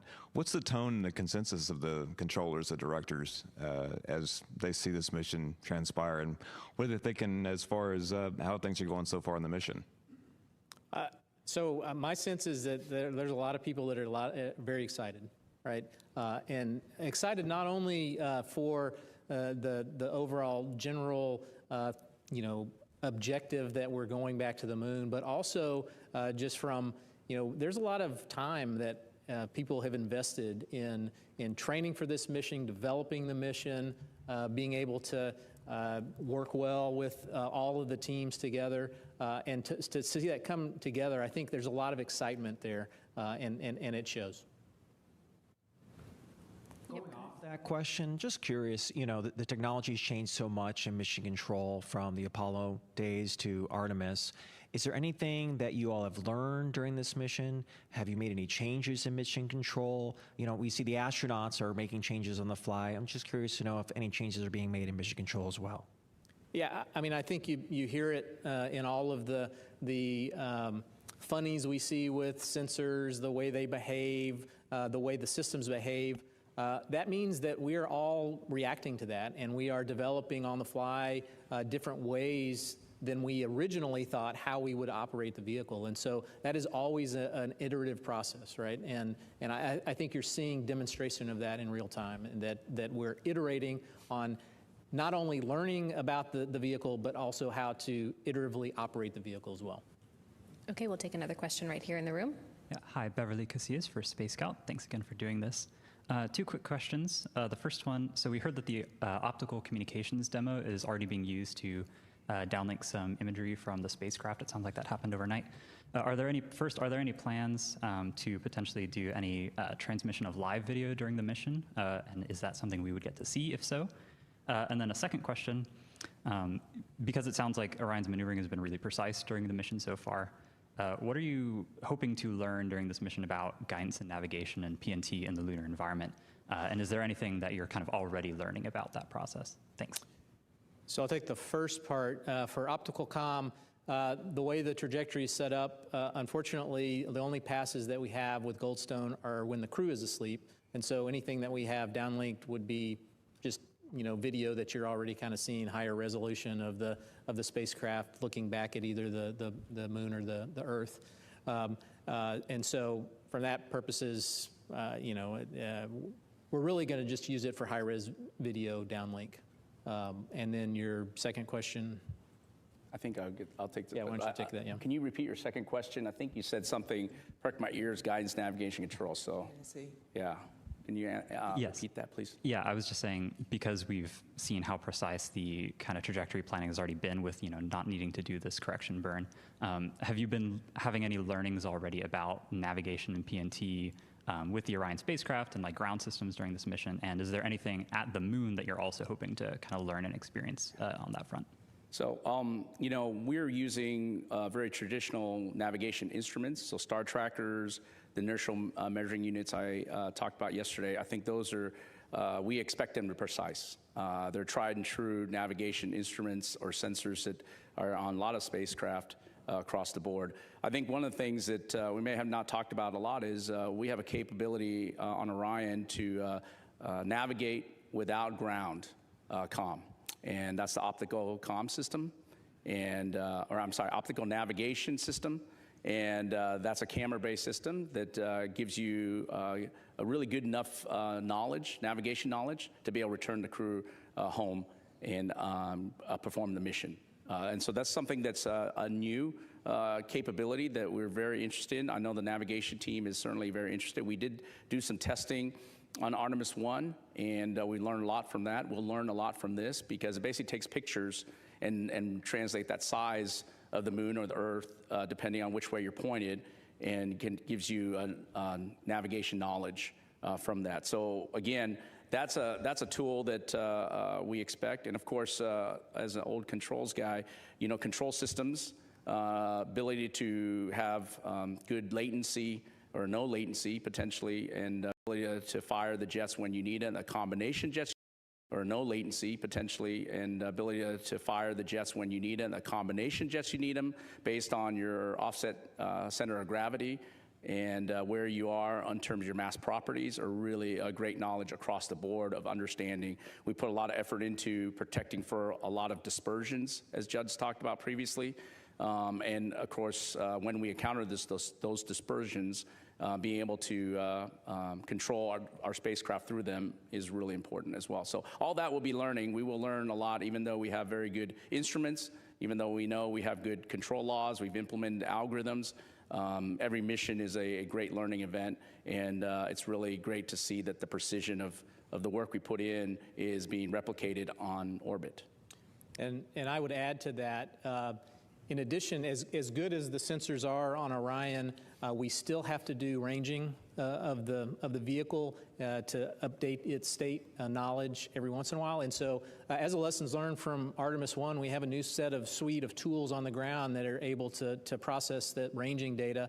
And also to hopefully, what we're hoping to learn is to back out all of those, minor dispersions from, non-propulsive events that are a little bit propulsive, so that we understand that can characterize all of the error sources of the navigation state. Okay, we'll take another question here in the room, and then we'll go back to our phone bridge. Go ahead. Thank you. Tarek Malik with space.com. I think for Judd, there was discussion yesterday about how Flight Day 3 was a big change of pace for the crew after the first kind of action-packed couple days. And I'm really curious how, I know they had CPR demos today, they had lunar science preps today, how that change has gone. And then I know that tomorrow they've got some scheduled time, at least 20 minutes, to take photos of celestial bodies. And I'm just curious, if it's not the Earth and the Moon, what else might they be taking pictures of out the window in their personal time there? Thanks. Yeah, I mean, I think you probably saw in some of the videos, the crew has a lot more time on their hands than they did in the first days. We were able to present them to you and have them talk to the media. As far as the pace, yeah, I think you can probably tell from the downlinks that the pace is quite different than it was the first couple of days. As far as celestial, I mean, they're taking pictures of stars and moon and sun, right? So anything they can see that is of interest. Okay, we'll head back over to our phone bridge. Our next question is from David Denault with About Space Today News. Go ahead. I need to do a follow-up regarding the cabin temperatures. Has NASA determined a desired temperature and a desired humidity, and is there any relationship to that with the carbon dioxide? As far as the desired cabin temperature, that is up to crew discretion, right? And so we're simply going off of what feels best to them as a consensus for the 4 members of the crew members. Humidity, we have to have some amount of humidity. I think we mentioned earlier for the carbon dioxide, we don't want it to be Arizona dry, I think is the term to use. We certainly want, but obviously the crew doesn't want it to be Houston humid either, right? So. Yeah, that's about right. Yeah. About 70s and about 25%, somewhere around there. Yep. Yep, they're comfortable. Okay, we'll take another question from our phone bridge. Our next one is from Allison McGraw. Go ahead.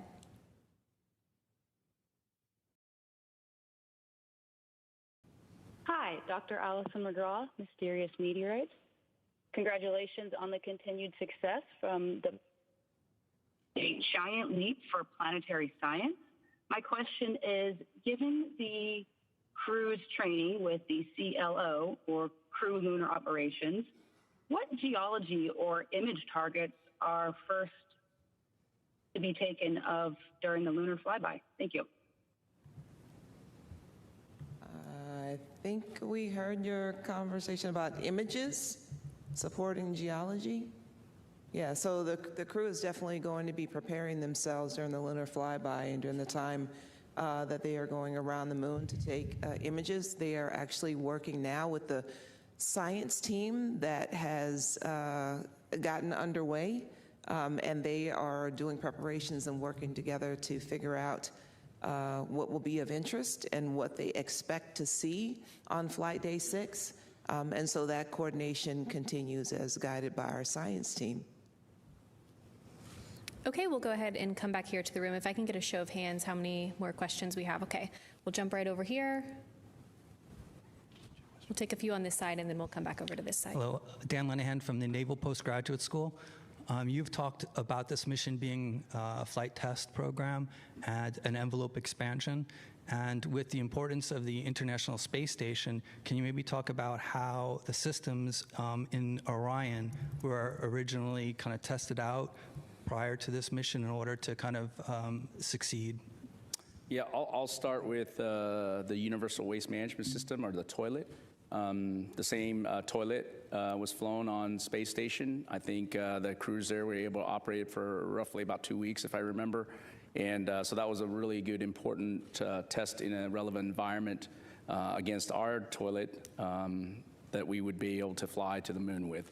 So that's one piece. I don't think there's probably smaller equipment, like, for example, the CO2 removal system.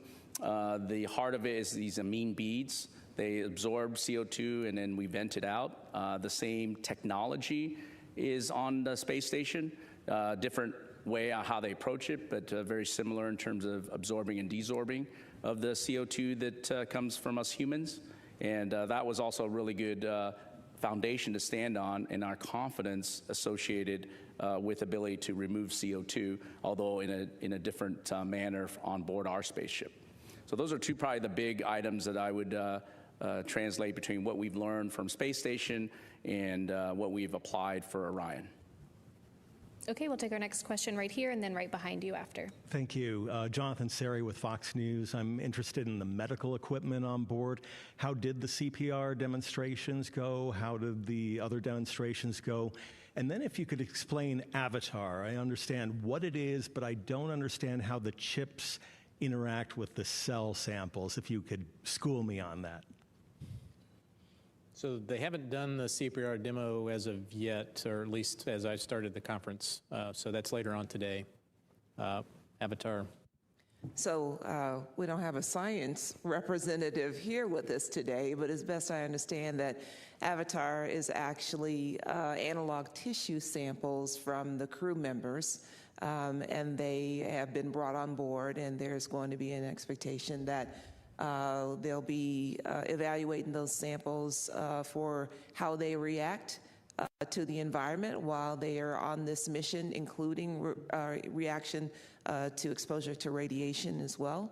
And so when it gets back, we'll be very interested to understand what they learned, both from the crew themselves as well as their avatars. And Jonathan, if you need anything else on that, we can get it to you after the press conference. That'd be great. Thank you. Robert Coppinger, the British Interplanetary Society's Spaceflight magazine. Do you have any information on the status of the CubeSats that were deployed? Sure. All 4 CubeSats were successfully deployed on the planned timeline about 5 hours after launch. There has been positive communication with 2 of the CubeSat satellites, the one from Saudi Arabia as well as the one from Argentina. And then in terms of how they're faring, at this point, it would definitely be best to reach out to the payload owners in terms of how they're doing. But they absolutely were deployed as expected. Okay, we'll take another question over here, and then we'll head back over to the right side of the room. Hi, Katrina Miller from the New York Times. Any milestones we can expect for the rest of today? What are you 3 focused on for the latter half of day 3? Sure. As was previously mentioned, we have the CPR demo. We'll have another press conference with the crew. They'll go look at do their med kit evaluations of what they have on board. Also, we have, as far as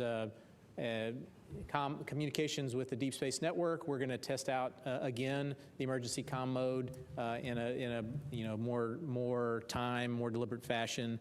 And I believe Jeremy has a press conference with so it's a CSA press conference, and then some more planned medical conferences. Okay, we'll take our next question from Will. Go ahead. Hi, Will Robinson-Smith with Spaceflight Now. Thank you all for the time today. Question for Howard. It might be a little bit early to ask this, but from the performance you've been seeing in Orion so far on hardware and a software side, do you foresee any notable changes or updates to hardware or software for the Orion spacecraft that will fly Artemis III at this point, besides the heat shield, of course? And then the images that we've seen so far for whoever wants to take this so far have come from Reed Wiseman. Don't know if that's just happenstance or if the other crew members are getting good pictures, but will we see a variety of the photography skills in the days to come? How is that kind of being decided and divvied up at this point? Thanks. All right, I'll take your first question. I think walking into this meeting, or this mission, and hearing from you here relative to just the software changes we're talking about are going to be caution warning for sure. The limits that we put on, we're going to learn a lot from this mission. So there's going to be, I call them software. You probably don't think of them as software, but really data values for limits. So those will be changing for sure. We have not seen any issues with our flight software, the actual code itself. Of course, we'll learn a lot more as we go forward the next few days. Hopefully we'll find nothing. But we don't, we'll make some adjustments if we need to for Artemis III. Our software development is still a few months ahead of us in terms of completing it. We've got a lot of the software done already. Of course, we've got a lot of software for Artemis II. From a hardware perspective, there's a lot of learning. These, I would say, minor issues that we've encountered and these isolation valves, et cetera, we're going to go check those out and try to get the root cause. And if we have any things that impact our ability to fly at Artemis III, we will work that. Hey, Howard, why don't you also touch on the different camera capabilities to include the mobile phone cameras, et cetera? Yeah, so from an image perspective, before maybe Judd talks about who's going to take pictures, if you might or may not know that we have iPhones on board for the crew members, and they're able not only the Nikon D5s and the Z9s that we have on board that we preloaded already, they were able to also take some iPhones as well. That's what Lakeisha's referring to, and so they'll get some great images from all those cameras. And I'll let Judd talk about who gets assigned the best pictures. I don't know. Yeah, I mean, I think it's probably just happenstance that you've seen, Reed's pictures. Every one of them are going to be taking pictures, and I'm sure once we get, are able to downlink all of the pictures, I think you will see a suite of pictures from all of the crew members. Okay, it looks like we have one more in the room. Do we have? Okay, we'll go ahead and take one from you, and then we'll head back over here. Thanks. Hello, Kaya Burgess from the Times of London. Moon. Is there any plan in the future to try and overcome that for future missions, to try and use kind of satellites at Lagrange points or wherever it might be, so that in future that communication behind the moon will be possible and you will never be out of signal in the future? Obviously, it's been possible for Chinese missions that have landed landers on the far side. Is that something that you will be looking into? So I'll just mention, as part of the administrator's Ignition initiative, he has talked about all kinds of different capabilities that we are going to try to add in a stepped approach to include capabilities on the surface on the moon, as well as communication capabilities. And relay capabilities will be absolutely a part of that for supporting us in the future. Okay, we have another question right here. And do we have any additional questions after this one? All right, one last question in the room. Thank you. Rod Pyle at Astro Magazine.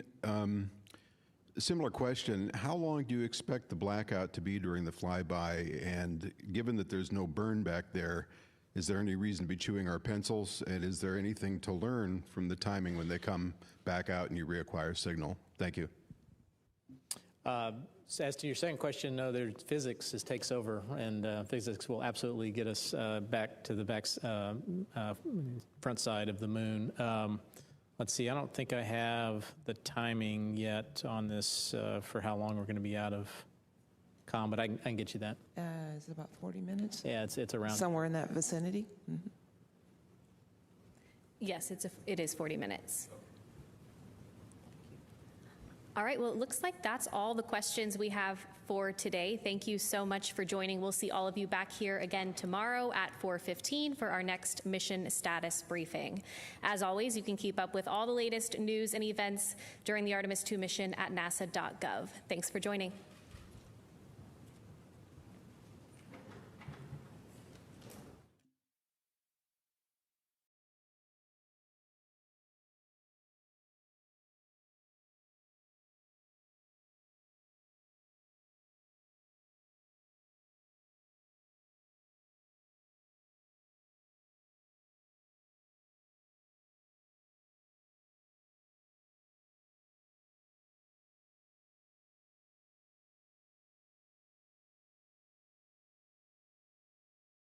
Hi, everyone, and welcome back to Artemis Mission Control here at Johnson Space Center in Houston, Texas. This view coming to you live from one of the solar array wing cameras on the Orion spacecraft, looking at the European Service Module and the Orbital Maneuvering System engine, also known as the OMS. We are 1 day, 21 hours, and 49 minutes into the Artemis II mission, the first flight of humans aboard the Orion spacecraft.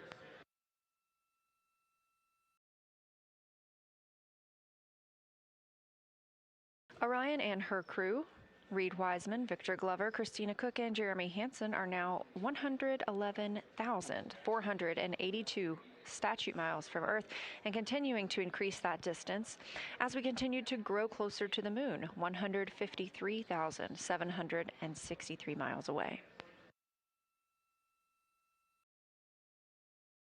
We've just wrapped up our daily press conference, during which mission management is able to answer questions from the media. We have another one of those scheduled for tomorrow afternoon at 3:30 p.m. Eastern Time. We're live here in Mission Control Houston 24/7, providing updates as the crew continues their work aboard the Orion spacecraft. One of the most major events for today was the OTC-1 burn. That was the Orbital Trajectory Correction 1 burn. That was timeline to happen at 5:49 p.m. Central Time. However, that burn has been canceled because there is no need to correct the trajectory of Orion at this time. That burn follows the translunar injection burn at 6:49 p.m. last night. The translunar injection burn took us out of high Earth orbit and sent us toward the moon. It also commits us to a splashdown on flight day 10. Because that burn was so precise, teams were able to cancel the OTC-1 burn today.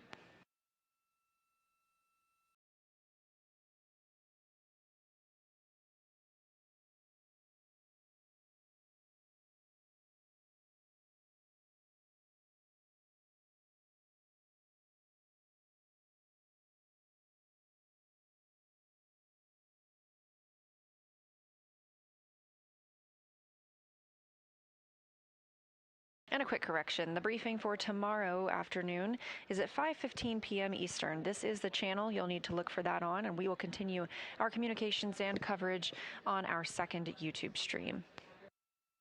However, we are back here with the crew for the rest of the day. They woke up at 12 p.m. Central Time and have since then configured the cabin. They also spoke with the teams on the ground for the daily planning conference, and we got some great views inside the cabin.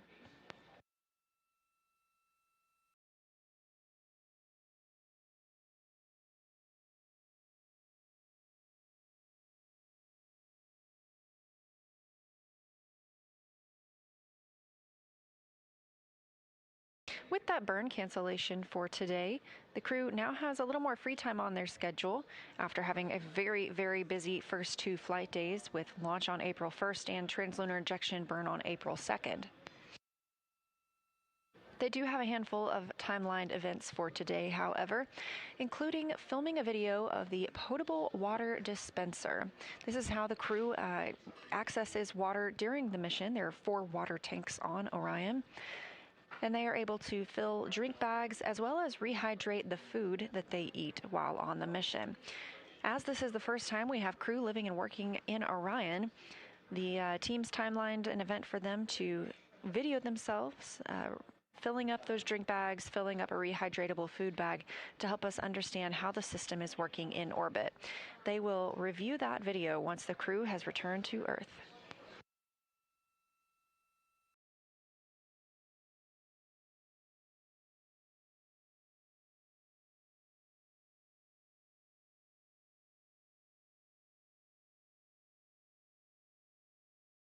There are a handful of medical devices on the spacecraft as well, and so other things the crew will be working on today is checking out those medical devices. One of those is the electrocardiogram device. They'll be able to check that out on one of their fellow crew members. Later on in the day, they will also activate and check out other diagnostic devices of the Orion medical kit system, including the blood pressure monitor, thermometer, stethoscope, and otoscope.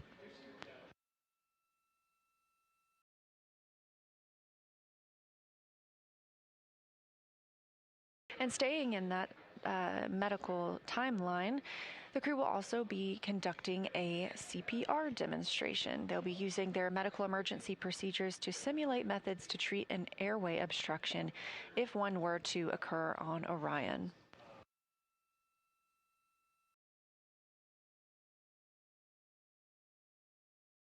A key feature of many of these events, as mentioned with the potable water dispenser, is that these will need to be recorded. These will serve as training videos and also help teams on the ground learn how to best prepare the spacecraft for future missions.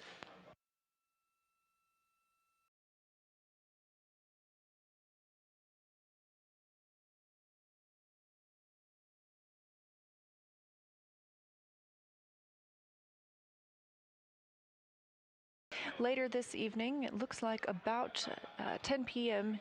Central Time, the crew will also work on configuring the cabin for lunar flyby. Now, they will deconfigure it because flyby is not until flight day 6, but this gives them an opportunity to practice their positioning throughout the cabin as they prepare for flyby.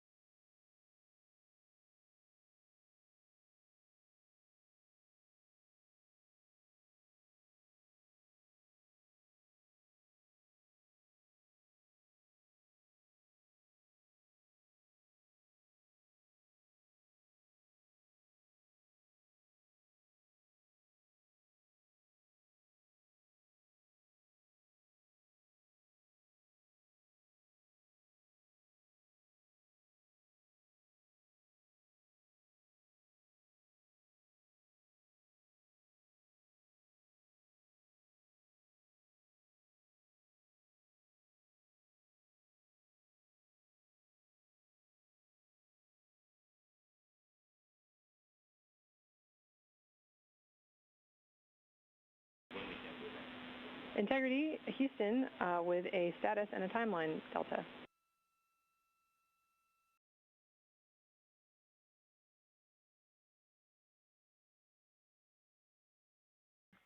Go ahead, Chris.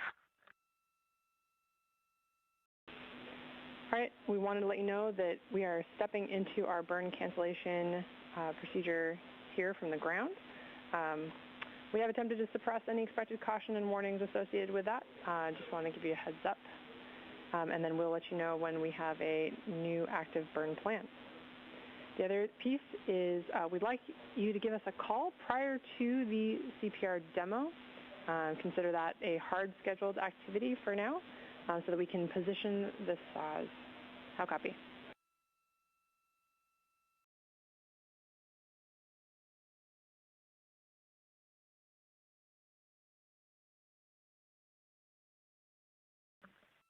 Copy all, and let me know when you're ready for me to start exercise. All right, Reed, I will let you know.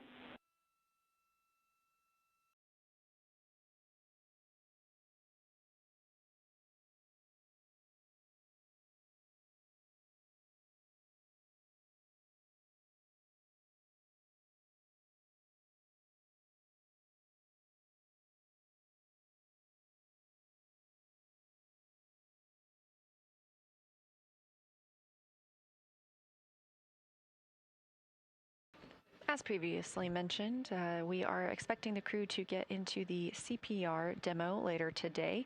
That won't be until just before 7 p.m. Central Time, but the team on the ground has asked the crew to let them know before they start that demo so they can park the solar arrays. Reed Wiseman also called down that he is standing by to begin exercise. That's another opportunity for the team to park the solar arrays, and by doing so, it keeps any movement that happens inside the spacecraft from damaging those arrays. We did see some movement yesterday while Commander Reed Wiseman was exercising. The crew uses a small flywheel device. It only weighs about 30 pounds in comparison to over 4,000 pounds of equipment on the space station. And the crew is timelined to exercise for 30 minutes a day to help maintain their bone and muscle strength. This, a live view of the Artemis Flight Control Room here at Johnson Space Center. Down toward the bottom of your screen, Capcom Chris Birch, NASA astronaut who you've been hearing speaking with the crew, and next to her, Capcom and Canadian Space Agency astronaut Jenny Gibbons, also a backup flight crew member for Artemis II. Near the top of the screen, Flight Director Jeff Radigan, and to his left, Flight Director Diana Trujillo.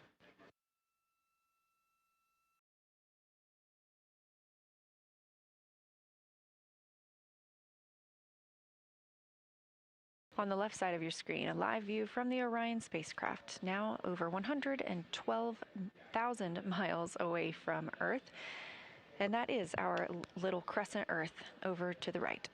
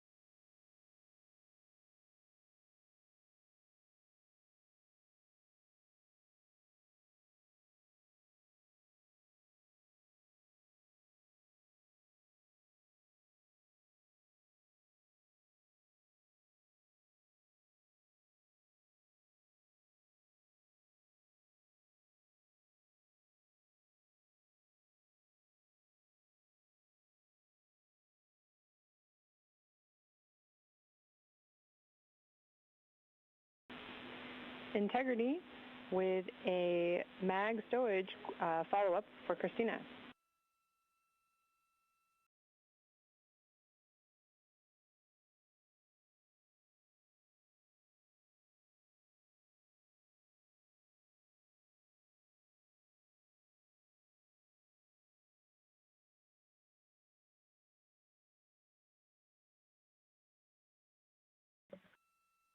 Go ahead. Christina, in your last report, we copied 2 levels of containment for those mags, and we need 3. So our suggestion was to put in a trash bag, if able, or another Ziploc, unless you can correct me and say we've got 3 levels of containment.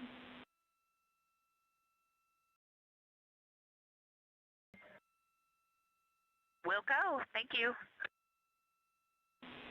Thank you much.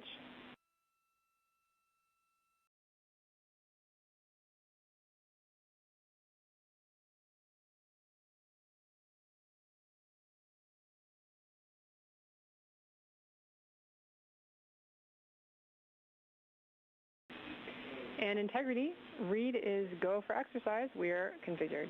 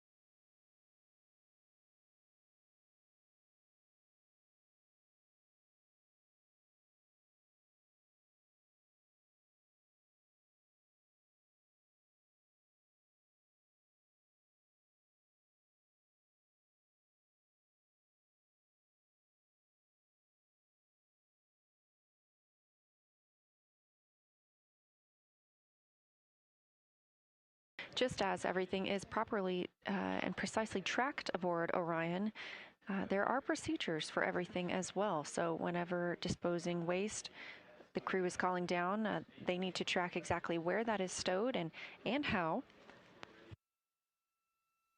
Even for Commander Reed Wiseman cleaning the windows last night, there are specific ways to take care of all systems aboard the spacecraft, and so it's important that the crew checks with the ground to make sure that they are properly caring for Orion.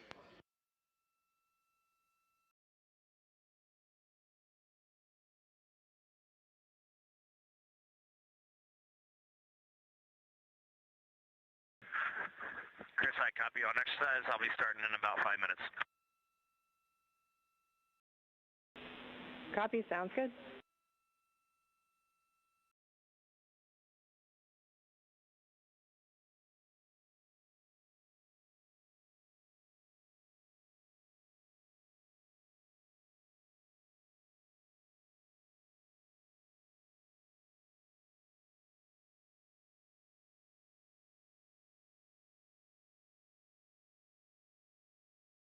Commander Reed Wiseman calling down that he is planning to start exercise pretty soon, and yesterday we did see some motion as he was exercising.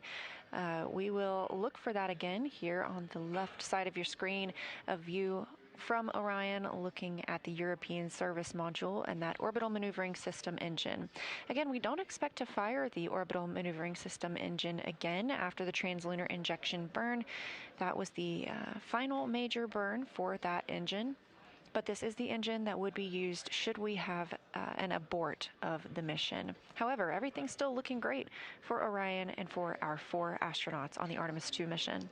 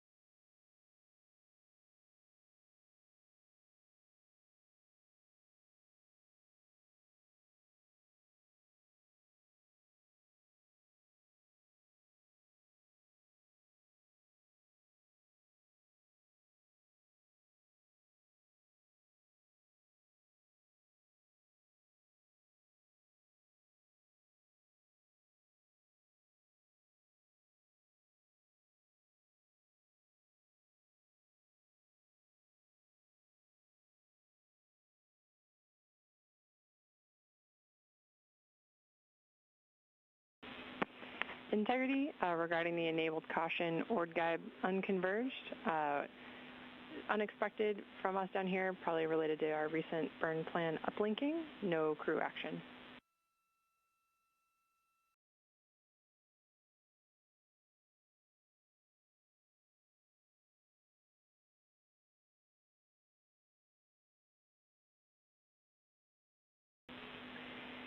And as we're performing an attitude maneuver, we're going to need Reed to stand down from his exercise until we can get the saws repositioned.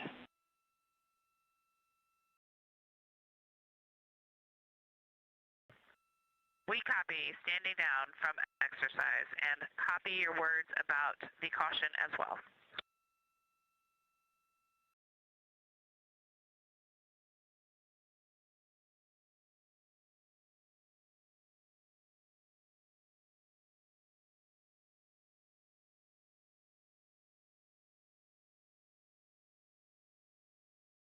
Those calls to the crew as they received a caution on their displays for orb guidance. That's due to the cancellation of this orbital trajectory correction burn. No action called to the crew. Again, we canceled that orbital trajectory, outbound trajectory correction burn due to having such a precise translunar injection burn. This other burn today would have only been 8 seconds long and was deemed unnecessary. As we are currently maneuvering the attitude of Orion, Commander Reed Wiseman was also asked to hold on beginning his exercise due to the need to maneuver the solar arrays as well. They will then park those solar arrays and put Orion in the proper configuration for Wiseman to begin exercise.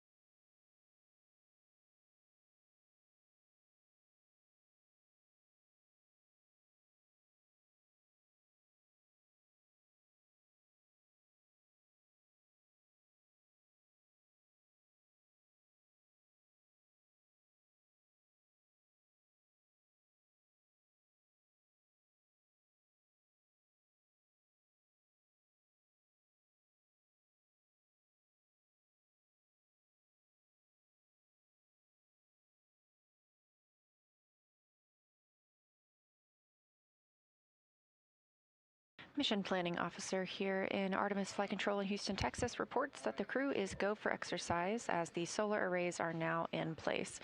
We'll be looking to see if there's any movement while Commander Reed Wiseman begins his exercise portion. Orion is currently 113,922 miles away from our home planet, 152,000 miles away from the moon. Capcom Chris Birch also called up confirmation about that caution that the crew received about orb guide that was due to the cancellation of the outbound trajectory 1 burn. And of course, no action for the crew.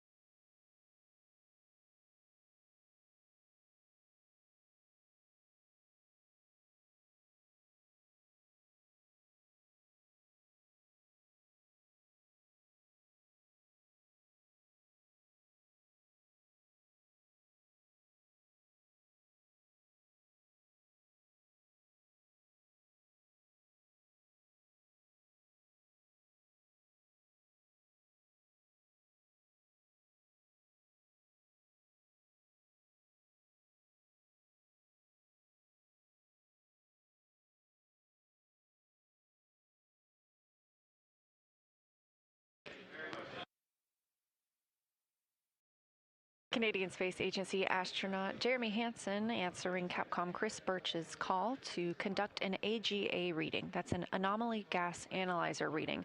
That device must be powered on 5 minutes prior to taking a reading, and they request that the crew does so before exercising. Obviously, this is the first flight of humans on this spacecraft, and therefore it's also the first flight of an ECLSS system, environmental control and life support system. By taking these readings inside the cabin, teams on the ground are able to determine how that ECLSS system is functioning and what amount of gases are inside the cabin. The numbers you heard Hansen reporting are in parts per million.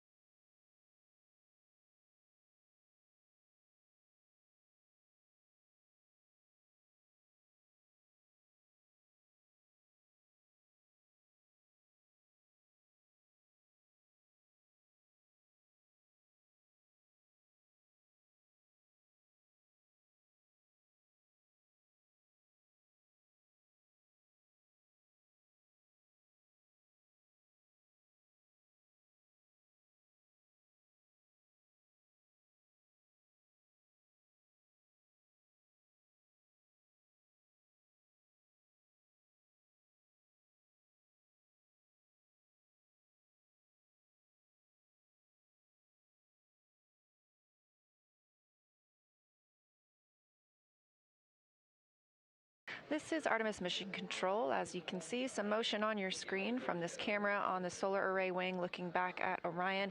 We are expecting that to be from Commander Reed Wiseman, exercising yet again. The crew is timelined to exercise 30 minutes each during this mission. This keeps their bones and muscles strong while in the microgravity environment.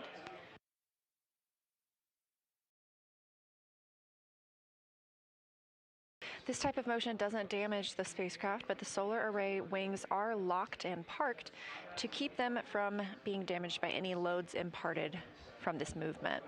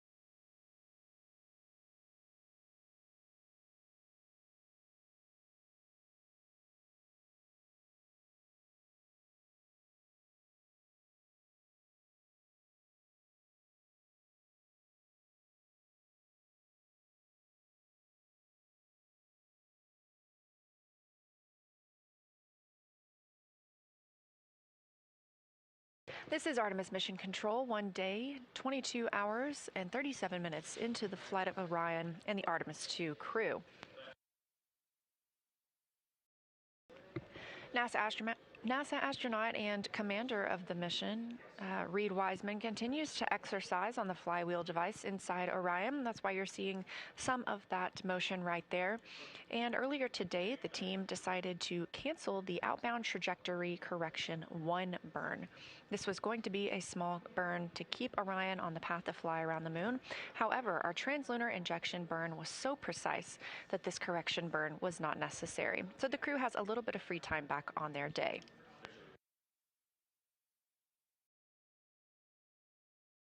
Coming up in just a couple of hours, the crew will get into their midday meal.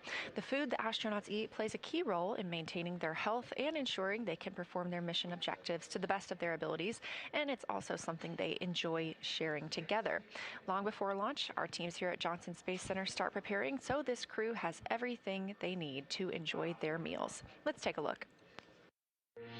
Around the moon meal. Around the moon meal. What would you eat? Cheese? You think? Oh my gosh. That's clever. What do you think? All right, go ahead. My name is Christina Cook. And I'm Jeremy Hansen. We're crew members on the Artemis II mission flying around the moon. And when we fly around the moon, of course, we're going to be taking some food with us. That's right. This is how to eat in space.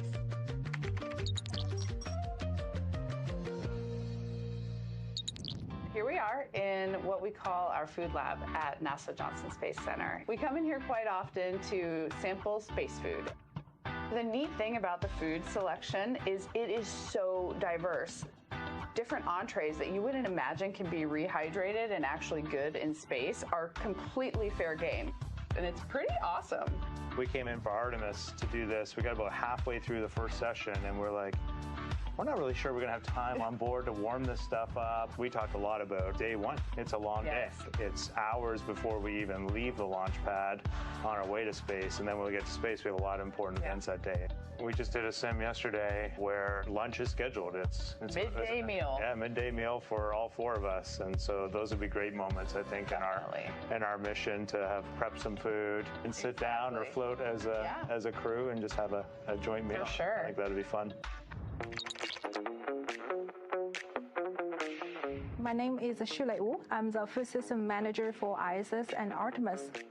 The food lab at Johnson Space Center, that's where we make and package most of the space food, and also where we will be making all the food for the Artemis missions.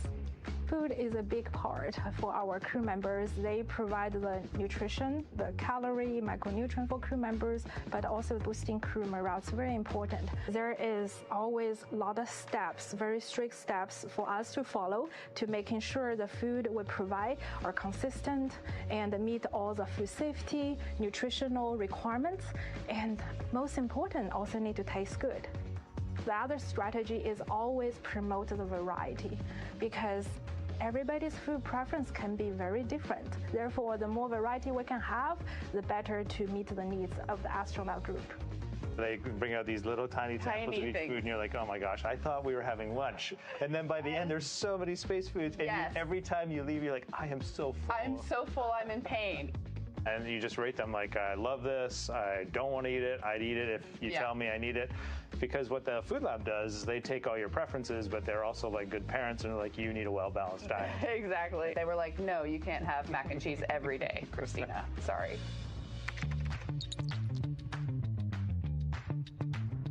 I'm Wyeth McKinley. I'm a flight controller and a crew instructor for Artemis II. We're here at the Space Vehicle Mock-Up Facility at Johnson Space Center.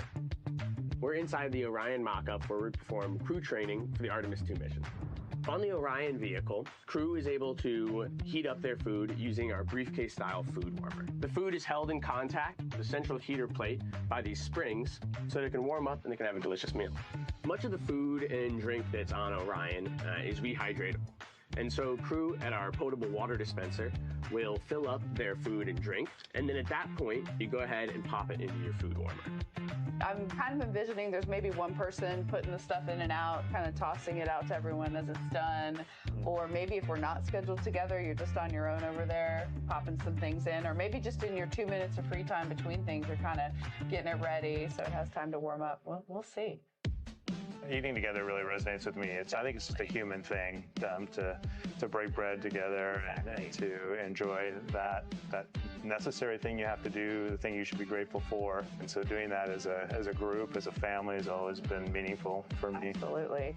It represents togetherness and something a little out of the ordinary. You don't necessarily get to have those meals with everybody in your life, but if you are sharing a meal, especially if you're sharing breakfast, lunch, and dinner with a group of people, that means something. It's like a camping trip.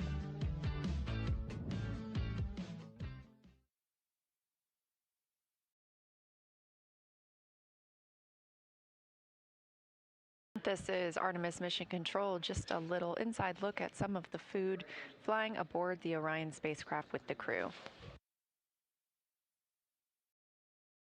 Today for lunch, the crew has a variety of options. Some of the things they'll be enjoying include beef stew, smoked turkey, chicken with peanut sauce, roasted turkey. They have cheese tortellini, butternut squash, cauliflower and cheese, and of course a fruit salad in there too.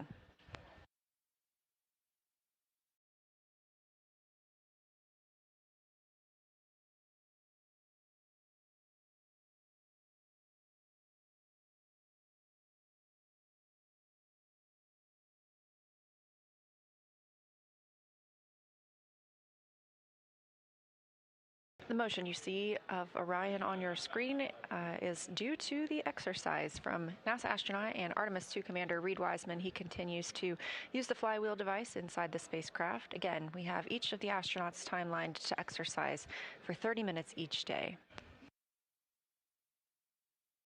Elsewhere in the cabin, Christina is working with the ECG device. As we discussed, the crew are performing checkouts of some of their medical equipment today.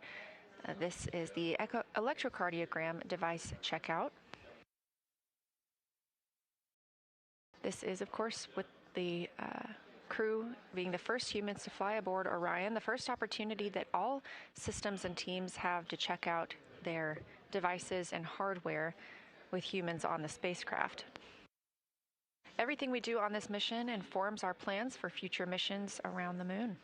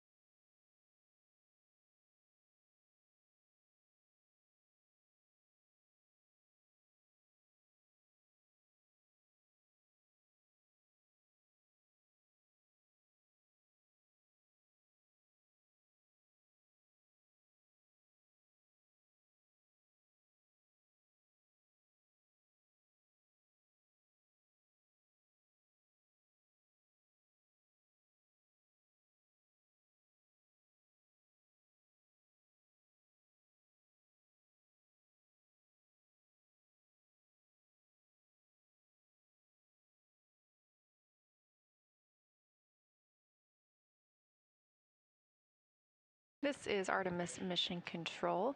Again, the movement you see on your screen is due to Commander Reed Wiseman exercising inside the Orion spacecraft. That's a view from a solar array wing camera looking at the European service module, that large thruster in the middle, the OMS engine, the orbital maneuvering services engine. We were expecting to have an outbound trajectory correction burn today at 5:49 p.m. Central Time. However, that burn was deemed unnecessary due to our precise trajectory thanks to the translunar injection burn. Earlier this morning during the daily planning conference, Wiseman called down his thanks to the FIDOs, the flight dynamics officers, for their excellence in that burn. Once he's complete with exercise, Wiseman is also timelined to work on his National Geographic filming. Again, we selected National Geographic through a competitive selection process to help us document and tell the story of the Artemis II mission. The crew members have time throughout the day scheduled to help capture those items, and a shot list provided by National Geographic with everything from exercise to family life, bedtime preparations, what it's like to live in space. They'll also explore the medical kit, which we've discussed today, and take plenty of photos, including just some memories of their time aboard Orion.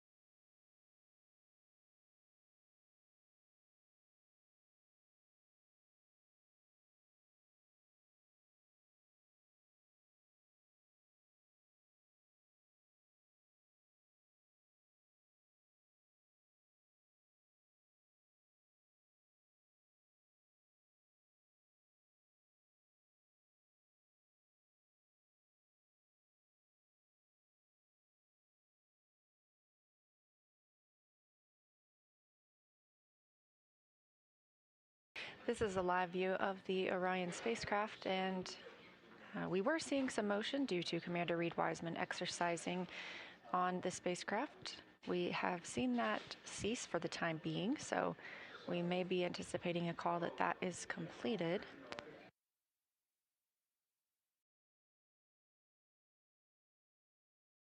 Here in Mission Control Houston, the Orbit 1 team is on console monitoring all systems aboard Orion. It's been a relatively quiet day here in Mission Control Houston due to the cancellation of that outbound trajectory 1 burn. Just decidedly not needed due to our already precise trajectory thanks to the translunar injection burn.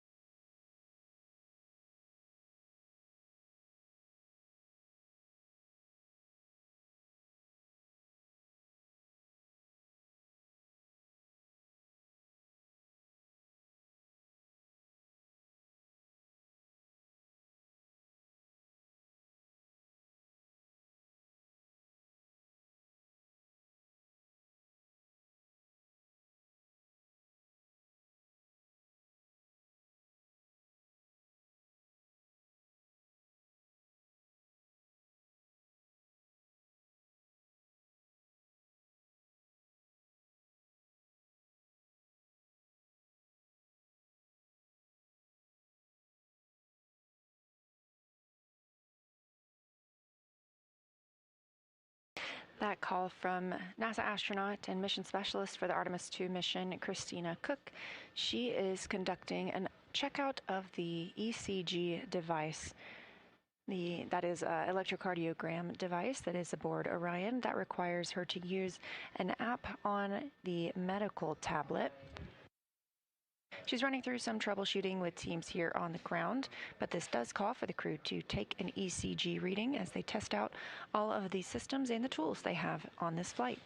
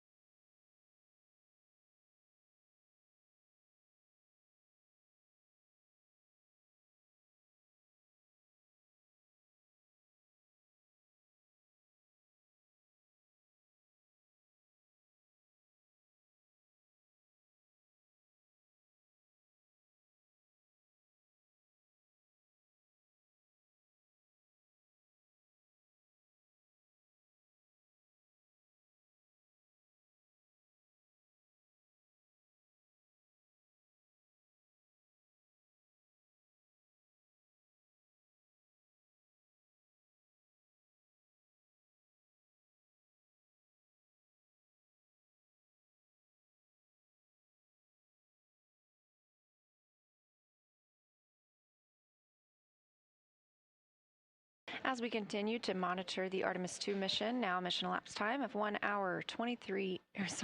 day, 23 hours, 8 minutes. The Orion spacecraft is now 116,700 miles away from Earth. This mission is built by people and companies in all 50 states and with international partners. So with Artemis II flying, this is a testament to everyone's hard work and dedication. Let's learn a little bit more about them. What we're doing here is a collaborative effort of hundreds of thousands of people. This is about the parts, the hardware, the software, the services, all coming together to make that mission possible. My dream for this space program is that we would not just push the boundaries, but that we push them together. And liftoff of Artemis 1. We rise together, back to the moon and beyond. It takes a team to do great things.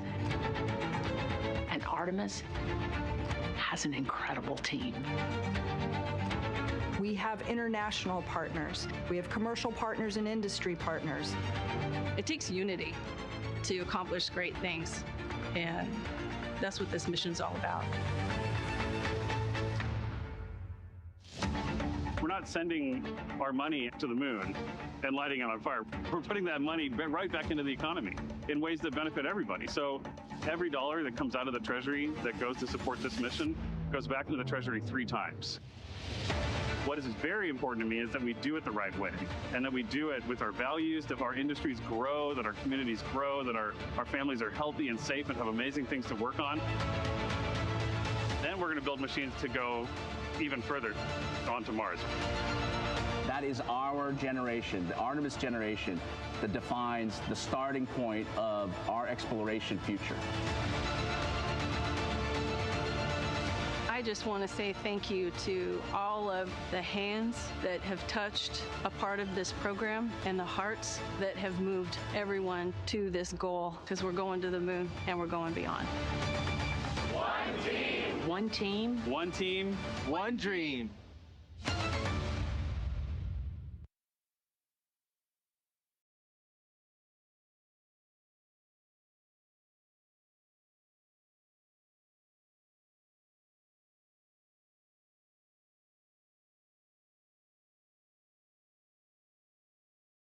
well to exercise right until midday meal.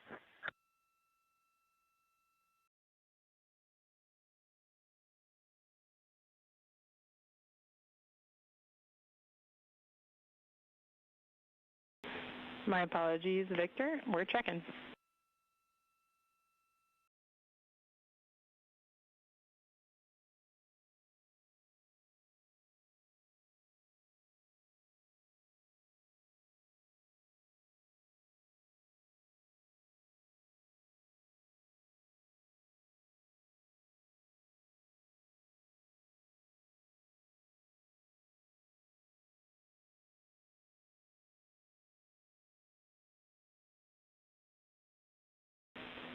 Integrity, Victor, you can go exercise all the way up to midday meal.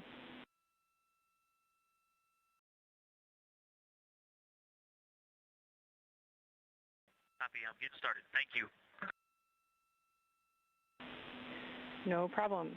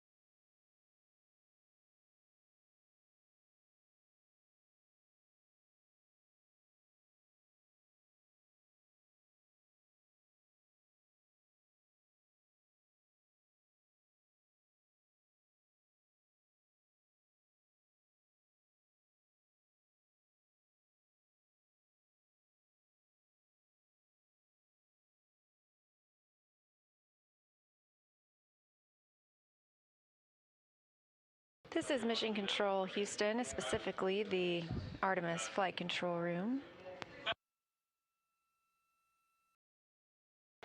NASA astronaut and pilot of the Artemis II mission, Victor Glover, calling down to report he is hoping to get started soon on his scheduled exercise for the day. And since it's a little late, he's hoping to continue that until the midday meal. Now, we were expecting the outbound trajectory correction burn during that time. However, that burn has been canceled as we did not need it. We are on a perfect trajectory toward the moon.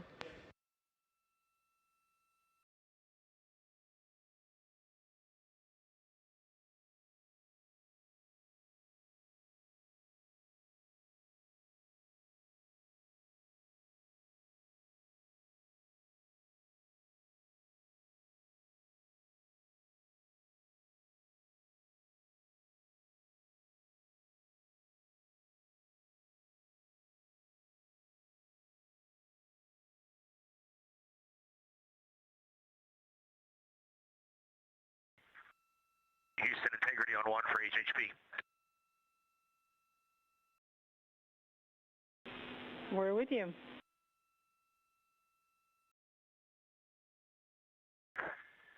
Hey, Chris. Victor's about to start exercise, but he's encouraging video downlink, so if you want to come on the HHP, I'll start the stream.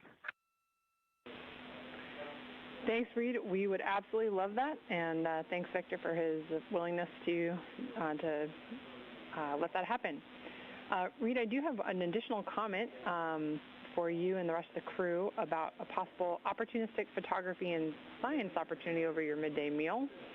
There's a period where we're going to have Earth viewing followed by moon viewing. You can reference the Orion Attitude Band in Optimus. It's kind of right in the center of your midday meal. And if you'd like to do any photography, we're recommending deploying and using the camera shroud over window 2 to reduce glare.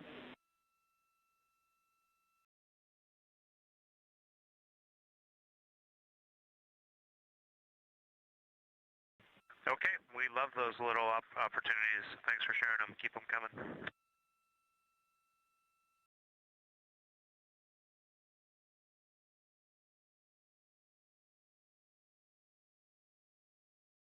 Commander Reed Wiseman calling down to the ground. That is Capcom Chris Birch in the center of your screen responding to him. Capcom stands for Capsule Communicator, the one person communicating with the crew. Wiseman reporting that they expect to be able to turn on the camera inside the cabin soon, so we look forward to gaining those views of the crew. And Birch sharing Houston integrity for ECG. Go ahead, Christina. How's the troubleshooting going?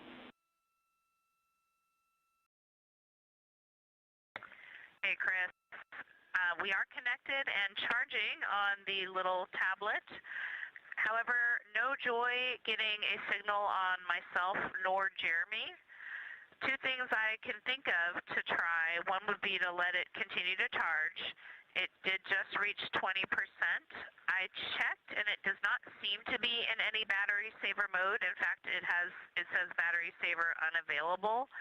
I also checked the Bluetooth devices. The ECG is showing up as a device. However, it is giving me the option to connect in the Bluetooth area, and nothing happens when I do it. It does seem to be finding the device when I'm in the app. So the other thought I could try would be to forget and reconnect the device.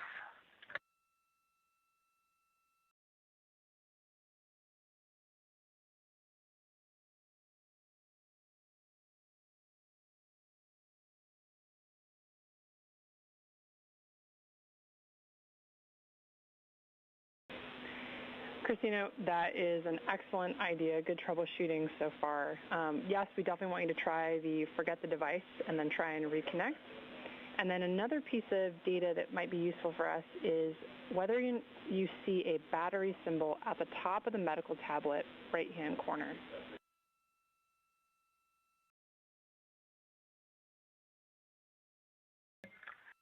Do you mean within the app or just in the screens of the tablet?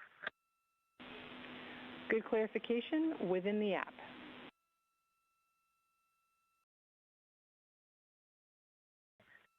Okay, within the app, when the screen instructing to touch the electrodes to start is up, I do have a battery icon in the upper right. However, it is gray with a question mark inside.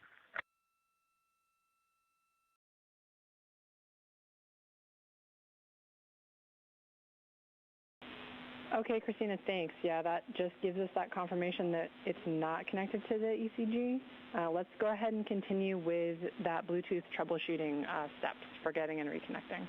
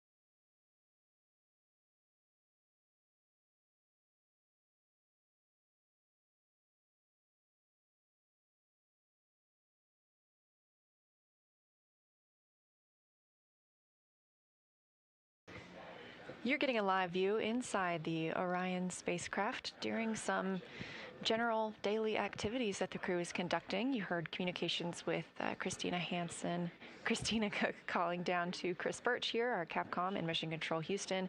She continues to troubleshoot the ECG device that they are testing out. In the foreground, in the blue shirt, Commander Reed Wiseman, and next to him in the black shirt, Canadian Space Agency astronaut and mission specialist Jeremy Hansen. In the background, you're getting a look at NASA astronaut Victor Glover, pilot for the Artemis II mission, preparing to exercise. And what he is using is the flywheel device. We've discussed this a few times. This is Houston, integrity for ECG. No joy seeing the device in the list of available devices when I attempt to repair it after doing the Bluetooth forget.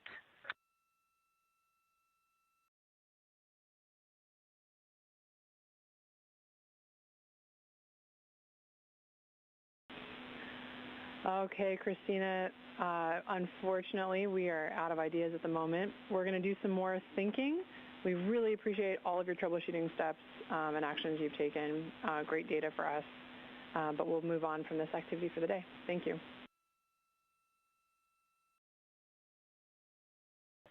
Copy all. I will keep the medical tablet charging and restow everything. Thanks for the help. Copy all.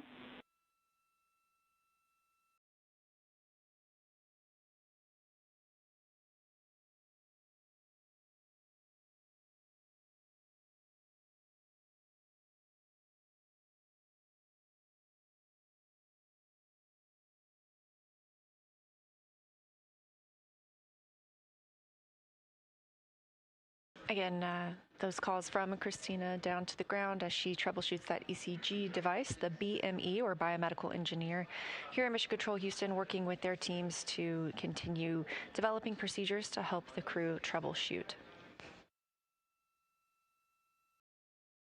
Back inside Orion, Victor Glover is in his timelined exercise for the day. On the flywheel device, this is a small device installed directly below the side hatch, so if you look above where his feet are, that is the side hatch of Orion.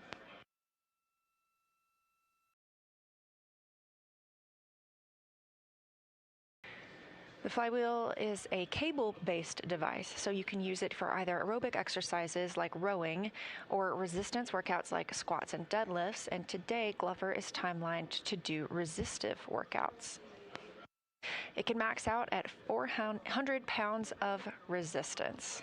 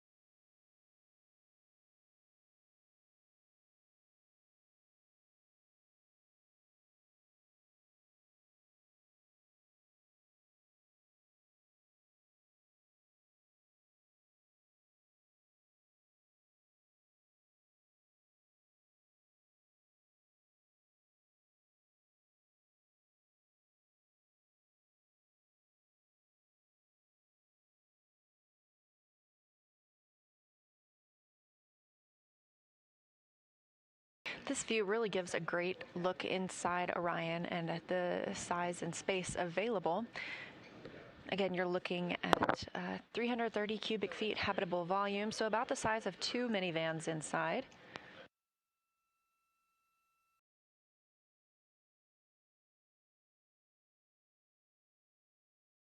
The crew obviously did not launch in Orion in this configuration. They have since been able to stow quite a lot of the hardware that was used during the launch portion. That gives them more space to move about the cabin.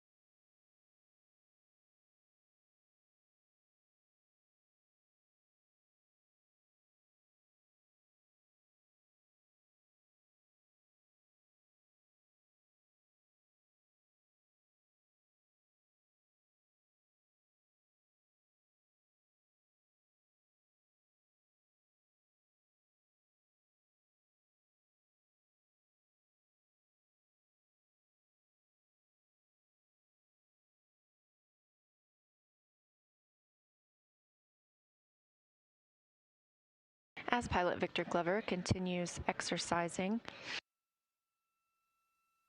using the flywheel device, this is something that we learned early on during our spaceflight history would be critical for astronauts living and working in space for longer periods of time.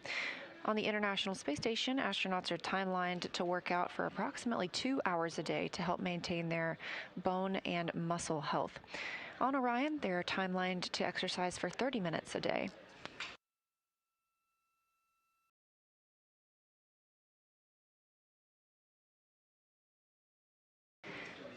Not only does this exercise help benefit the crew members and keep them strong, but it also helps inform how we treat things like osteoporosis on Earth.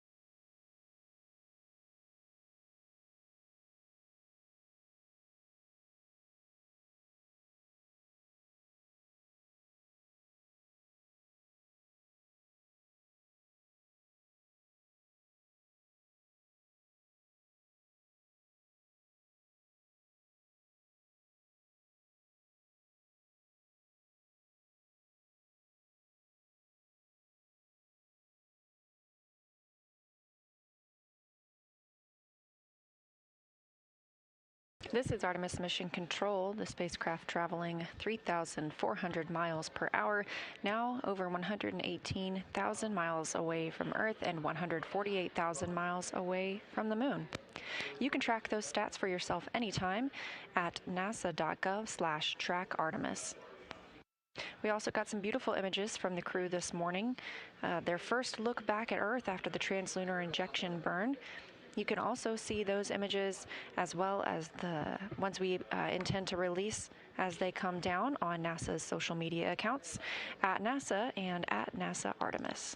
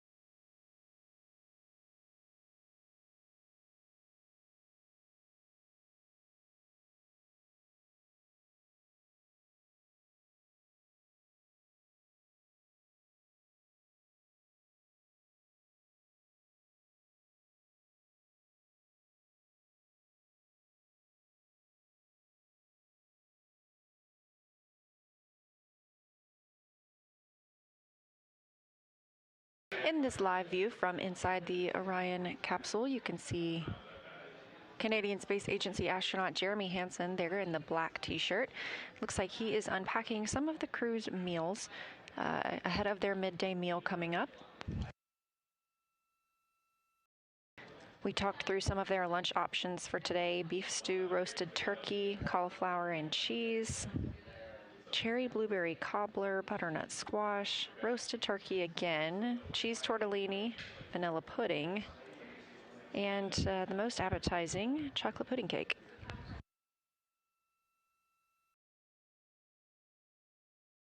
And if you're a sauce fan like me, you'll like to know there is maple syrup, chocolate spread, peanut butter, hot sauce, spicy mustard, strawberry jam, honey, cinnamon, and almond butter, all flying around the moon as well.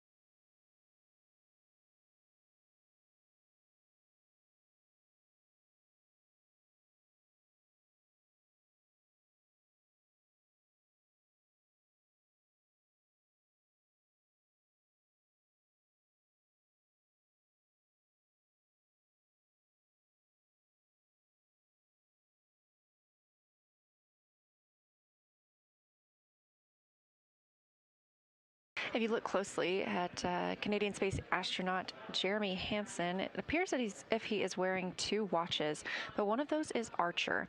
Artemis II astronauts wear wristband devices that continuously monitor their movement and their sleep throughout the mission. This data is going to be used for real-time health monitoring and safety assessments. And what they've completed pre-flight and will complete in post-flight evaluations help us get deeper insights into their cognition and behavior, their teamwork, of course, and their sleep quality in the deep space environment and inside Orion. Archer stands for Artemis Research for Crew Health and Readiness. And everything we learned from this test flight helps us prepare for future mission planning and crew support systems.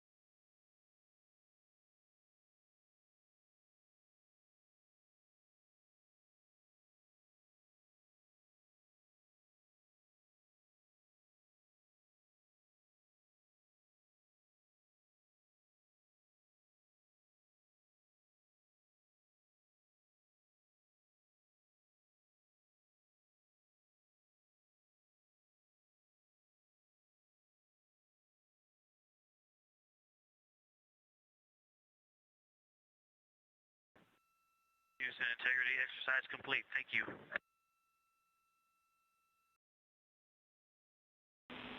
Thanks, integrity. We copy.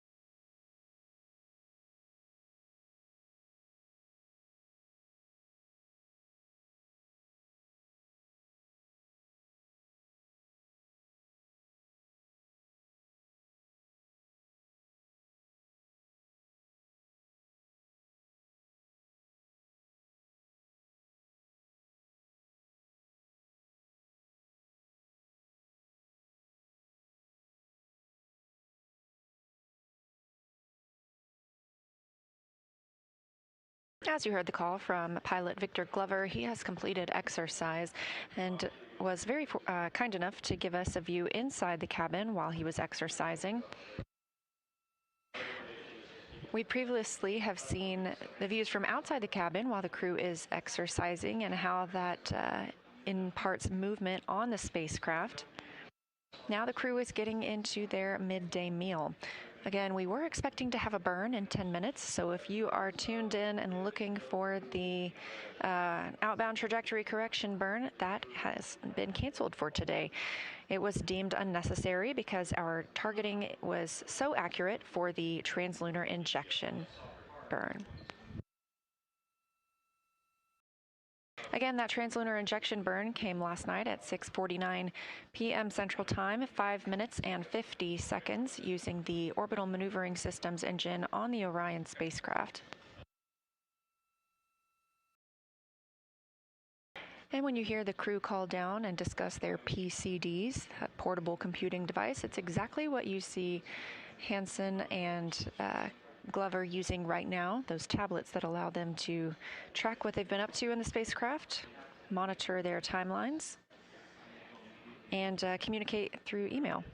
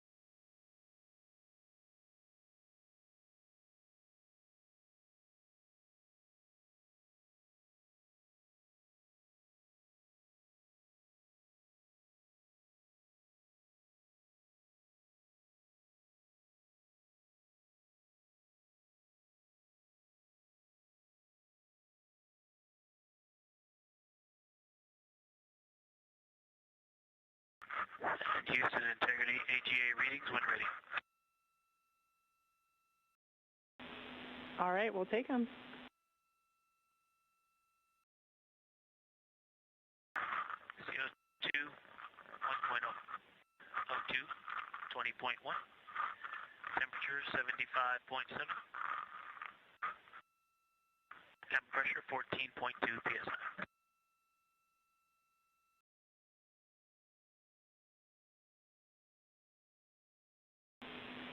Copy all, and we believe we copied CO2 1.0. Just want to confirm.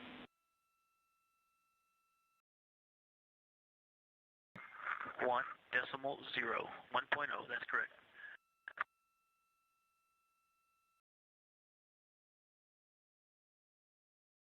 Okay, thank you.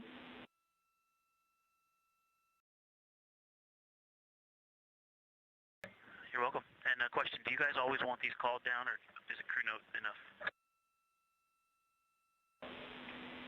And our preference is call down. Just helps us keep in sync with you guys real time.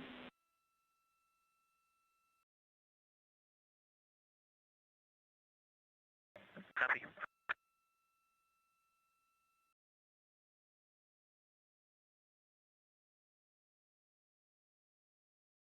With the completion of this block of exercise for today, Glover calling down readings from the AGA, the Anomaly Gas Analyzer.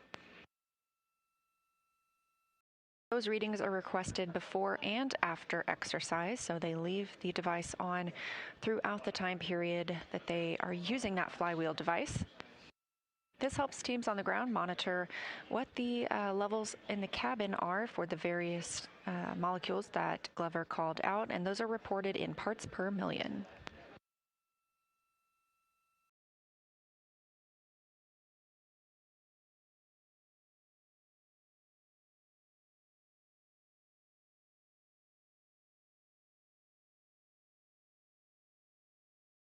And we have just passed 2 days mission elapsed time.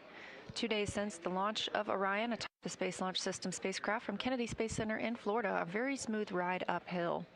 We are now 3 days and 19 minutes away from the opening of our lunar flyby, targeted for flight day 6, when the crew will fly around the moon the first time in over 50 years for humans to do so.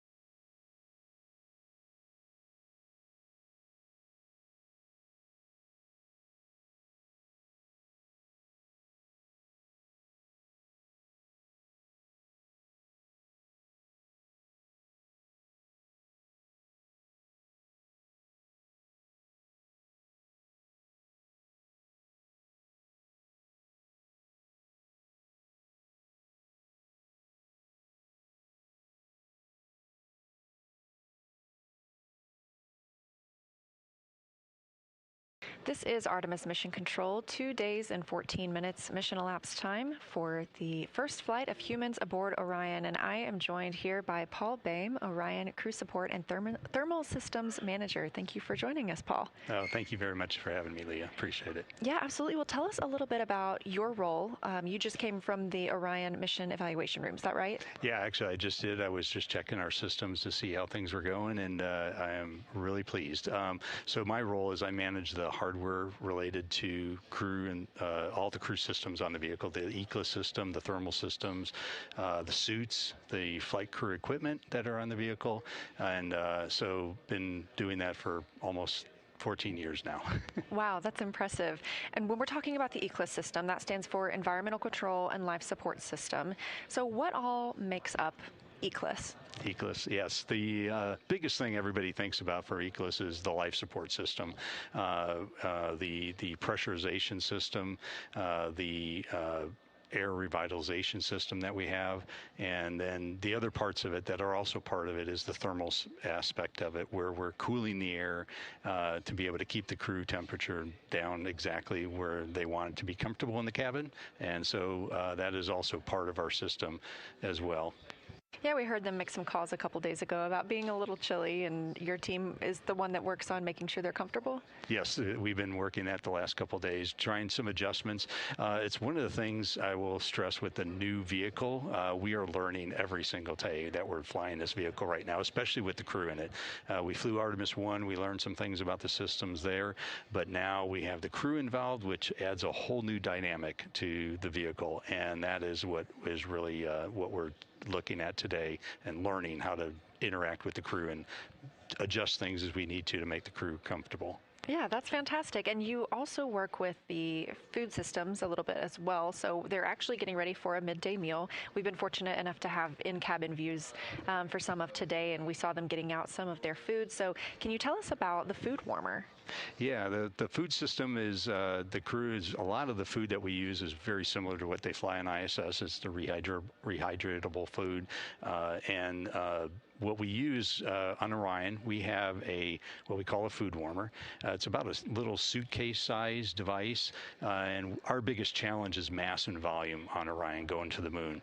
And so we had to reduce the size of a galley. We would love to fly a galley, but we just can't because of the mass and volume challenge. So we have a suitcase that basically the crew inserts their food into the suitcase. It's a warming plate and heats it up to about 155 degrees. Oh my goodness, that's much warmer than I expected you to say. That's really impressive. It's what they use for doing the hot drinks, warming up the food that needs to be warmed up so that it tastes better when it's warmer.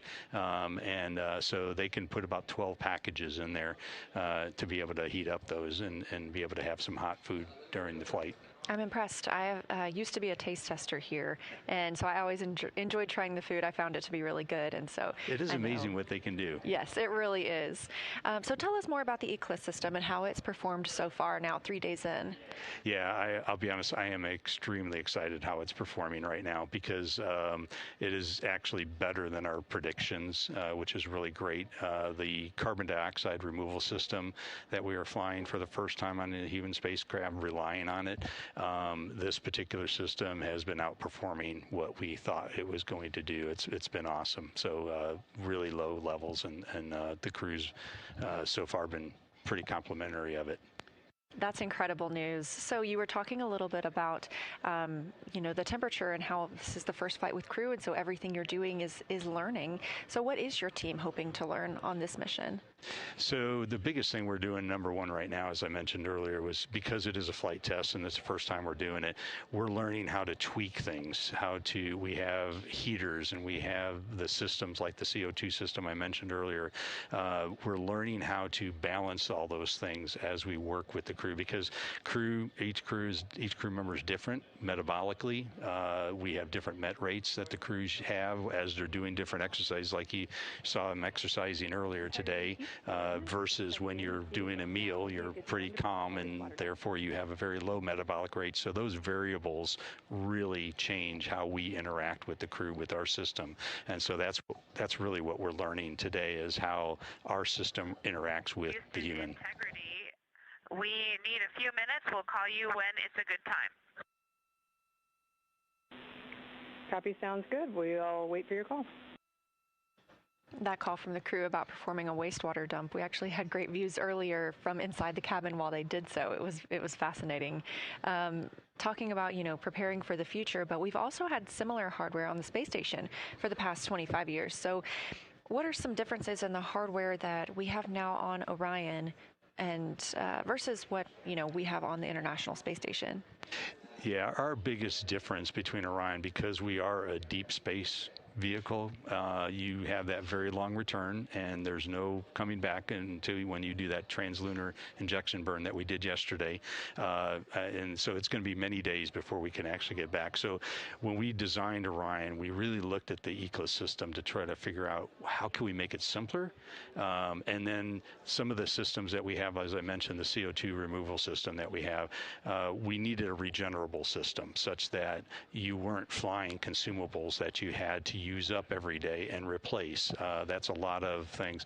I think I calculated one time, it's about 143 basketballs worth of lithium hydroxide canisters we would need to do a 21-day mission with Orion versus our current system, which takes about 16, volume about 16 basketballs to be able to go do that. And so it's a regenerable system. It essentially removes the carbon dioxide from the cabin air, dumps it overboard, and those items are recyclable every time you expose them to vacuum. They regenerate, and now you can expose it back to the cabin air again and remove more CO2.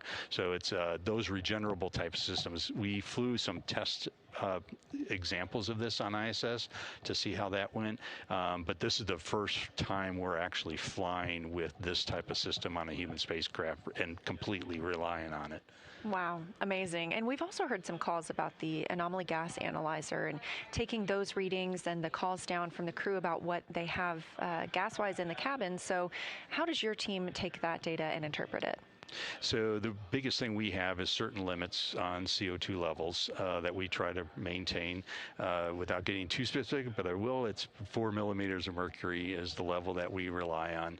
And basically we use those AGA measurements to basically bounce against that level that we're at. And so I believe, if I remember correctly, it's about 0.4 millimeters here on the ground that we're normally breathing.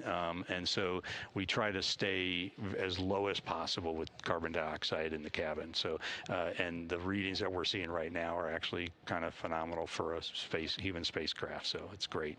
Wow, that is great. Well, congratulations to you and your team on a great mission so far, and we will be keeping an eye on everything as we move forward. But Paul, thank you again for joining us here. Oh, thank you very much for having me. It's been a great flight so far.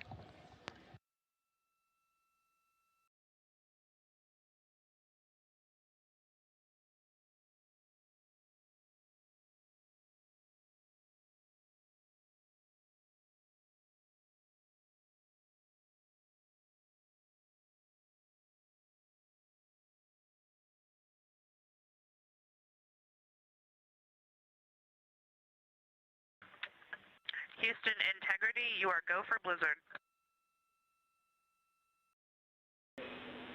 Copy, go for Blizzard.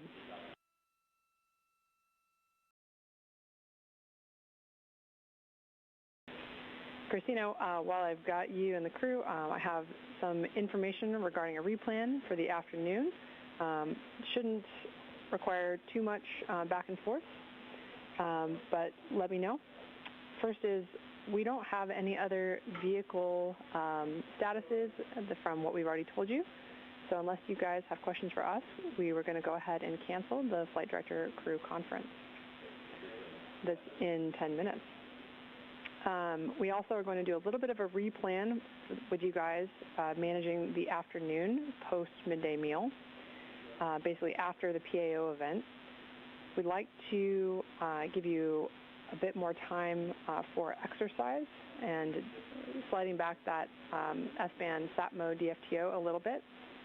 And then exercise after that. This means that you'll have to manage some of that pre-lunar flyby cabin config and other activities just amongst yourselves. But this should allow us to get in all exercise and have enough time post-PAO event for that S-band SAT mode DFTO.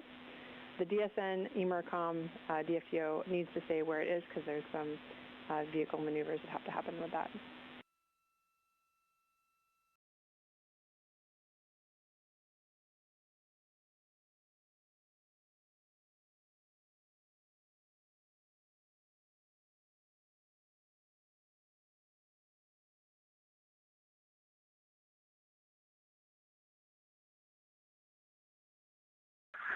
Hey, Chris, let me just make sure. Are you saying we can defer the S-band sat mode DFTO, but do the DSN emercom on time?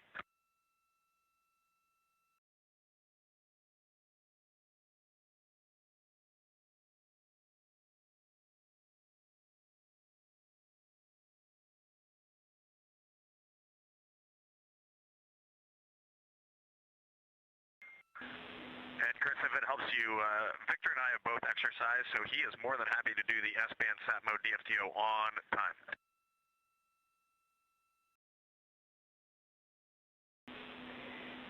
Thanks, Reed. Just talking down here with the team to make sure I got the right words to give you. We'd like that S-band sat mode DFTO to slide 30 minutes to the right for some ground config, but then the emercom DFTO will stay where it is.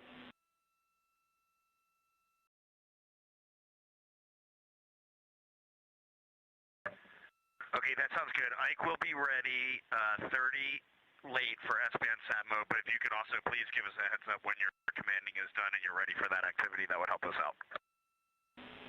Absolutely, Wilco.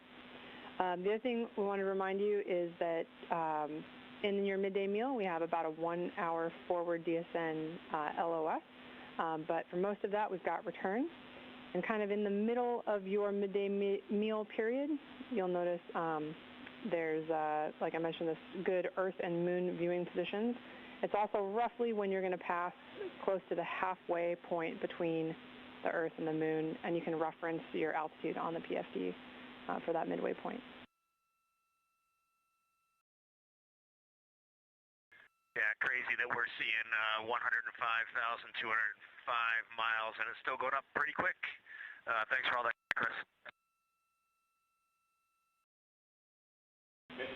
Great. Thank you guys so much. Enjoy your lunch.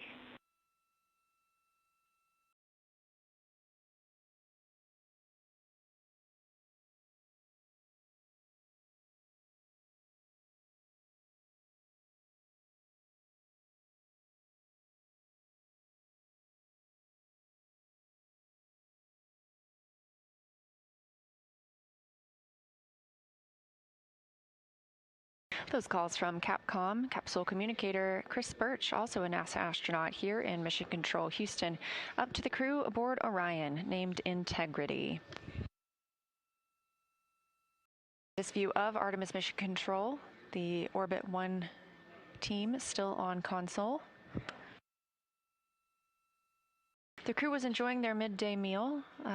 We do not have fresh foods flying on Artemis II. Orion does not have refrigeration or a late load capability prior to launch that we need for fresh foods. So we have shelf-stable foods aboard Orion and rehydratable foods that the crew is used to, having flown on the International Space Station.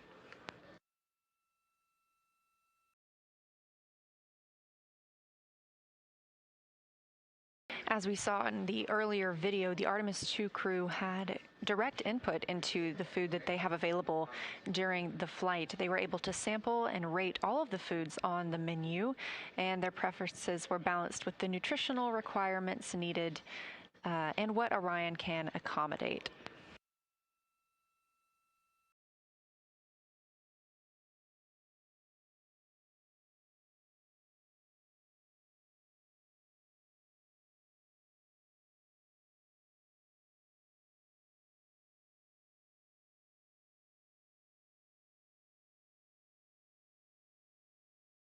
Back with those live views of the Artemis II crew.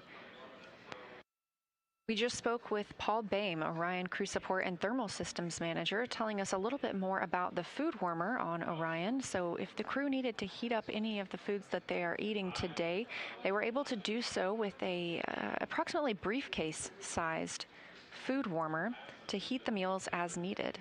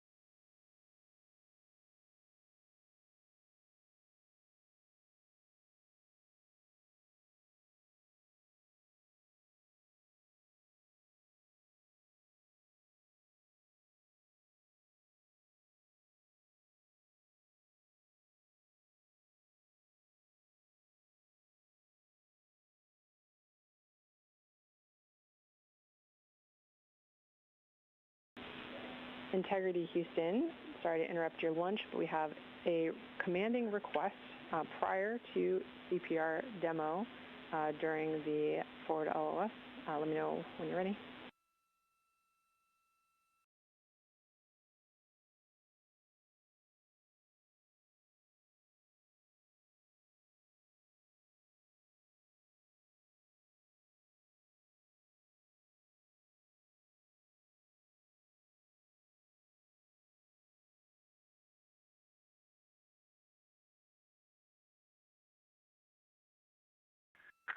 Go ahead, Chris.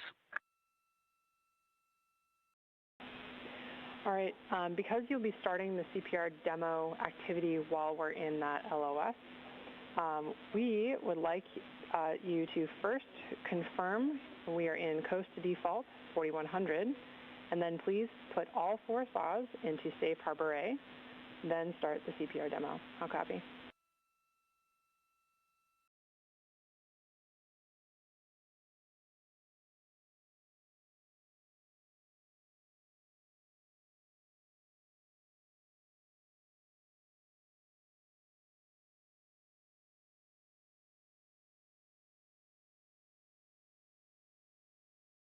Okay, Chris, before starting CPR demo, we will verify coast default 4100, and we will command all 4 saws to Safe Harbor A. Good readback. Thanks so much.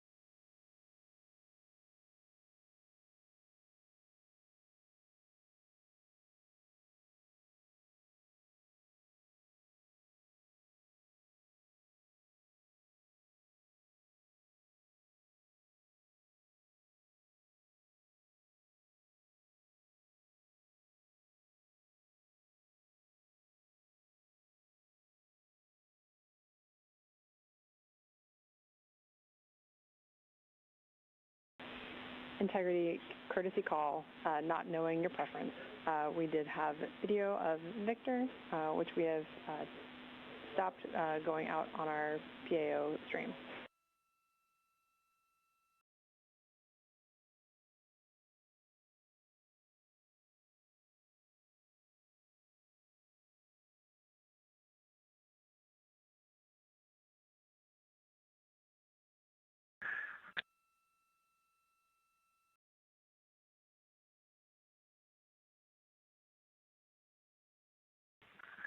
We appreciate that, Chris. We were definitely good with it going out, but we also understand if you want to restrict, no problem either way.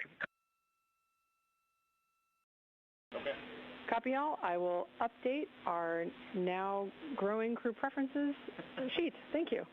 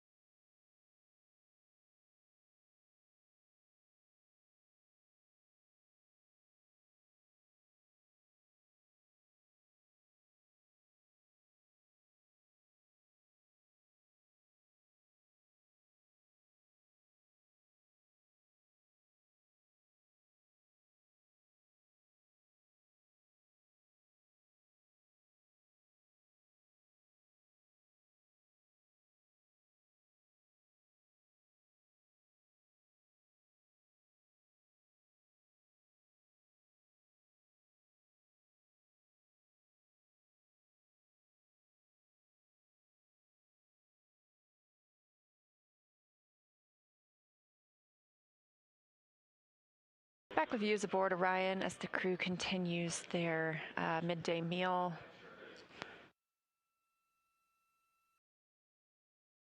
NASA astronaut Victor Glover having completed his exercise. Cleaning up in space. Obviously, we do not have showers aboard the Orion spacecraft.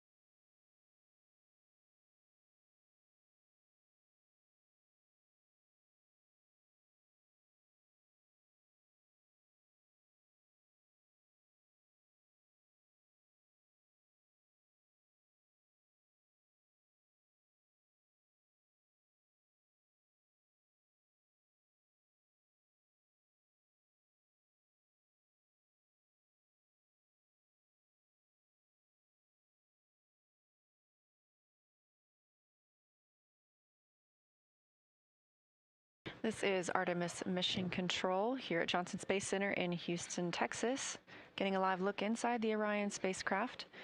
They are still... Integrity, toilet will be available throughout the LOS.